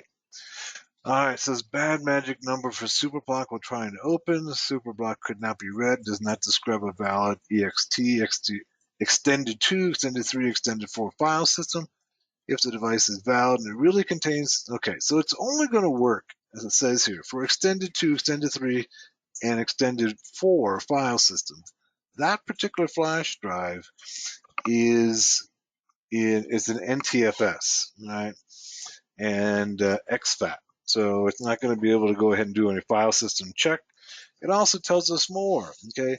If the device is valid and it really contains an extended 2, extended 3, extended 4 file system, okay, then the superblock is corrupt. You might try running the extended 2 FS check with the alternate superblock, okay, the superblock number and device. It found a DOS partition table, all right, so it's telling me that it's probably for a Windows system, and that's the problem. All right, but it can go ahead and remove, kind of like I'm trying to remember. I haven't used this in a long time on Windows. File system check. Is that what it is in Windows? So you can do the same thing. If there's any bad files, corrupted files, it goes ahead and fixes them. So that's chapter 10 in Linux Basics for Hackers. Let's move on to chapter 11. Okay, let's take a look at chapter 11, which is on the logging system. Okay, for any Linux users, it's crucial to be knowledgeable in the use of the log files. In other words, if you're an administrator, you want to know what's been taking place on your system. Okay, the log files store all the information about everything that's been going on in the system, including errors and intrusions, things that have gone wrong, people that have logged in, all that's going to be in the log files. As a hacker, though, the log files can be a trail to your activities and identity. So one of the things we want to do is be able to see where the logs are kept and then maybe how we can manipulate them to hide our identity and our activities on the system. In most Linux systems now, we have what's called the rsyslog system, the rsyslog daemon. So this is a process, okay, a daemon that runs in the background that manages all of the logging on the system. Now let's take a look at the rsyslog daemon. So we can simply go locate and go rsyslog.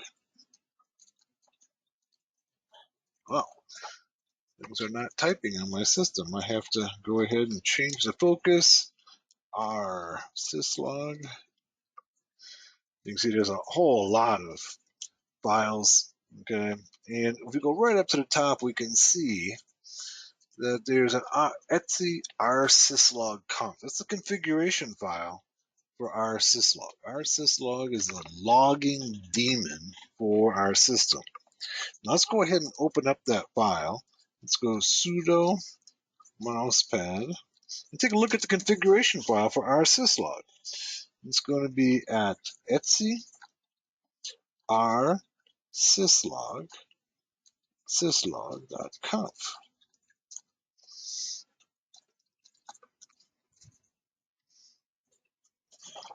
Let's see, spelled it wrong. Okay, let's go back. Make sure I get the rsyslog dot. Forgot the F at the end. There we go. Okay, so here's our rsyslog.conf. You can see that it's using port 514. So remember, port 515 for rsyslog on Linux systems.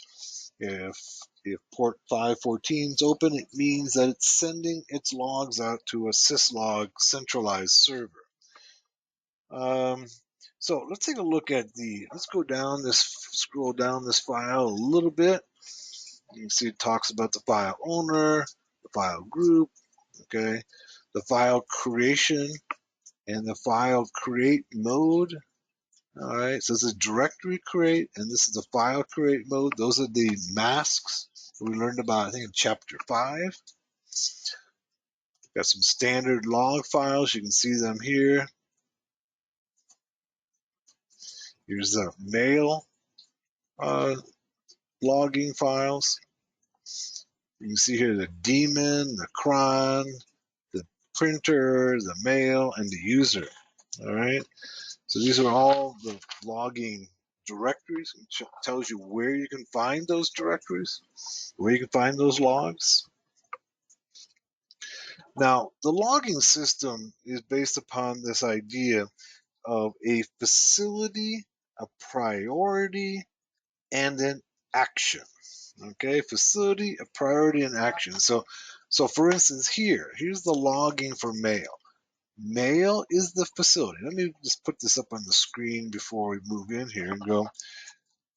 The logs are kept by a facility, okay, dot, and then the priority, and then the action. So in the case in this logging file, you can see for mail, all right, that's the facility. The priority is info. That's a low priority. And then where will you find those at? And then you have mail, the facility, a warning, which is a little higher, and where you'll find those logs. And then mail, and then error, which is a slightly higher priority, and then the var log mail errors where you'll find those at. All right. So the list of the priorities look like this. So we have at the very bottom, we have debug, then we have info, then we have notice, then we have warning, then we have error and error, both.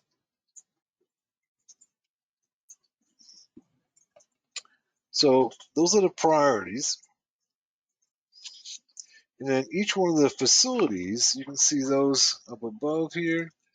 The facilities are going to be auth or auth priv. Okay, these are security authorization messages are going to be in here. The cron is going to be the clock daemons for managing jobs. We have the daemon, there's the other daemons. So when it has the star after it like that, that means all. Okay, all priorities are all going to go there unless it's otherwise spelled out. Then we have the kernel messages, the printing system, the mail system, and the user.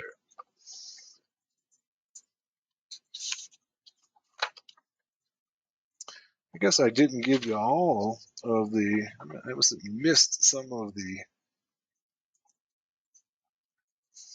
priorities. Let's get them all down there for you. There's also critical, and alert, and emergency, and panic. That sounds pretty serious, right? So the codes warn, error, and panic have all been deprecated and should not be used. All right, but deprecated means that usually they'll work, but they're preferred that you use the. In the case of error, it would be ERR. In the case of panic, it would be alert or emergency. So, for instance, let's go back to our configuration file. Where is it again? Let's go open it up.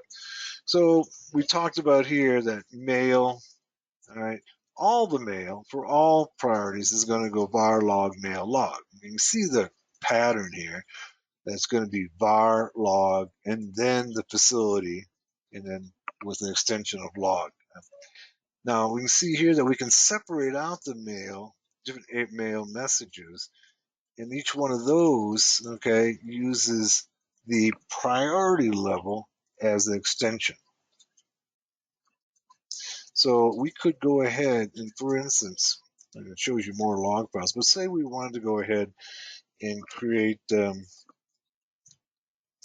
let's say, what do we want to do here? Let's go, say, for kern.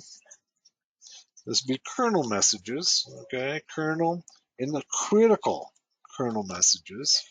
And then we want to go ahead and put those into Let's tab across and go var log, and then kernel. Okay, so we can put in any directory we want. We could end it with kernel log. Okay, put an extension log. We don't have to go like that. And now all the critical kernel messages are going to go into that directory. All right. So that's how the logging file works. Let's go ahead and close it down now. Now that you know how it works, let's don't save it. I don't want to change it, make any changes. Now there's another file, okay, called log rotate. Let's go ahead and take a look at that one. Log rotate determines how often the logs get essentially rotated, meaning they're overwritten. Let's go sudo mousepad etc log rotate.conf. All right, and here's the default settings. It says C, first line is a comment. It says C man log rotate for details. Okay, and you can see here that the log files are rotate log files weekly, keep 4 weeks worth of backlogs, rotate 4, create new empty log files after rotating old ones. That's just the keyword is create. Use date as a suffix. Okay, so here's commented out, so it's not using it. Uncomment this if you want your log files compressed. So we don't want them compressed. And then packages drop log rotation information in this directory. Include etc log rotate d. All right. Now, one of the things that we might want to do, all right, is to go ahead and have the log files rotated out more often, all right, so that it's not maintaining logs for very long. So we could go ahead to, if we're trying to be stealthy on this system, we could like rotate out every week and do a daily rotate. All right. So it's only going to keep, okay? Rotate the logs out daily and keep 4 weeks worth of backlog, so we can go ahead and actually we could just make it even simpler, and that would be simpler to go ahead and comment this out, right? And so it's going to just rotate logs on a daily basis. And so next day they're going to start overwriting, meaning the evidence is going to be removed almost, it was in 24 hours, making our activities, there'd be no, so once we're inside the system, if we're inside this Linux system, either as an insider or as a hacker who's gotten inside, we can go ahead and start trying to cover our tracks by manipulating the log system, okay? Taking away, making sure no evidence is left behind. Let's go ahead and then close this, and let's not save it. Now, one of the things we could do even more effective is when we come into a system is simply turn off logging, right? So we could go do sudo, all right? And this is where things are a little bit different than in the textbook, okay, in Linux Basics for Hackers. So shouldn't call it a textbook, is that we should use the system control, right? Sudo system control, and then our syslog stop. What this does is it stops the logging system entirely. So if we have just hacked into the system, now we can go ahead and turn off the logging so that there's no evidence left behind. Let's go ahead and do that. Unknown command, rsyslog. Is it rsyslog D? I think is what it is. Let's see.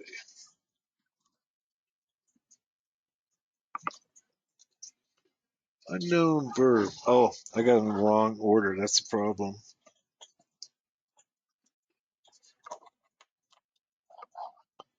Let's go. It should be stop. Stop.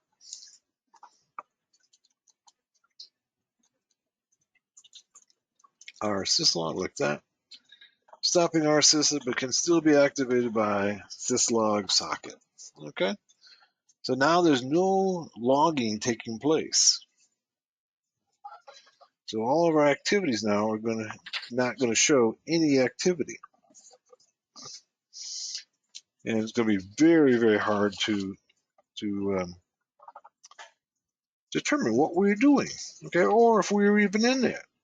Let's go ahead and look at the contents of some of the log files. So let's go say var log. These are the ones that are already in there because we just turned off logging. And these are the authorization log. Let's see what we have there. And let's put in a star to get all of them. All right, you can see there's a few of them here. Some of them have been compressed. You can see they're gzipped here. There's others here. Now let's go ahead and say more var log or var. Let's see what's inside these auth log. Tells me permissions denied. I need sudo. All right, only the root user has access to those. And you can see there's a whole lot in these files. All right. See system open, session open for root. All right. These are all the, this is a very small percentage of all the open and closed by root. And this would probably what we'd want to do. Let's go ahead and do Control C, or I'm sorry, Q to get out. Let's try using tail. Remember we learned the tail command? Let's go tail -20 and the same file. We're going to need to use sudo on this as well. This will just show us the last 20 lines, which is really what's most important to us. Var log. These are the authorization logs, right?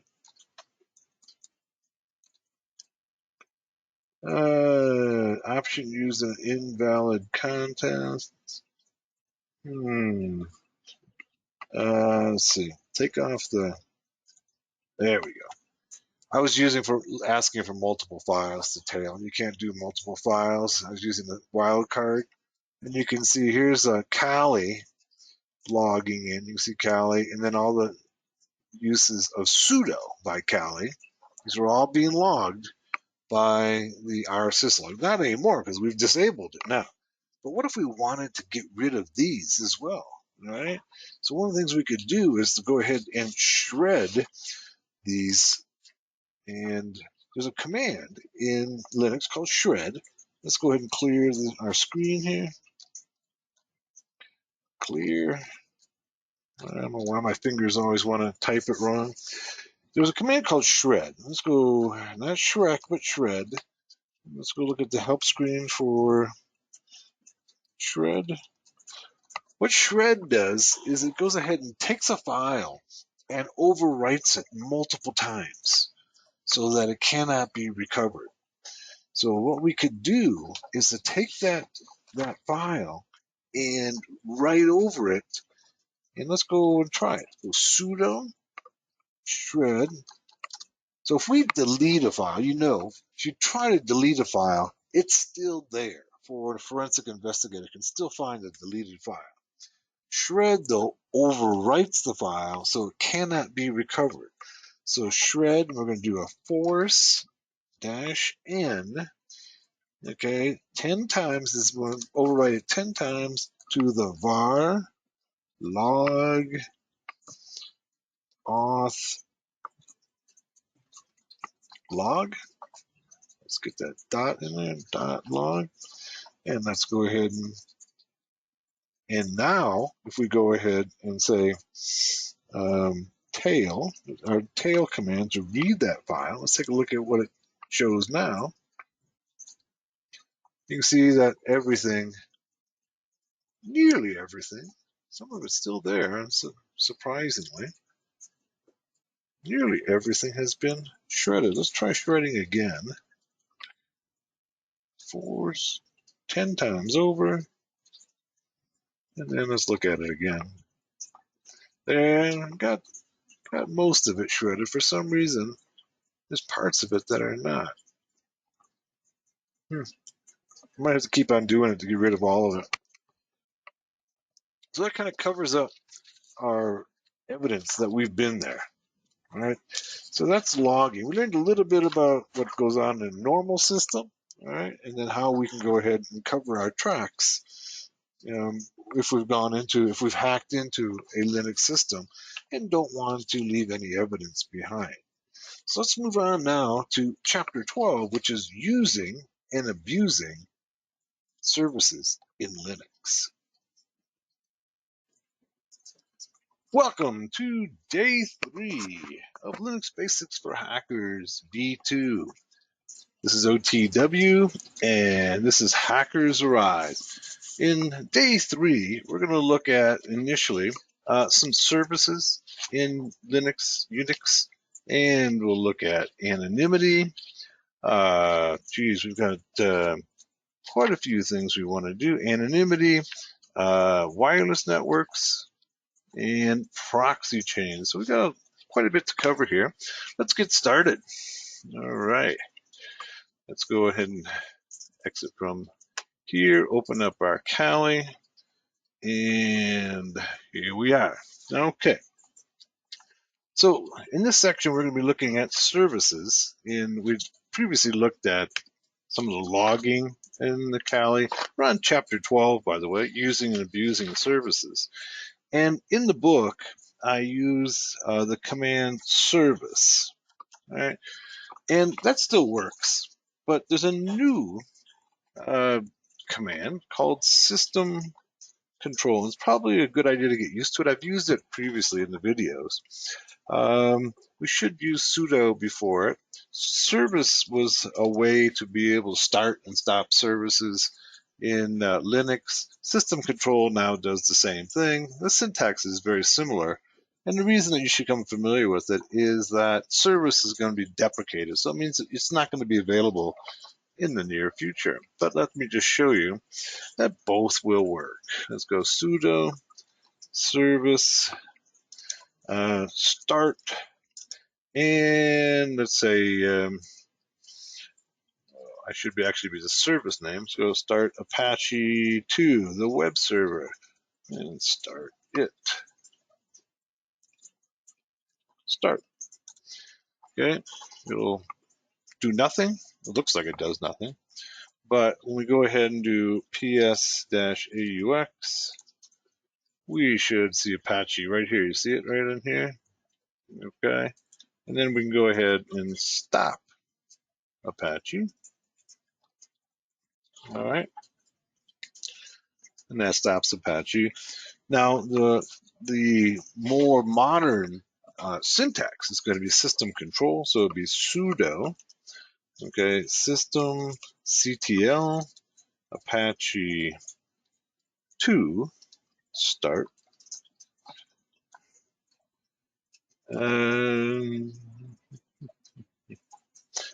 They changed the order in using system control. Should be start. Here we go. Start Apache 2 and starts Apache 2. All right. Now let's go ahead and check to see if it's up and running. Go AUX, and we should see it running there. So either one of them works now. All right.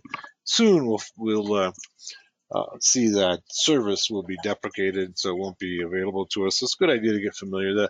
The only real difference between it is whether or not the verb comes first or second. So for instance, over here in system control, the verb start comes first.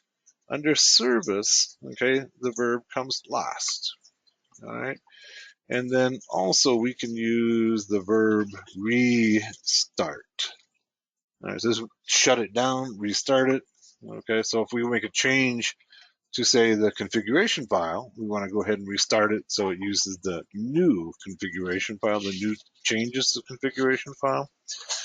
You should have Apache 2 installed by default, all right, on your Kali.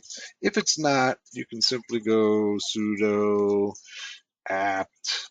In the book, I use apt-get. Once again, apt-get is being deprecated, apt-get.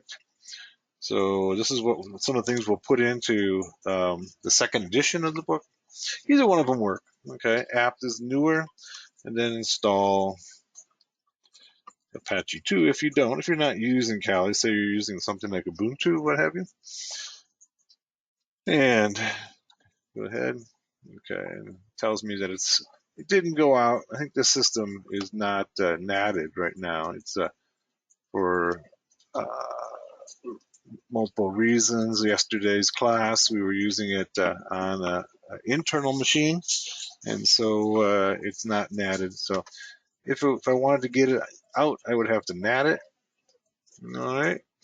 So now to check to see whether or not the Apache 2 is actually open and available to us, let's go ahead and go to web browser.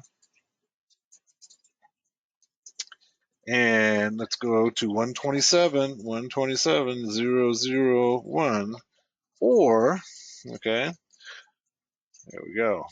Look at that.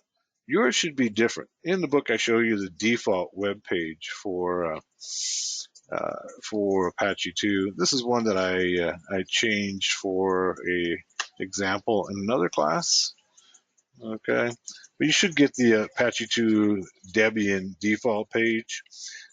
And what we're going to do here now is that we're going to actually go ahead and make some changes and make our own web page. So let's go ahead and let's open up a text editor. And in this case, Mousepad is the default GUI text editor. And Kali, this is Kali 2023. So what we need to do is go ahead and open up the index HTML file under the Apache server. So let's go here and go, it'll be at W, should be at var, okay, var www HTML and index HTML.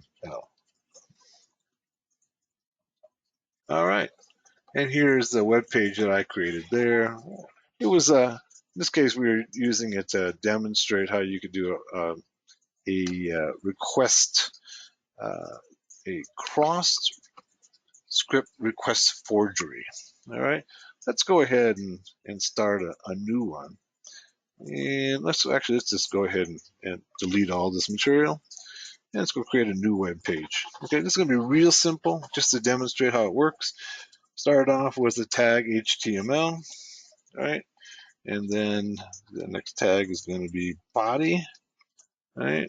And then we're just going to go ahead and do H1, whoops, H1, and hackers arise is the best place to become a cyber warrior. Everybody knows that, right? So, and then we'll go ahead and put an exclamation point in, close the tag, H1, close, all right? So real simple.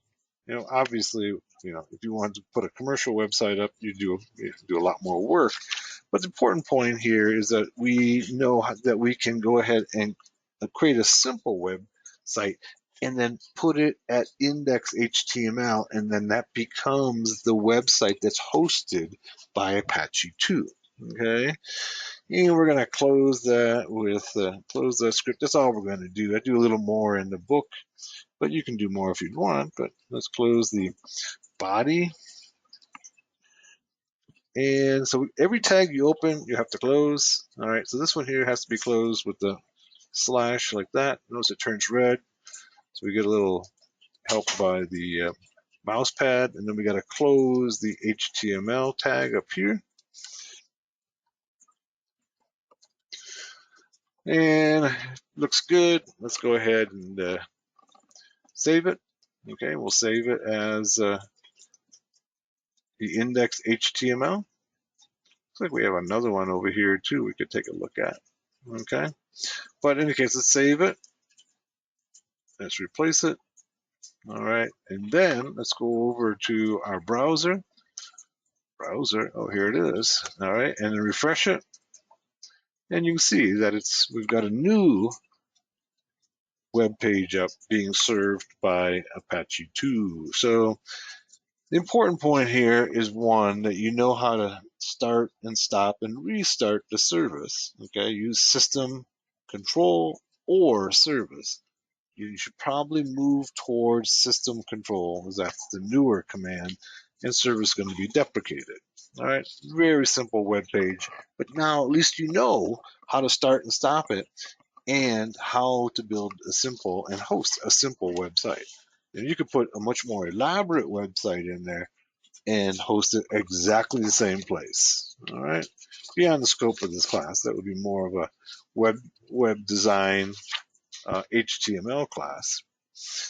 That's for our next service. Let's go ahead and take a look at. Let's go and open up another terminal. Okay, we're going to open up another service, and this is going to be the MySQL MariaDB. Now, a couple words here, because a number of people have sent me emails regarding MySQL. MySQL was first developed in the 1990s. I don't have the year right here on top of my head, but it became really the very first open source database. It then got purchased by Oracle. So there was some concern by the developers and other people who used it that MySQL would somehow be commercialized by Oracle, and to a certain extent it has. Okay, because Oracle obviously has other databases. There was concern that would no longer be free, would no longer be open source, and after the do not compete clause in the contract of the developers of MySQL expired, they went ahead, and I think it was 5 years, they went ahead and create MariaDB. They're both open source. They're almost clones of each other. There are small differences between them.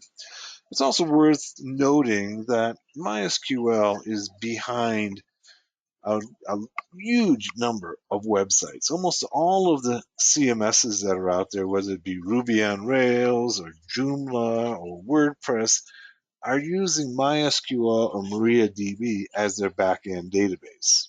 Okay. As a matter of fact, if you've heard the term LAMP stack, let me put that up on the screen. Okay, open up a notepad here to show you. You may have heard the term LAMP stack. All right, LAMP should be all caps though. LAMP. All right. This stands for Linux, Apache, MySQL, and PHP, Perl, possibly. Both of them are often included as a P here. This is a stack of applications that are used for creating websites and web servers, right? So that's what the LAMP stack is. So we've got Linux, our Kali, Apache, what we started.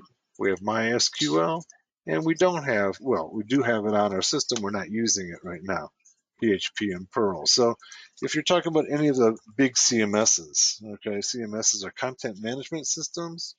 WordPress, okay, uses the uses MySQL. Joomla does.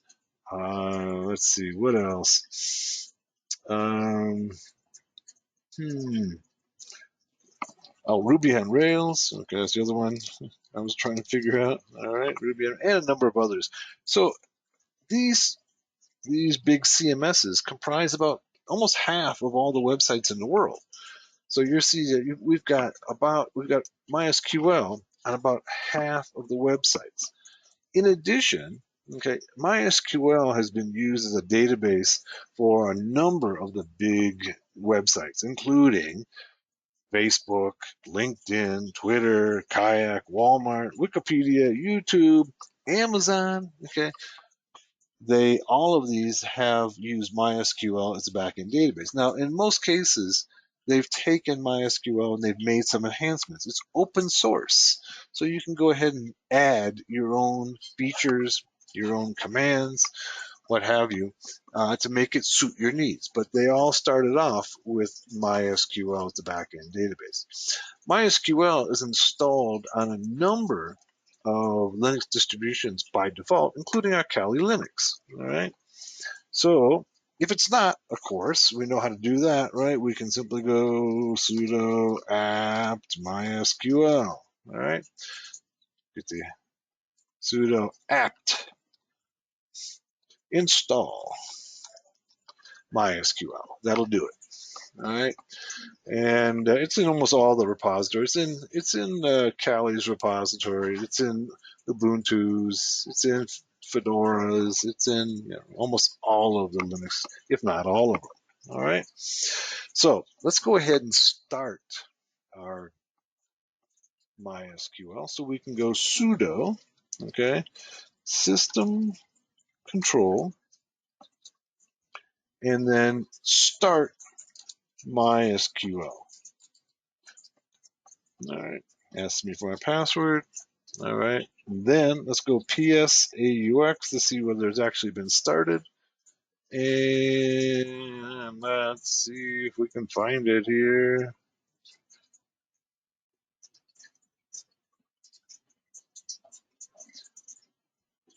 I am not seeing it. So let's go, just use a PSAUX grep MySQL. And you see there it is. Okay. So even though I couldn't see it, that's why the grep command is so useful. It may not be immediately apparent just scanning them. This is a lot of lines here. But using the grep command, I can extract the lines that have MySQL in them. All right, good. So we got MySQL running. That's the good part. Now, what we want to do is to log in to MySQL. So let's go MySQL and then -u, and then for the root user, and then -p means prompt us for a password. So ask us for a password. We don't have one. By default, there isn't one. There isn't a password on root when it's initially installed. And access denied. Let's go. All right. Let's try sudo. And then go Kali. There we go. Okay, so sudo was the only thing that we were missing. Now notice that when I run MySQL, it comes back and tells me that Maria is running. This has been confusing for a lot of folks. Okay, so basically we have a link, okay, between the command MySQL and MariaDB. Maria is actually running, but we can access it the same way we would access MySQL. They're basically clones of each other, and they have links between the names of the different databases. If we could, let me open up another terminal, and I'll show you what happens if we go, let's go system, let's go sudo, system control, all right, start Maria DB.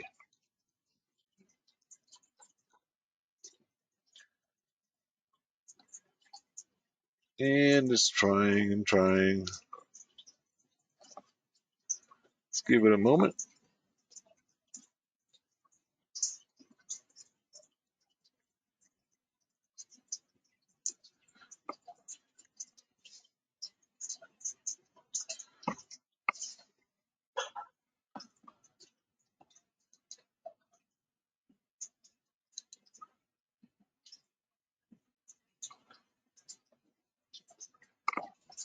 And it's still trying.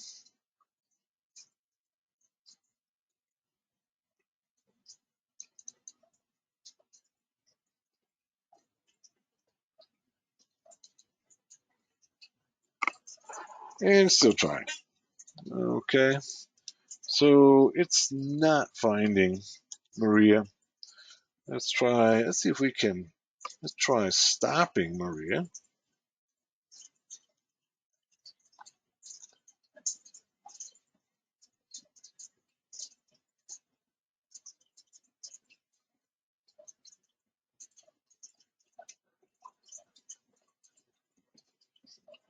So what this is telling us is that we really, even though the underlying database is MariaDB, we should still use the term MySQL. This has become confusing to a lot of folks when they went ahead and ran this.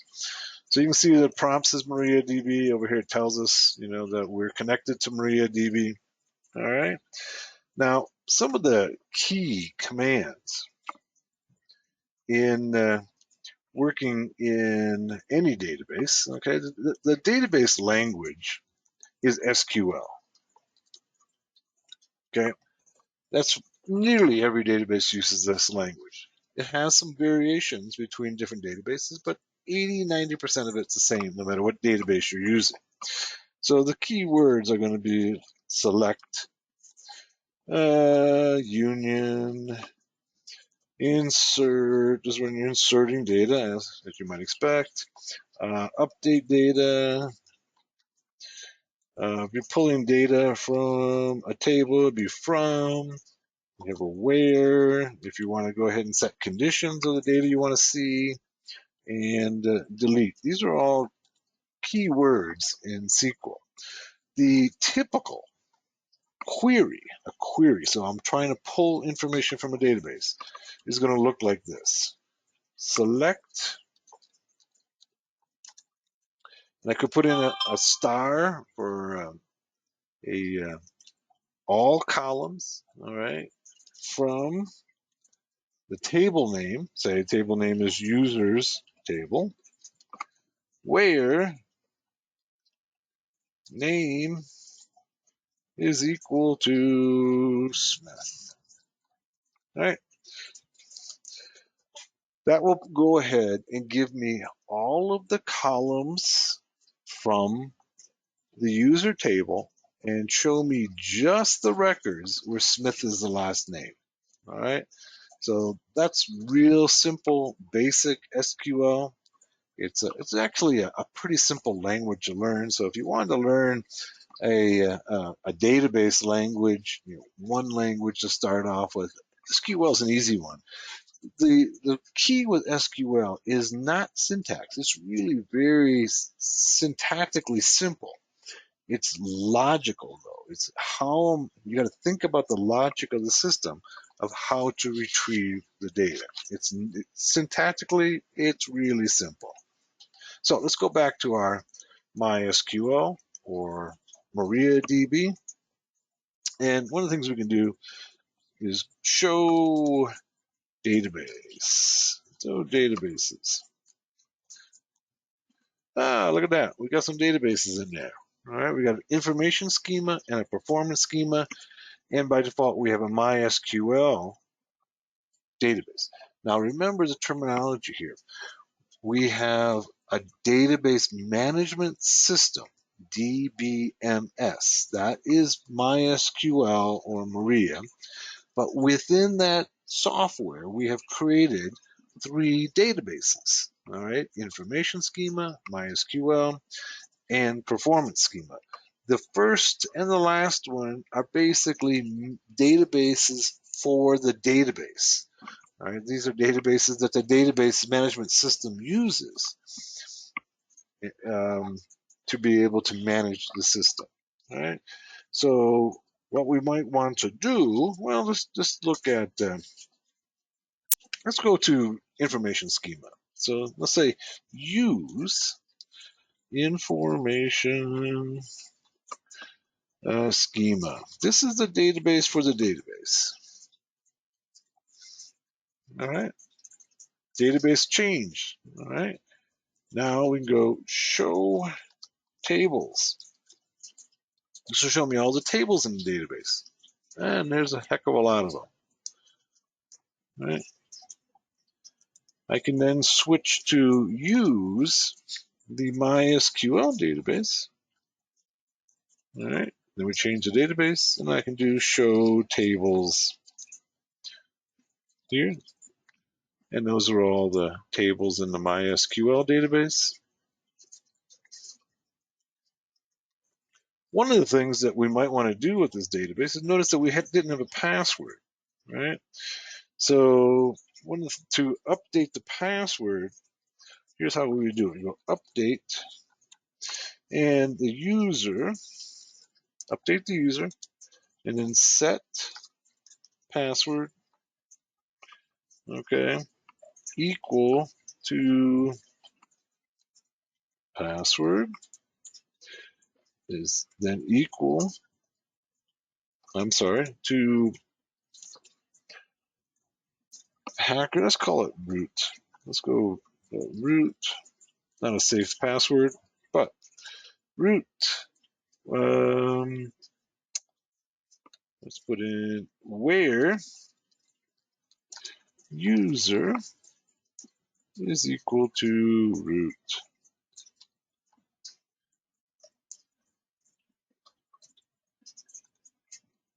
And I got to end it with a semicolon. All right. So now it says one row was affected. Okay. That means now the next time we log in, let's try it. Let's go ahead and quit. All right. It tells me bye. Now let's try logging in again. All right. So go sudo mysql -u root -p, mean prompt me for the password. It says ask me for a password. And remember earlier I just hit enter, no password. I'm gonna do that now. And it came in. It came in and let me in without a password. This is intriguing. It let me in without a password. This shouldn't be the case. And up to, unless that, I'm going to go ahead and quit again. And let's try logging in again, but this time let's try using the password. And lets me do that as well using root.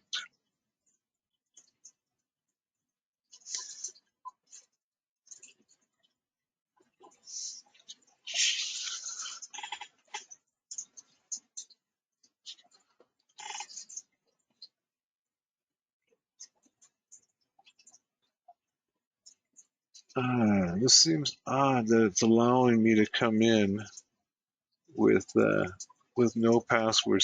Oh, well, I'm not sure what's going on here. Why it's doing that? It should not. It should require. It's letting me go in either way with a password and without a password.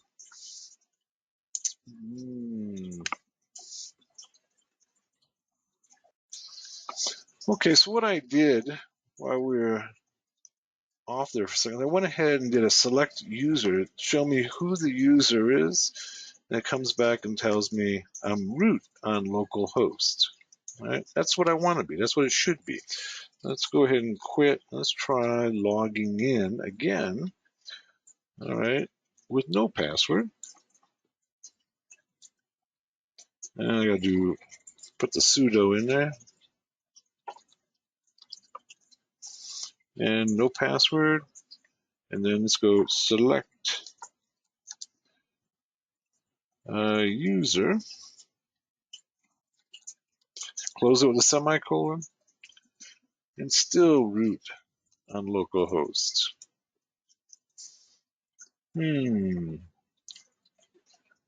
Seems a little strange. Let's try changing the password again. Password, and we'll make it into let's make it into OTW.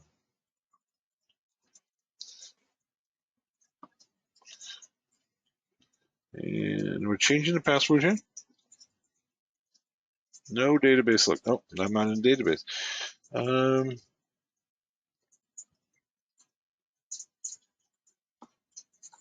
use MySQL. Database changed. And let's go ahead and do update the password. There we have. Okay.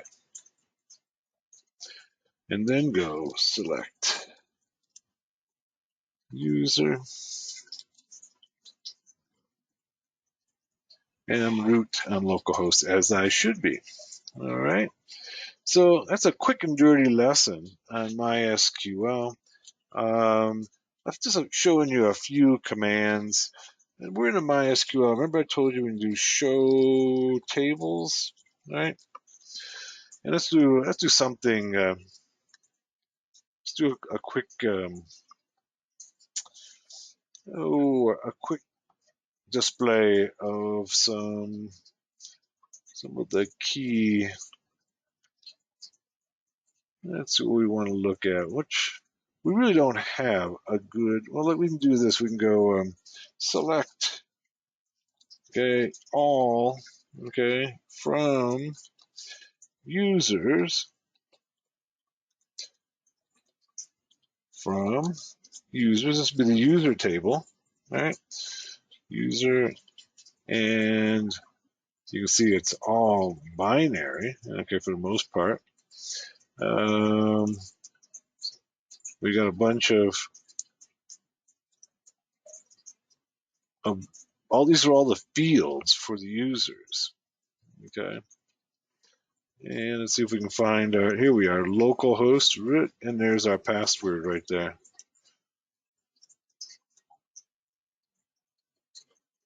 Let's try, let's go select all from, let's see, what do we have up here?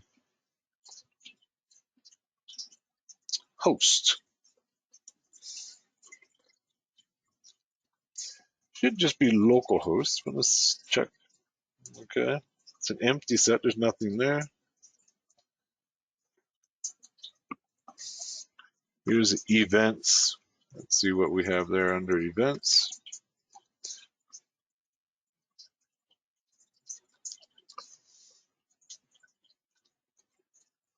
And there's nothing in there either. We can go ahead and create database. We'll call this database Hackers Arise. You have an error in your syntax. Check the manual that corresponds to the Maria database. Okay. Create database Hackers Arise.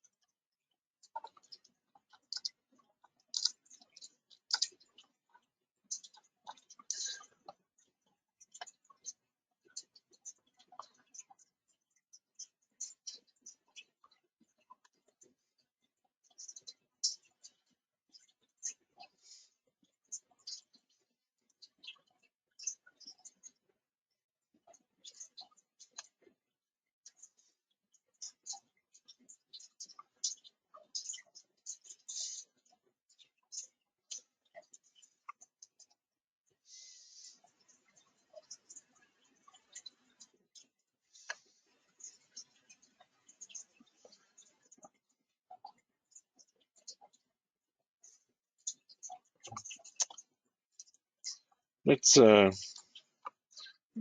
think the problem is that dash in Hackers Arise. Let's try this. There we go. Got a new database. Now if we go show databases, got to spell it right.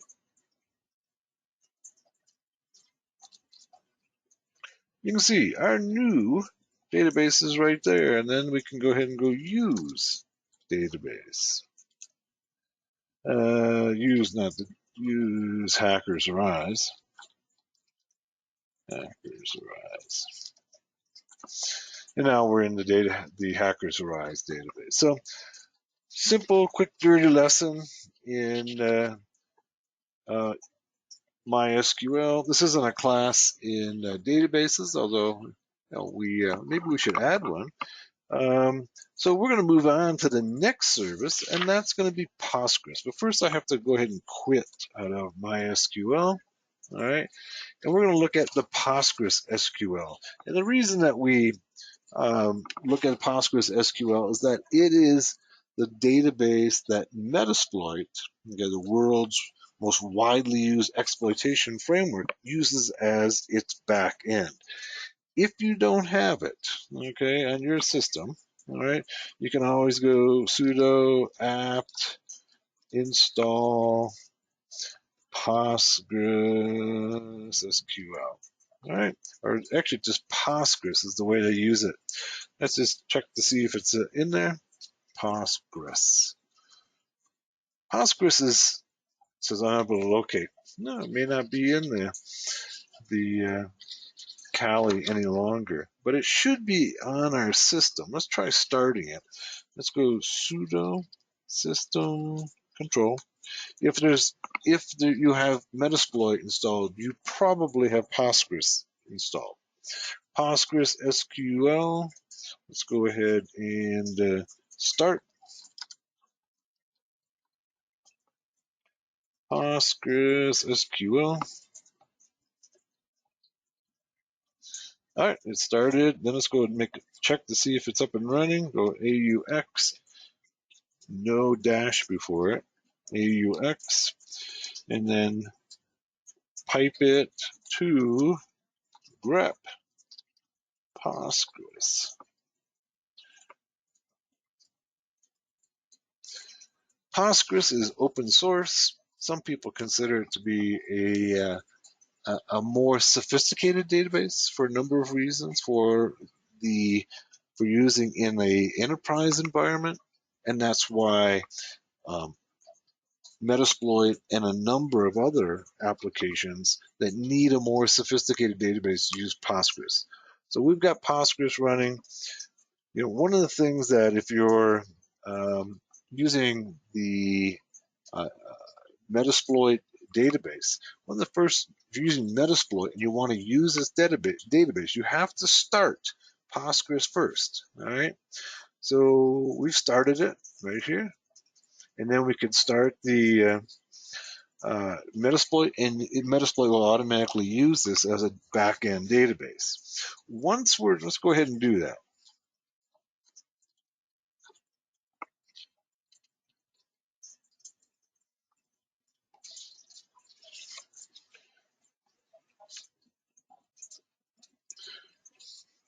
This is the Metasploit framework if you haven't seen it before.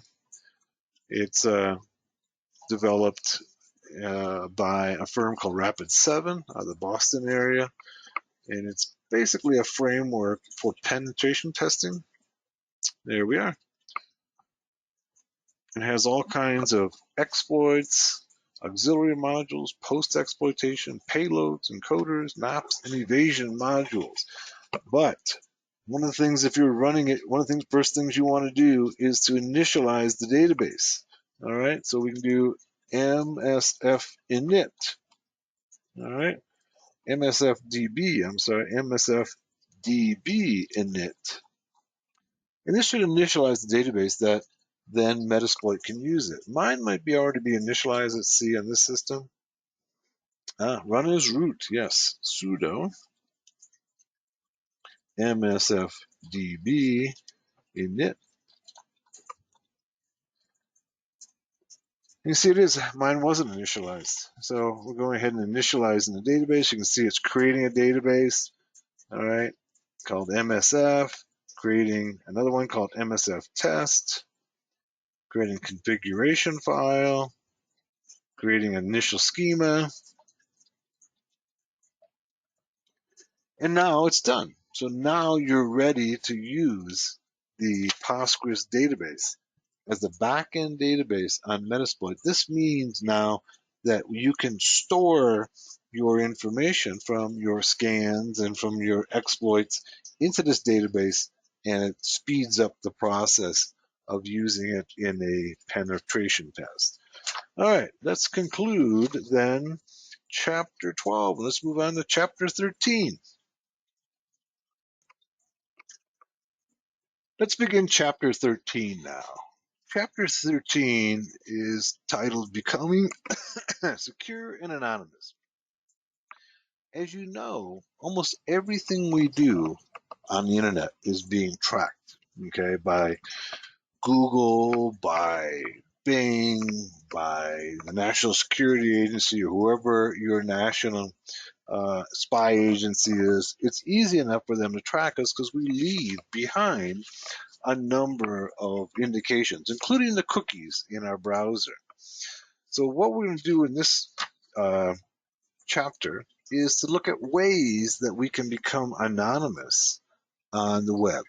You know, every time that you go to a website, you leave behind your IP address. So the packet that gets to your website has the return IP address on it. Otherwise, it wouldn't be able to know where to come back to, right? So if you ever used Wireshark, and we can use Wireshark here, let's go ahead. First of all, I want to change my network settings, and let's put it out to NAT network, okay?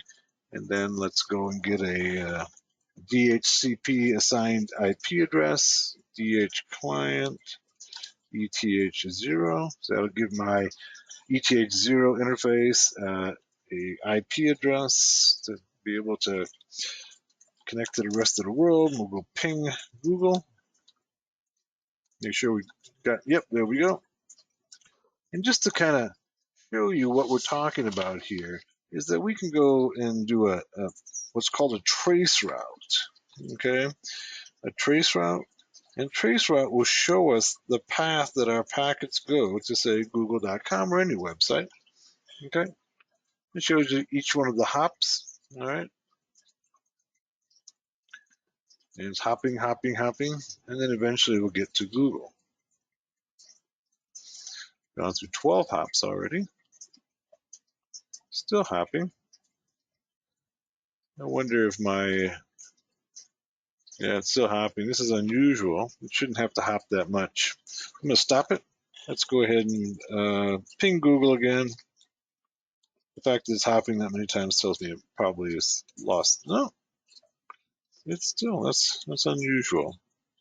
Let's try trace route to hackers arise. Hackersarise.com. Notice it says 30 hops max. That's how many hops it'll make between each one of the routers, okay, over the internet to get to its destination.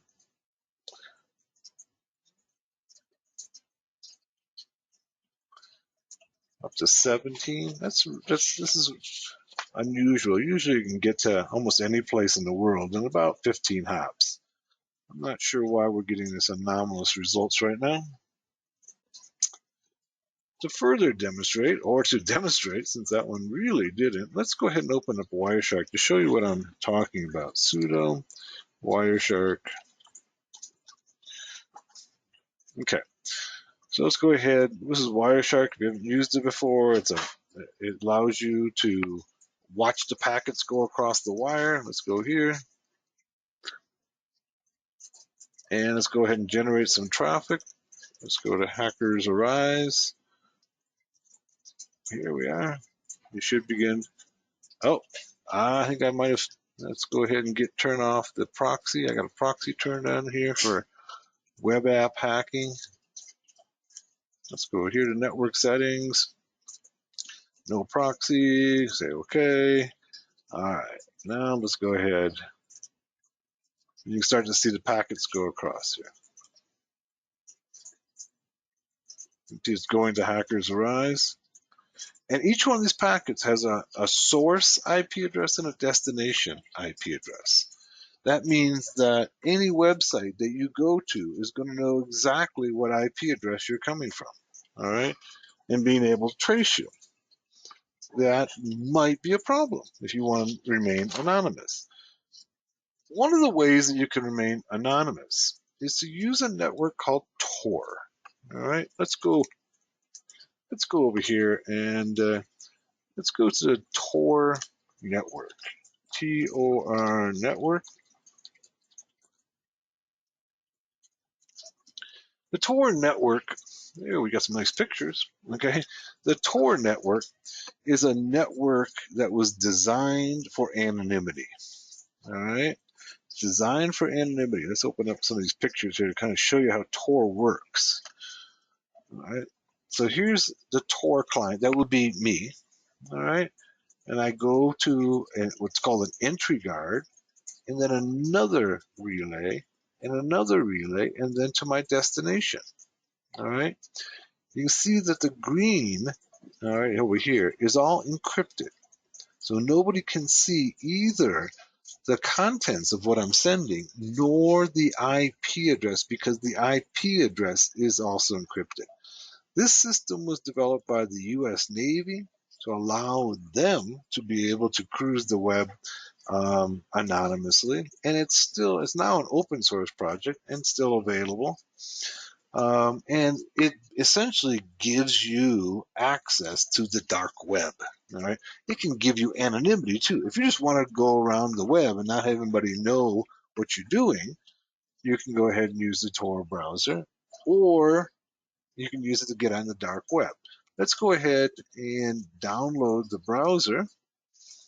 Here's the Tor network, the Tor project right here. This is your access, if you want to the dark web and all the dark secrets that are there. And there's some dark secrets there. Let's go ahead and download the Tor browser.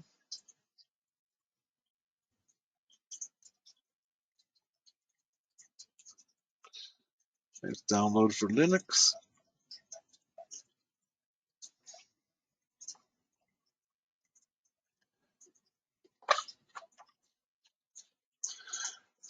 And we're going to open it up with the archive manager. Okay, it's downloading.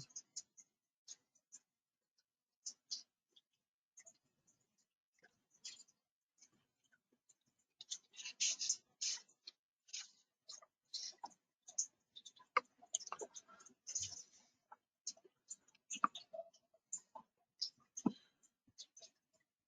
few more seconds to go.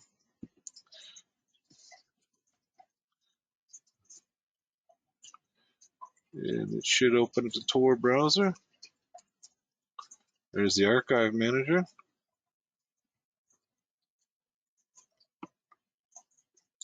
The archive manager should extract it. Remember earlier we were talking about compressing and archiving. Notice that this is a tar XZ, all right? And then we're going to go ahead and extract it.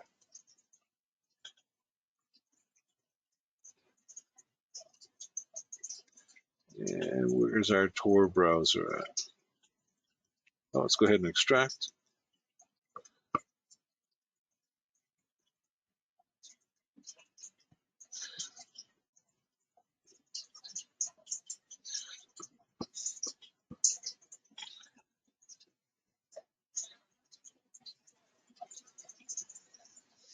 Extraction complete. All right. Let's go see if it's going. Oh, here it is right here. It's already there. No, that's not it. Let's go up here and see if it put it into our. I don't see it. So let's go and open up and let's go and see, take a look in our Kali. Here's our Tor browser right there. All right, so let's go CD to Tor, tab to autocomplete. All right, then do an ls-m and start Tor browser.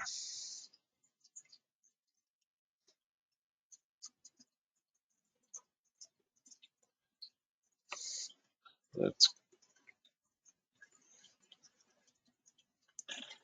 Start Tor browser desktop. I wonder if it put a link on the desktop. Let's see if I see it here. I don't see it. But let's just go ahead and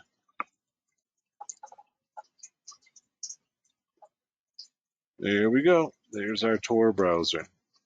Okay, you ready for the dark web? All right. Click connect.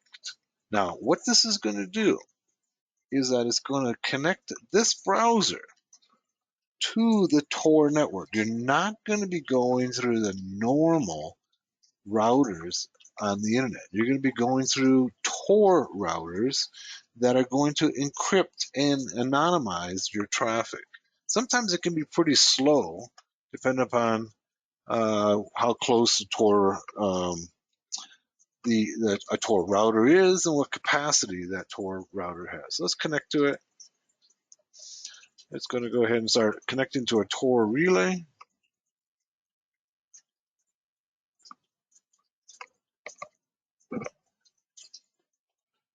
Now, I'm not going to show you how to navigate the dark web. Okay, I will show you how to use the Tor browser to remain anonymous on the regular web. Right? You can still use Tor on the regular web. You can use it on the dark web too, but you're going to do your own exploration there because I don't want to be responsible for people getting themselves into trouble or causing trouble on the dark web. So you just have to do your own exploring there. Here's our Tor browser. All right. So now we can simply go something like, Hackers Arise. And when we go to Hackers Arise, and when we go to Hack, notice it's slow. Okay. There it is.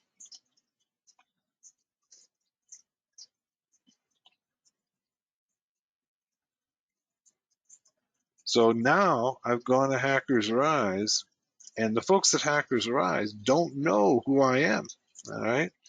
They can't trace my IP address.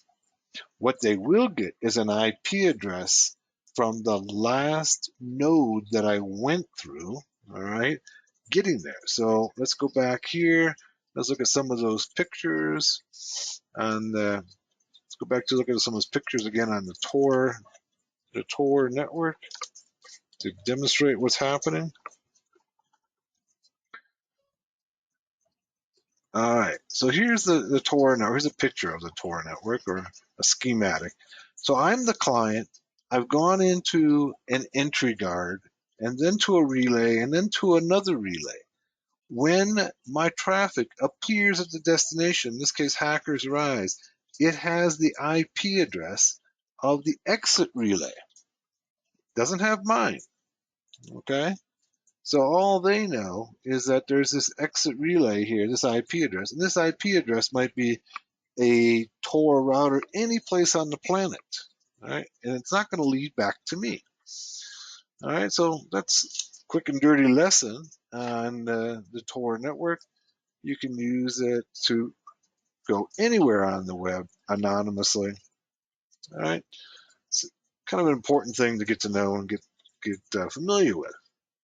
The next thing that I want to show you is what is called proxy chains. All right, let's go and open up a terminal here, and we're going to, let me close some of these things down. It's possible to use the regular routers on the internet and still anonymize your traffic. All right, so there's a thing called proxy chains built into Kali. Let's go back a level and let's go locate proxy chains. Yeah, you can see proxy chains. There's an application that allows you to use proxies around the world so you can hide your traffic. So let's go to use proxy chains. What we need to do is, first of all, to look at its configuration file, sudo mousepad proxy chains. That should be etc proxy chains. conf.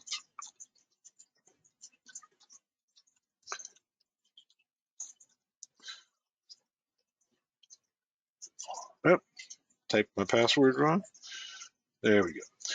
So to use proxy chains is pretty simple. All right, it looks like it's more difficult than it really is.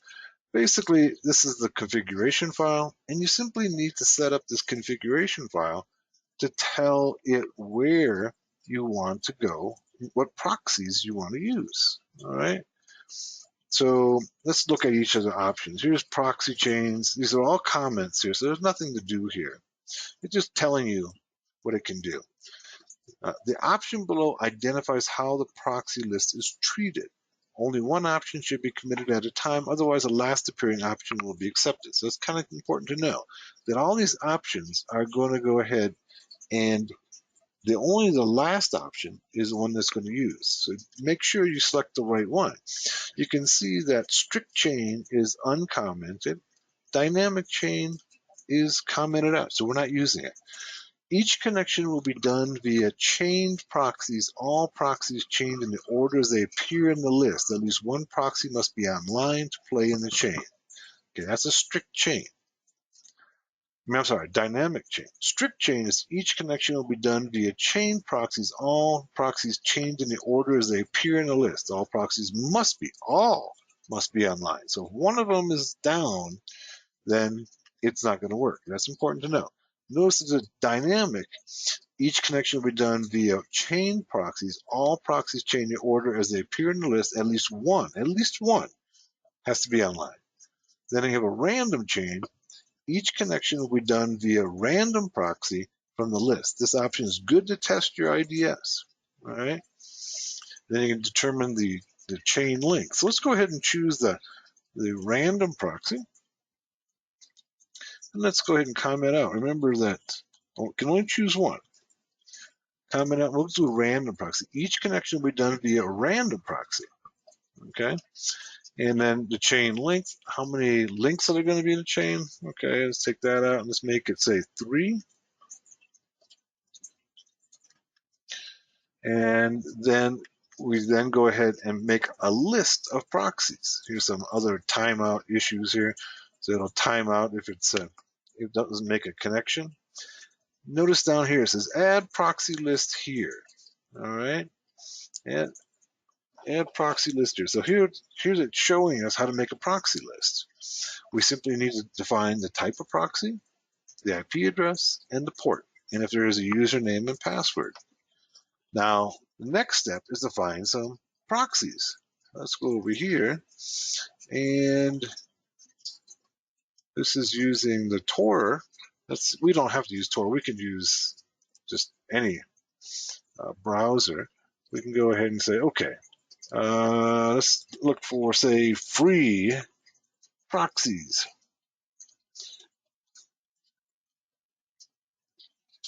Free proxy list, high quality and fast.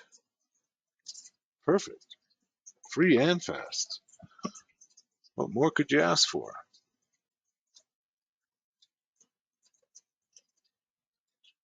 Get your 10 free proxy lists right away. Each month you will receive required bandwidth. No credit cards required.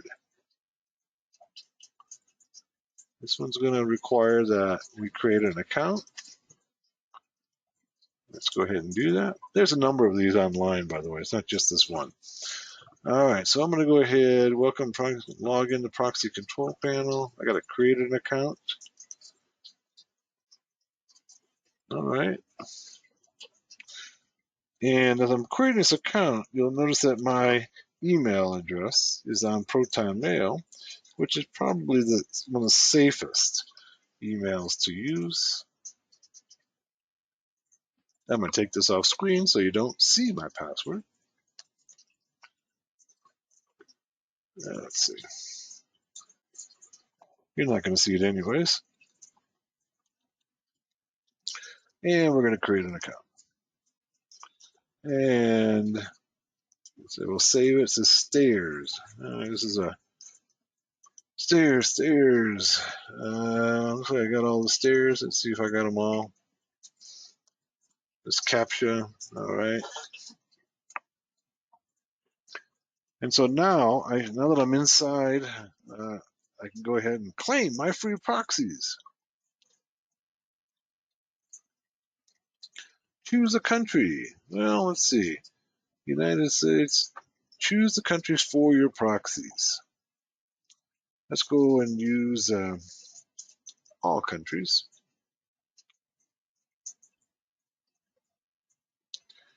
And let's say we want to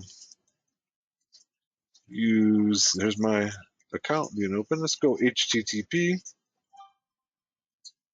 Okay. And we'll go without, just use IP authentication. Oh, I'm gonna have to authenticate my account.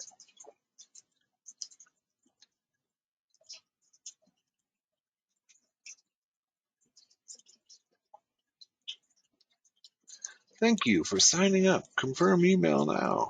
Okay, I'm confirming.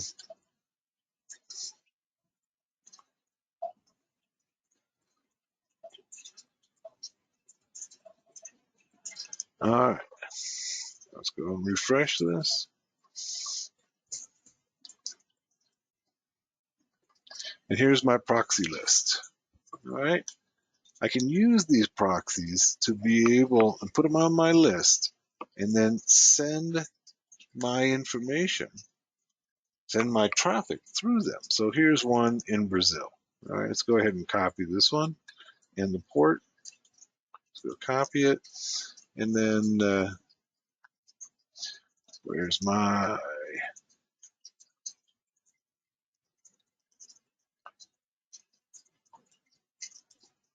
I'm trying to find my mouse pad.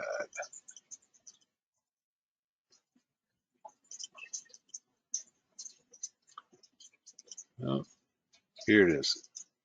Okay, so I just need to go ahead and put these, all right, and the port.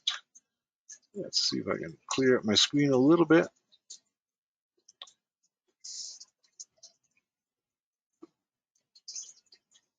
Got a lot of things running here. Let's close this. Wireshark. And let's go over here. And you see that I just put the one in for Brazil. It should be 8151.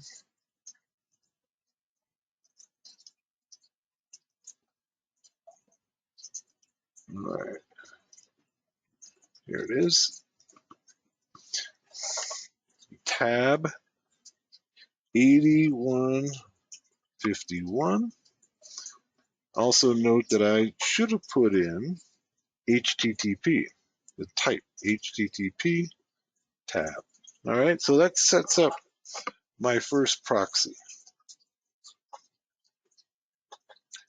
Put my next proxy in. All right, then I go back to my, and let's see, here's another one. That should be 8152. Let me fix that. 8152, not 51. It will fail otherwise. And the next one's going to be HTTP. And this one's going to be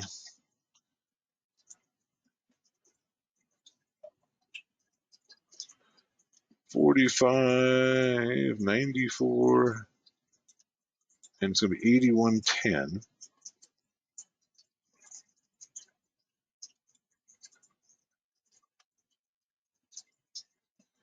Tab 8110. Let's set up one more. We told the chain had 3, so let's make sure we get 3. And let's go back here. And this last one we're going to use in Germany. It's 9, and it's going to be port 9183.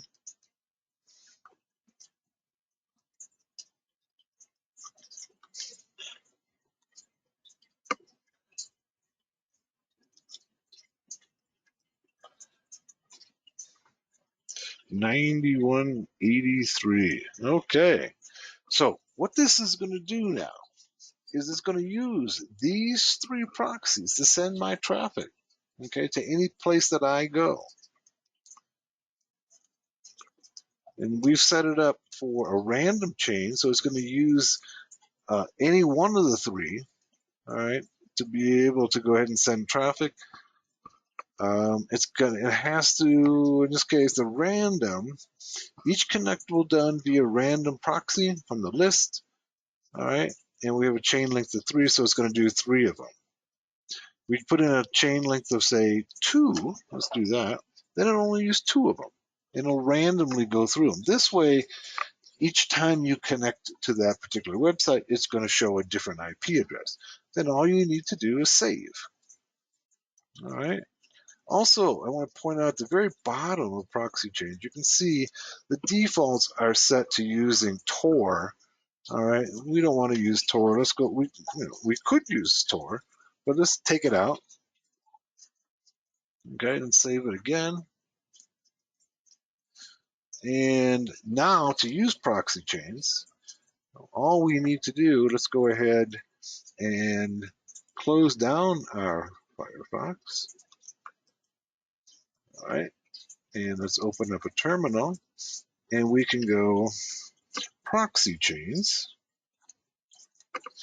and then Mozilla or Firefox, and it will automatically begin using the proxy chains for our traffic in Mozilla. There we go. All right. Look, it's coming back and says, need more proxies, need more proxies. So we didn't put enough in. It's probably because some of them are failing. Okay. That's one of the things that you'll find is that many times the proxies, you have to test each one of them out and try them out. Oftentimes they're up for a while, then they fail, they're down. In some cases, they're taken down by law enforcement. So that's the way you do it. All right. And let's take a look at the responses that we're getting. All right, so here's one that's denied. It's denying all of them. Looks like each one of them being denied. Looks like they may be password protected.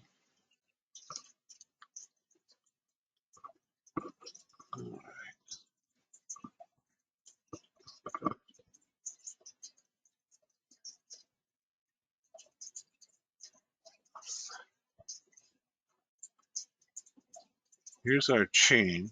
It's starting at this IP address here. All right, it's trying to connect and it's denied. Looks like these must be passwords. All of them are being denied. All right, so this service that we were using, sometimes the quality of these things are different, but this might be a situation where you have to have a password. It looks like, let's go back and look at it.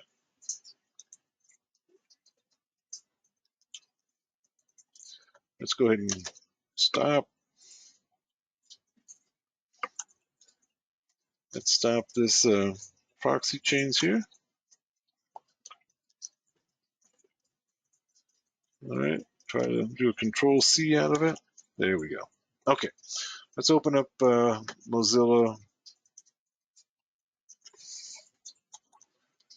Let's just go Firefox. And this one's called WebShare.io. Let's go back there and take a look at it. We may have needed authentication, WebShare.io.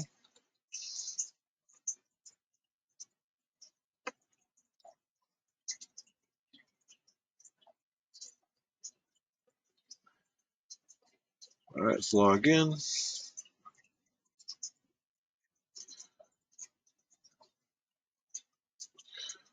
10 free proxies with 1 gig of data.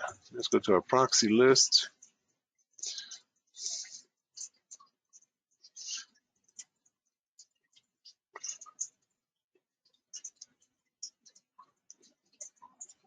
Here's our proxy list.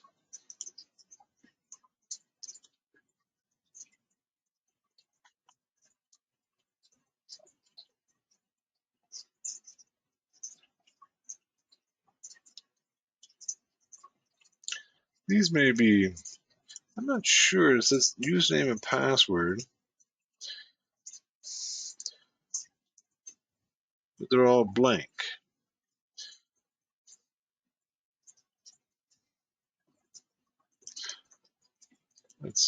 Let's try Googling free proxies. There's a number of sites that offer free proxies. That one apparently is not working.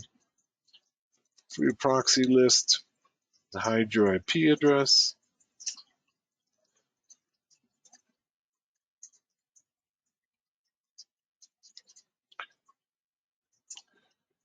This is the one I use in the book. All right. It's called, now they call it free proxy. Let's go ahead and go there. Looks like it's in the Czech Republic.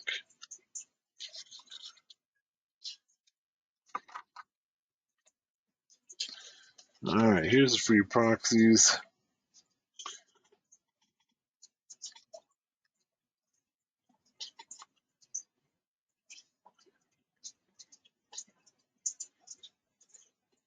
Okay, so you can go ahead and test some of these out, see which ones work best for you. And you can see they're rated by anonymity, high anonymity, transparent. That's not going to give you any anonymity if it's transparent. All right, you want the ones with high anonymity. The other thing you have to ask yourself about these is why would somebody put up a free proxy? As I say in a number of places, including Hackers Arise, if a service is free, you, okay, are not the customer. You're the product. So you have to ask yourself, why are these people putting up free proxies? Why would they do that? I wonder why. There's a good question. All right. So before you start sending out traffic that you think is going to be anonymous, just think about why would they set up a free proxy for you. All right. Then let's move on to encrypted mail. My favorite encrypted mail, there's a number of them out there, but Proton Mail is my favorite. As you know, if you tried to email me, I use a Proton Mail address. This is Proton Mail, based out of Switzerland. Everything is encrypted. Even the folks at Proton Mail can't see your email. It's used by a lot of people around the world. It's very, very difficult for anybody to get inside these mail servers, and if they do, then all they're going to see is a bunch of binary data. It's just not. If you're like, if somebody got a search warrant for Gmail, they would go into your Gmail account and read all your Gmail accounts, right? Or Hotmail or Outlook or what have you. Here, what happens is that your email gets encrypted in your browser and then gets decrypted at the other browser. So nobody in between can see your email. And that's why I use it. That's why a number of other people use it as well. Probably the best encrypted email. There's a number of others out there.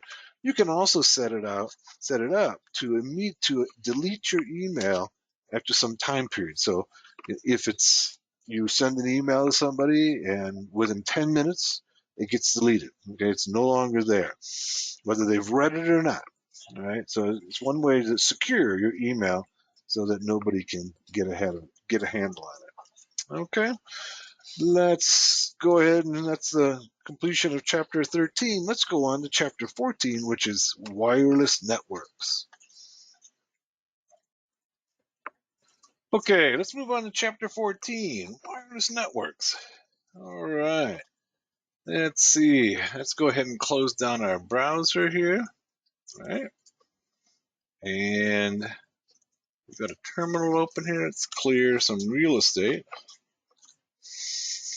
One of the things that I'd like you to do before we get started on this section is to read the terminology on page 154 on wireless networks.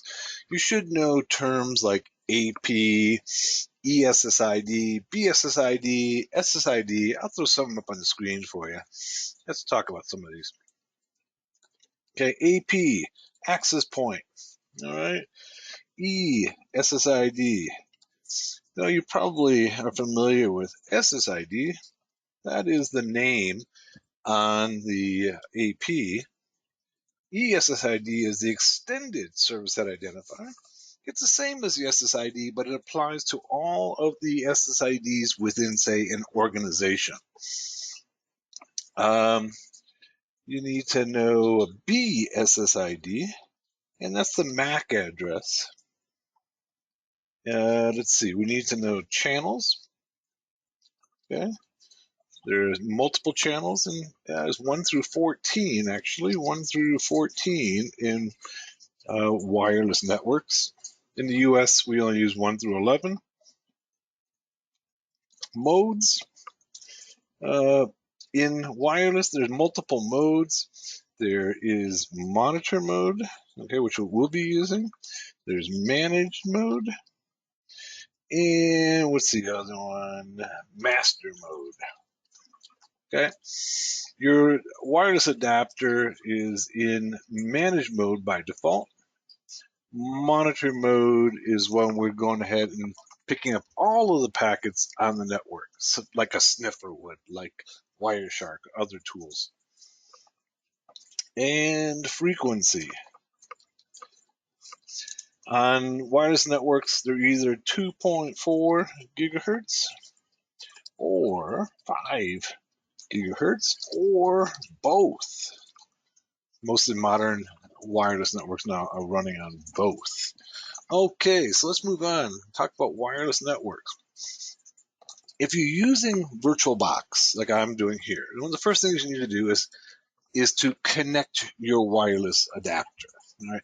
So you may very well be running off a laptop that has a wireless adapter in it. But when you're in VirtualBox, it takes that wireless adapter and converts it for the purposes of your virtual machine into a wired adapter. All right. So if I go ahead right now and go ifconfig, for instance, sudo ifconfig, and I'm running off a wireless. All right. Well, you can see that right here, I have ETH0. That's actually my wireless adapter that's connected to my physical machine. It comes in to my virtual machine like looks like a wired adapter, right? So to do wireless in a virtual machine, you need to have an external, preferably USB. That's what I have here, wireless adapter. It's an external wireless adapter. This one's actually an Alpha card, the ones that I generally recommend. They're good, they're inexpensive, they work well for hacking. If you're wondering, well, why can't I simply use the wireless adapter on my virtual machine? Well, it's not going to work for hacking anyways, right? You need to have a special wireless adapter, and I talk a little bit about that on Hackers Arise. You need to have a wireless adapter that can inject packets. Most of them cannot. The ones on your laptop probably can. I can tell you with 95% certainty that your wireless adapter on your laptop cannot be used for hacking. So you might want to go ahead and buy one of these inexpensive alphas, and there's others that'll work as well. Not just the alpha. The alphas, you can pick them up new on Amazon for about $30. You can buy them used for $10, $15 on eBay and other places. All right, so the first thing we need to do is to do an ifconfig. Well, even actually, the first thing we need to do is go devices and go USB and make sure that is connected to your wireless, your virtual machine. Here it is. If it's not, you got to click on it and connect it. Take it from your physical machine and move it into your virtual machine. All right. So the first thing you see is we got the WLAN 0. That's wireless LAN 0. All right. Another command that we want to be familiar with is sudo iwconfig. It's a wireless config. All right. And it seems to be hanging here. There we go. All right. So it comes back and just shows us the adapters. It tells us which adapters have wireless extensions. And you see the only one that does is WLAN 0, which you would expect, right? It tells us is IEEE 802.11. That's what wireless is called technically, okay, by the IEEE is 802.11. Tells me the ESSID is off. It's in managed mode. That's typical. That's the way it's set up by default. That means that it only can see packets that are intended, that are going between it and the AP. All right, similar to a wire and a switch in a switch network. It shows me it's not associated with any access point, the power, all right, and a few other things. Now, one of the things that we can also use on the wireless adapter, is to see why APs are within range. And that's using the IW list. Let's go ahead and we'll try to detect all those APs that are nearby and list them out with their key specifications. So it's be sudo IW list scan and let it go out and scan.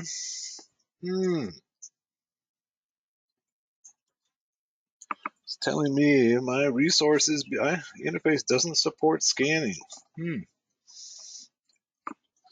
And the light went off. Let's go see if, let's try sudo IW config again. Yeah, still there. Let's try running that command again. Scan. And it's trying now to scan. There we go. Let's see if it'll scan. It's trying.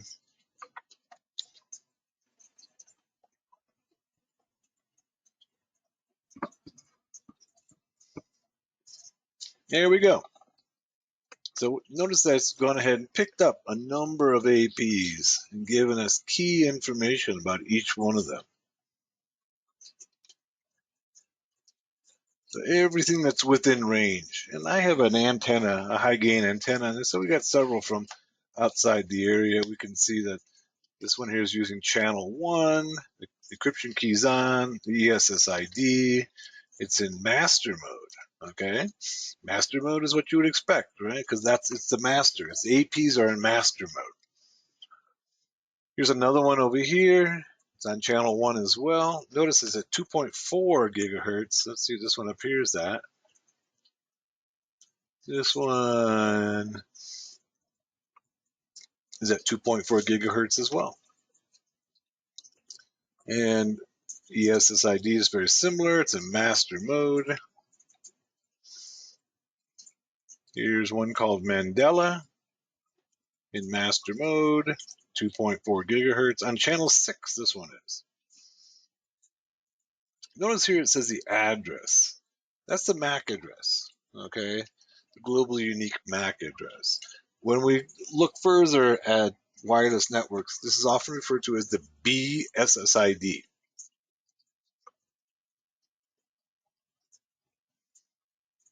Tells us here the encryption is WPA2 version 1. This is a lot of information here. Here's another one on channel 9. This one's called Mandela 2.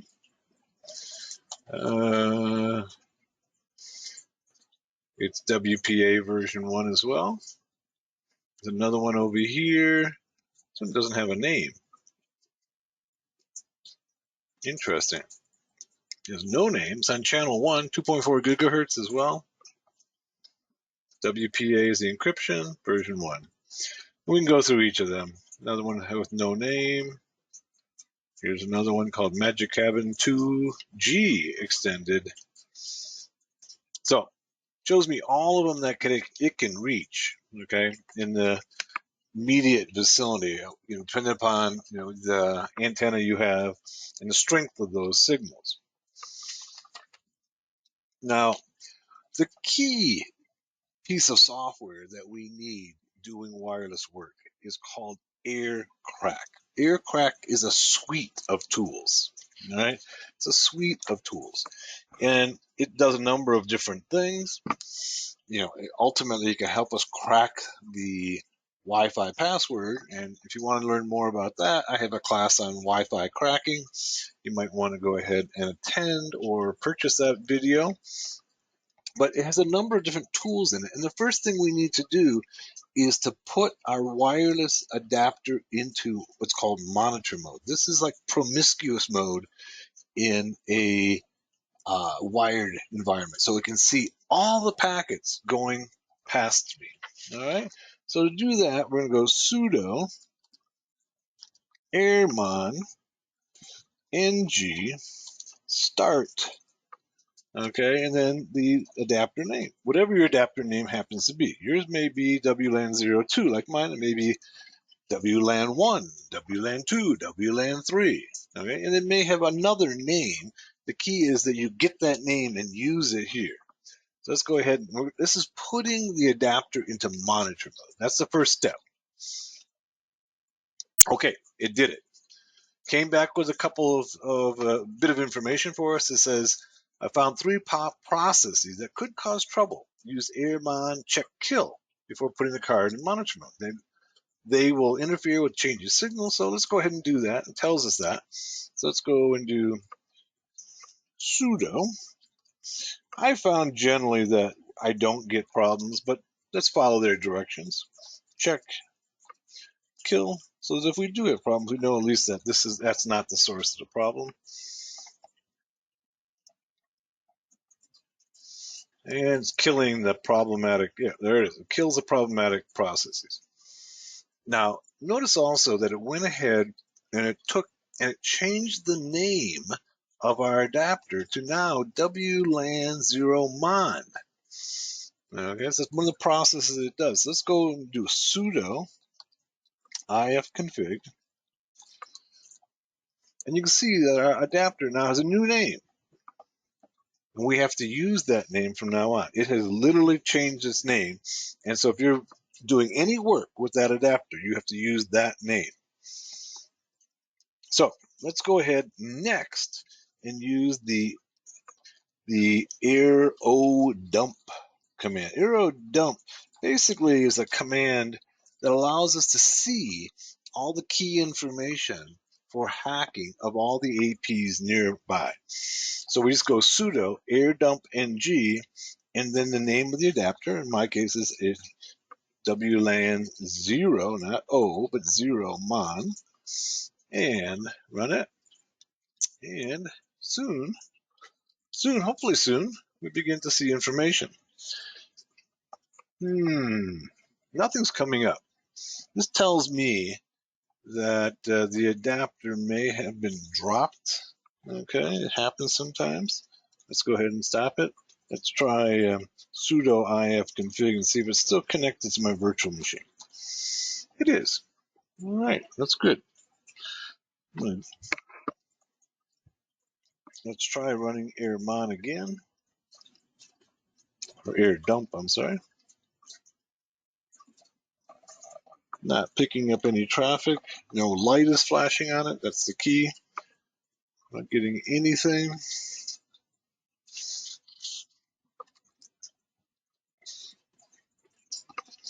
I'm going to go ahead and disconnect and connect it again. Let's go do this. Devices, network adapters.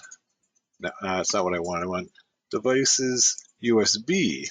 There it is right there. Okay, it dropped it. Now let's go reconnect it.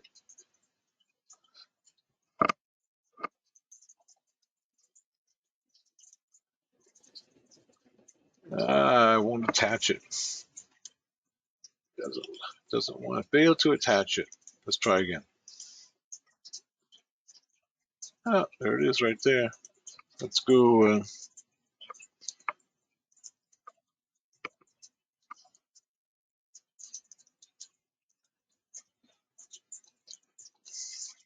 And it looks like my keyboard just failed. Let's go ahead and stop it. Let's try opening up another terminal. And fail to attach a USB to unknown device to the virtual machine.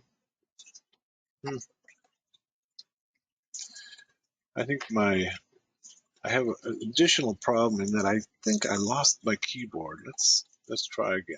Let's open it up and go if. Oh, there we go. We got it back. Okay, sudo ifconfig. Okay, see, I lost my adapter. Let's see if I can get it attached again. Let's give it a shot. It shows it being attached. All right, let's detach it. Let's go ahead and attach it again.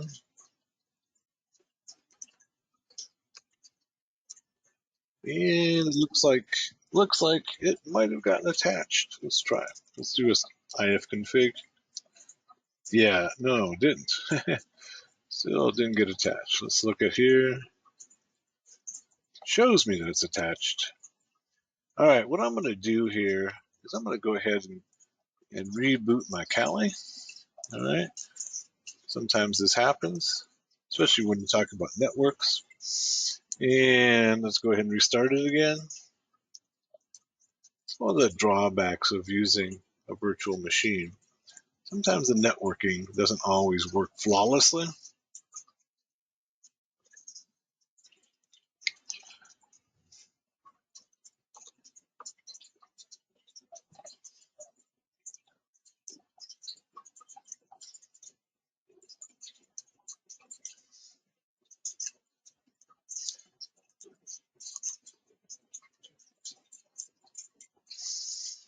Let's give it a minute to reboot. We'll try again with our wireless network.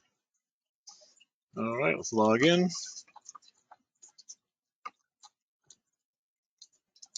And let's check devices, USB, and there it looks like it's attached. Okay, it says it's attached. Let's go ahead and the light, I can tell you the light's not flashing on it, so that's not a good sign. And let's do a sudo ifconfig.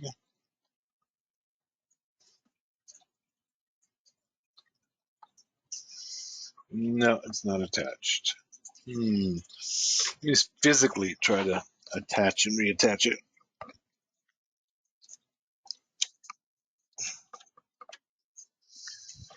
Okay, try again.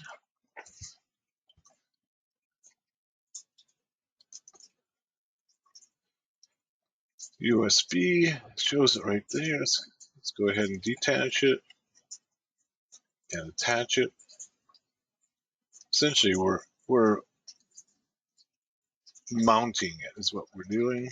And let's do sudo ifconfig. Still no attachment. Light is on.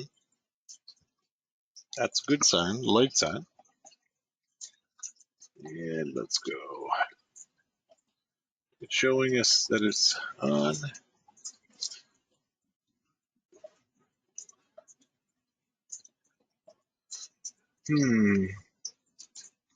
Let's do sudo iwconfig.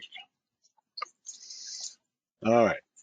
Hang on a second. I'm going to change adapters.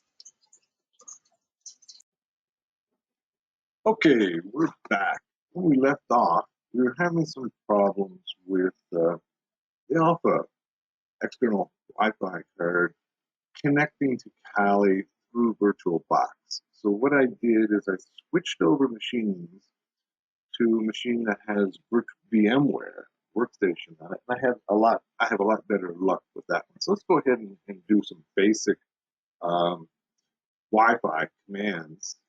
So we go, let's start off with sudo ifconfig. That's sudo. So we'll type sudo. There we go. ifconfig. And we should be able to see, yeah, I've already placed it into monitor mode, so you need to use the air mod. We did that in the last video. So let's go now and put that into an air dump, okay, and see what it can show us. Air O dump ng, and we're going to go NWLAN 0 on. And we should now begin to see, okay, here you see. You can see up here, these are all the APs that are in range. Okay, and here are all the clients that are in range. So these would be the APs up here. All right, these are the BSSIDs. This is the MAC address, power, beacons, data per second, channel, megabytes, the type of encryption they're using, and the ESSID over here. Down below, we show the clients that are connected to these. Right? So we can see a number of different clients down here. Here's the BSSID of the. These are the APs over here, and then these are the MAC addresses of the clients. So we have all the information that we need to be able to hack these AP stations. We also can do a DOS attack against any of these by going out and sending deauthorization, deauth attacks against any of these APs. I'll kind of show you what we're doing, what we need to do that. All right, we can go. This is what a deauth would look like. We can go.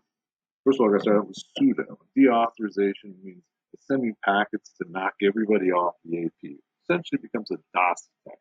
Okay? So we're going to go air replay. This is all laid out on Linux Basics for Hackers. And then it's going to be deauth, the deauth switch. Okay, so we're going to send deauth packets. And then we need to send those deauth packets, say number, say 100. And then here's where we got to take information from this screen over here. All right. So what we need to do next is go ahead and then tell it. Let's see. What do we need to tell it? We need to tell it both what the client and the AP is. All right. So let's see. We're gonna go. Let's do one thing before we go on. Let's go here, replay, and then go at that hill. Okay.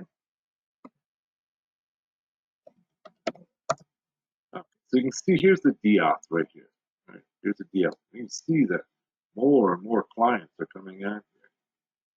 So we've got a good picture of what's going on. This is when we have our Wi-Fi card in monitor mode, we can see everything is going through the air around us. All right. And I've got a long range antenna here, so we're seeing for quite a distance what's going on. But notice here's the deauth right here, and then we need to give it a count. That's what we were just doing. All right.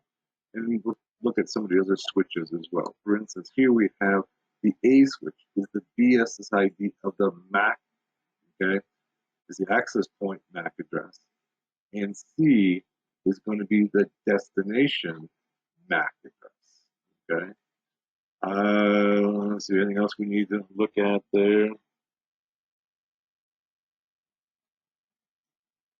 See, also here's the B, setting the MAC address of the access point.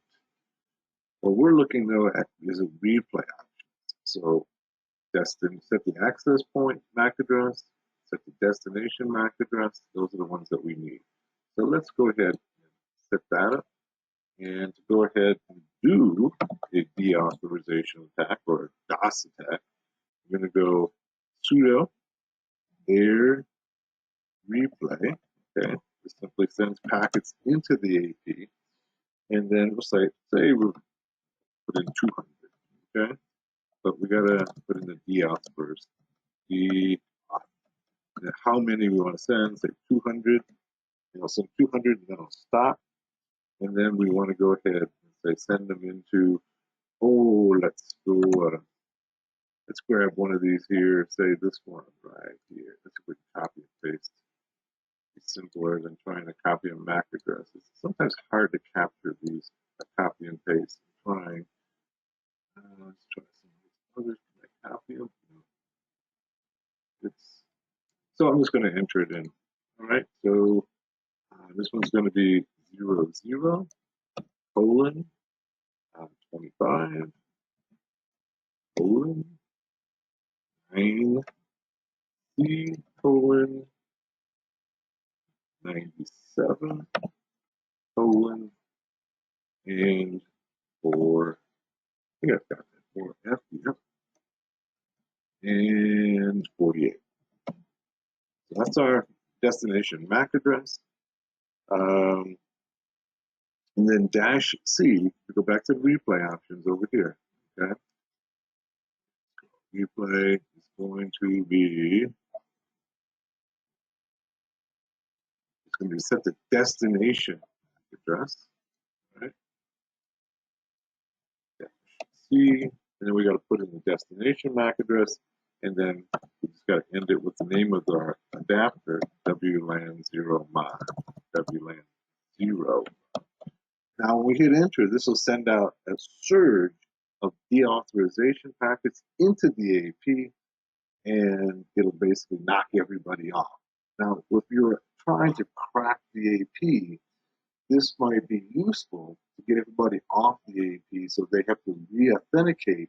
And when they re-authenticate, that sends the hash of the from the client to the AP. And that we can intercept and then crack that.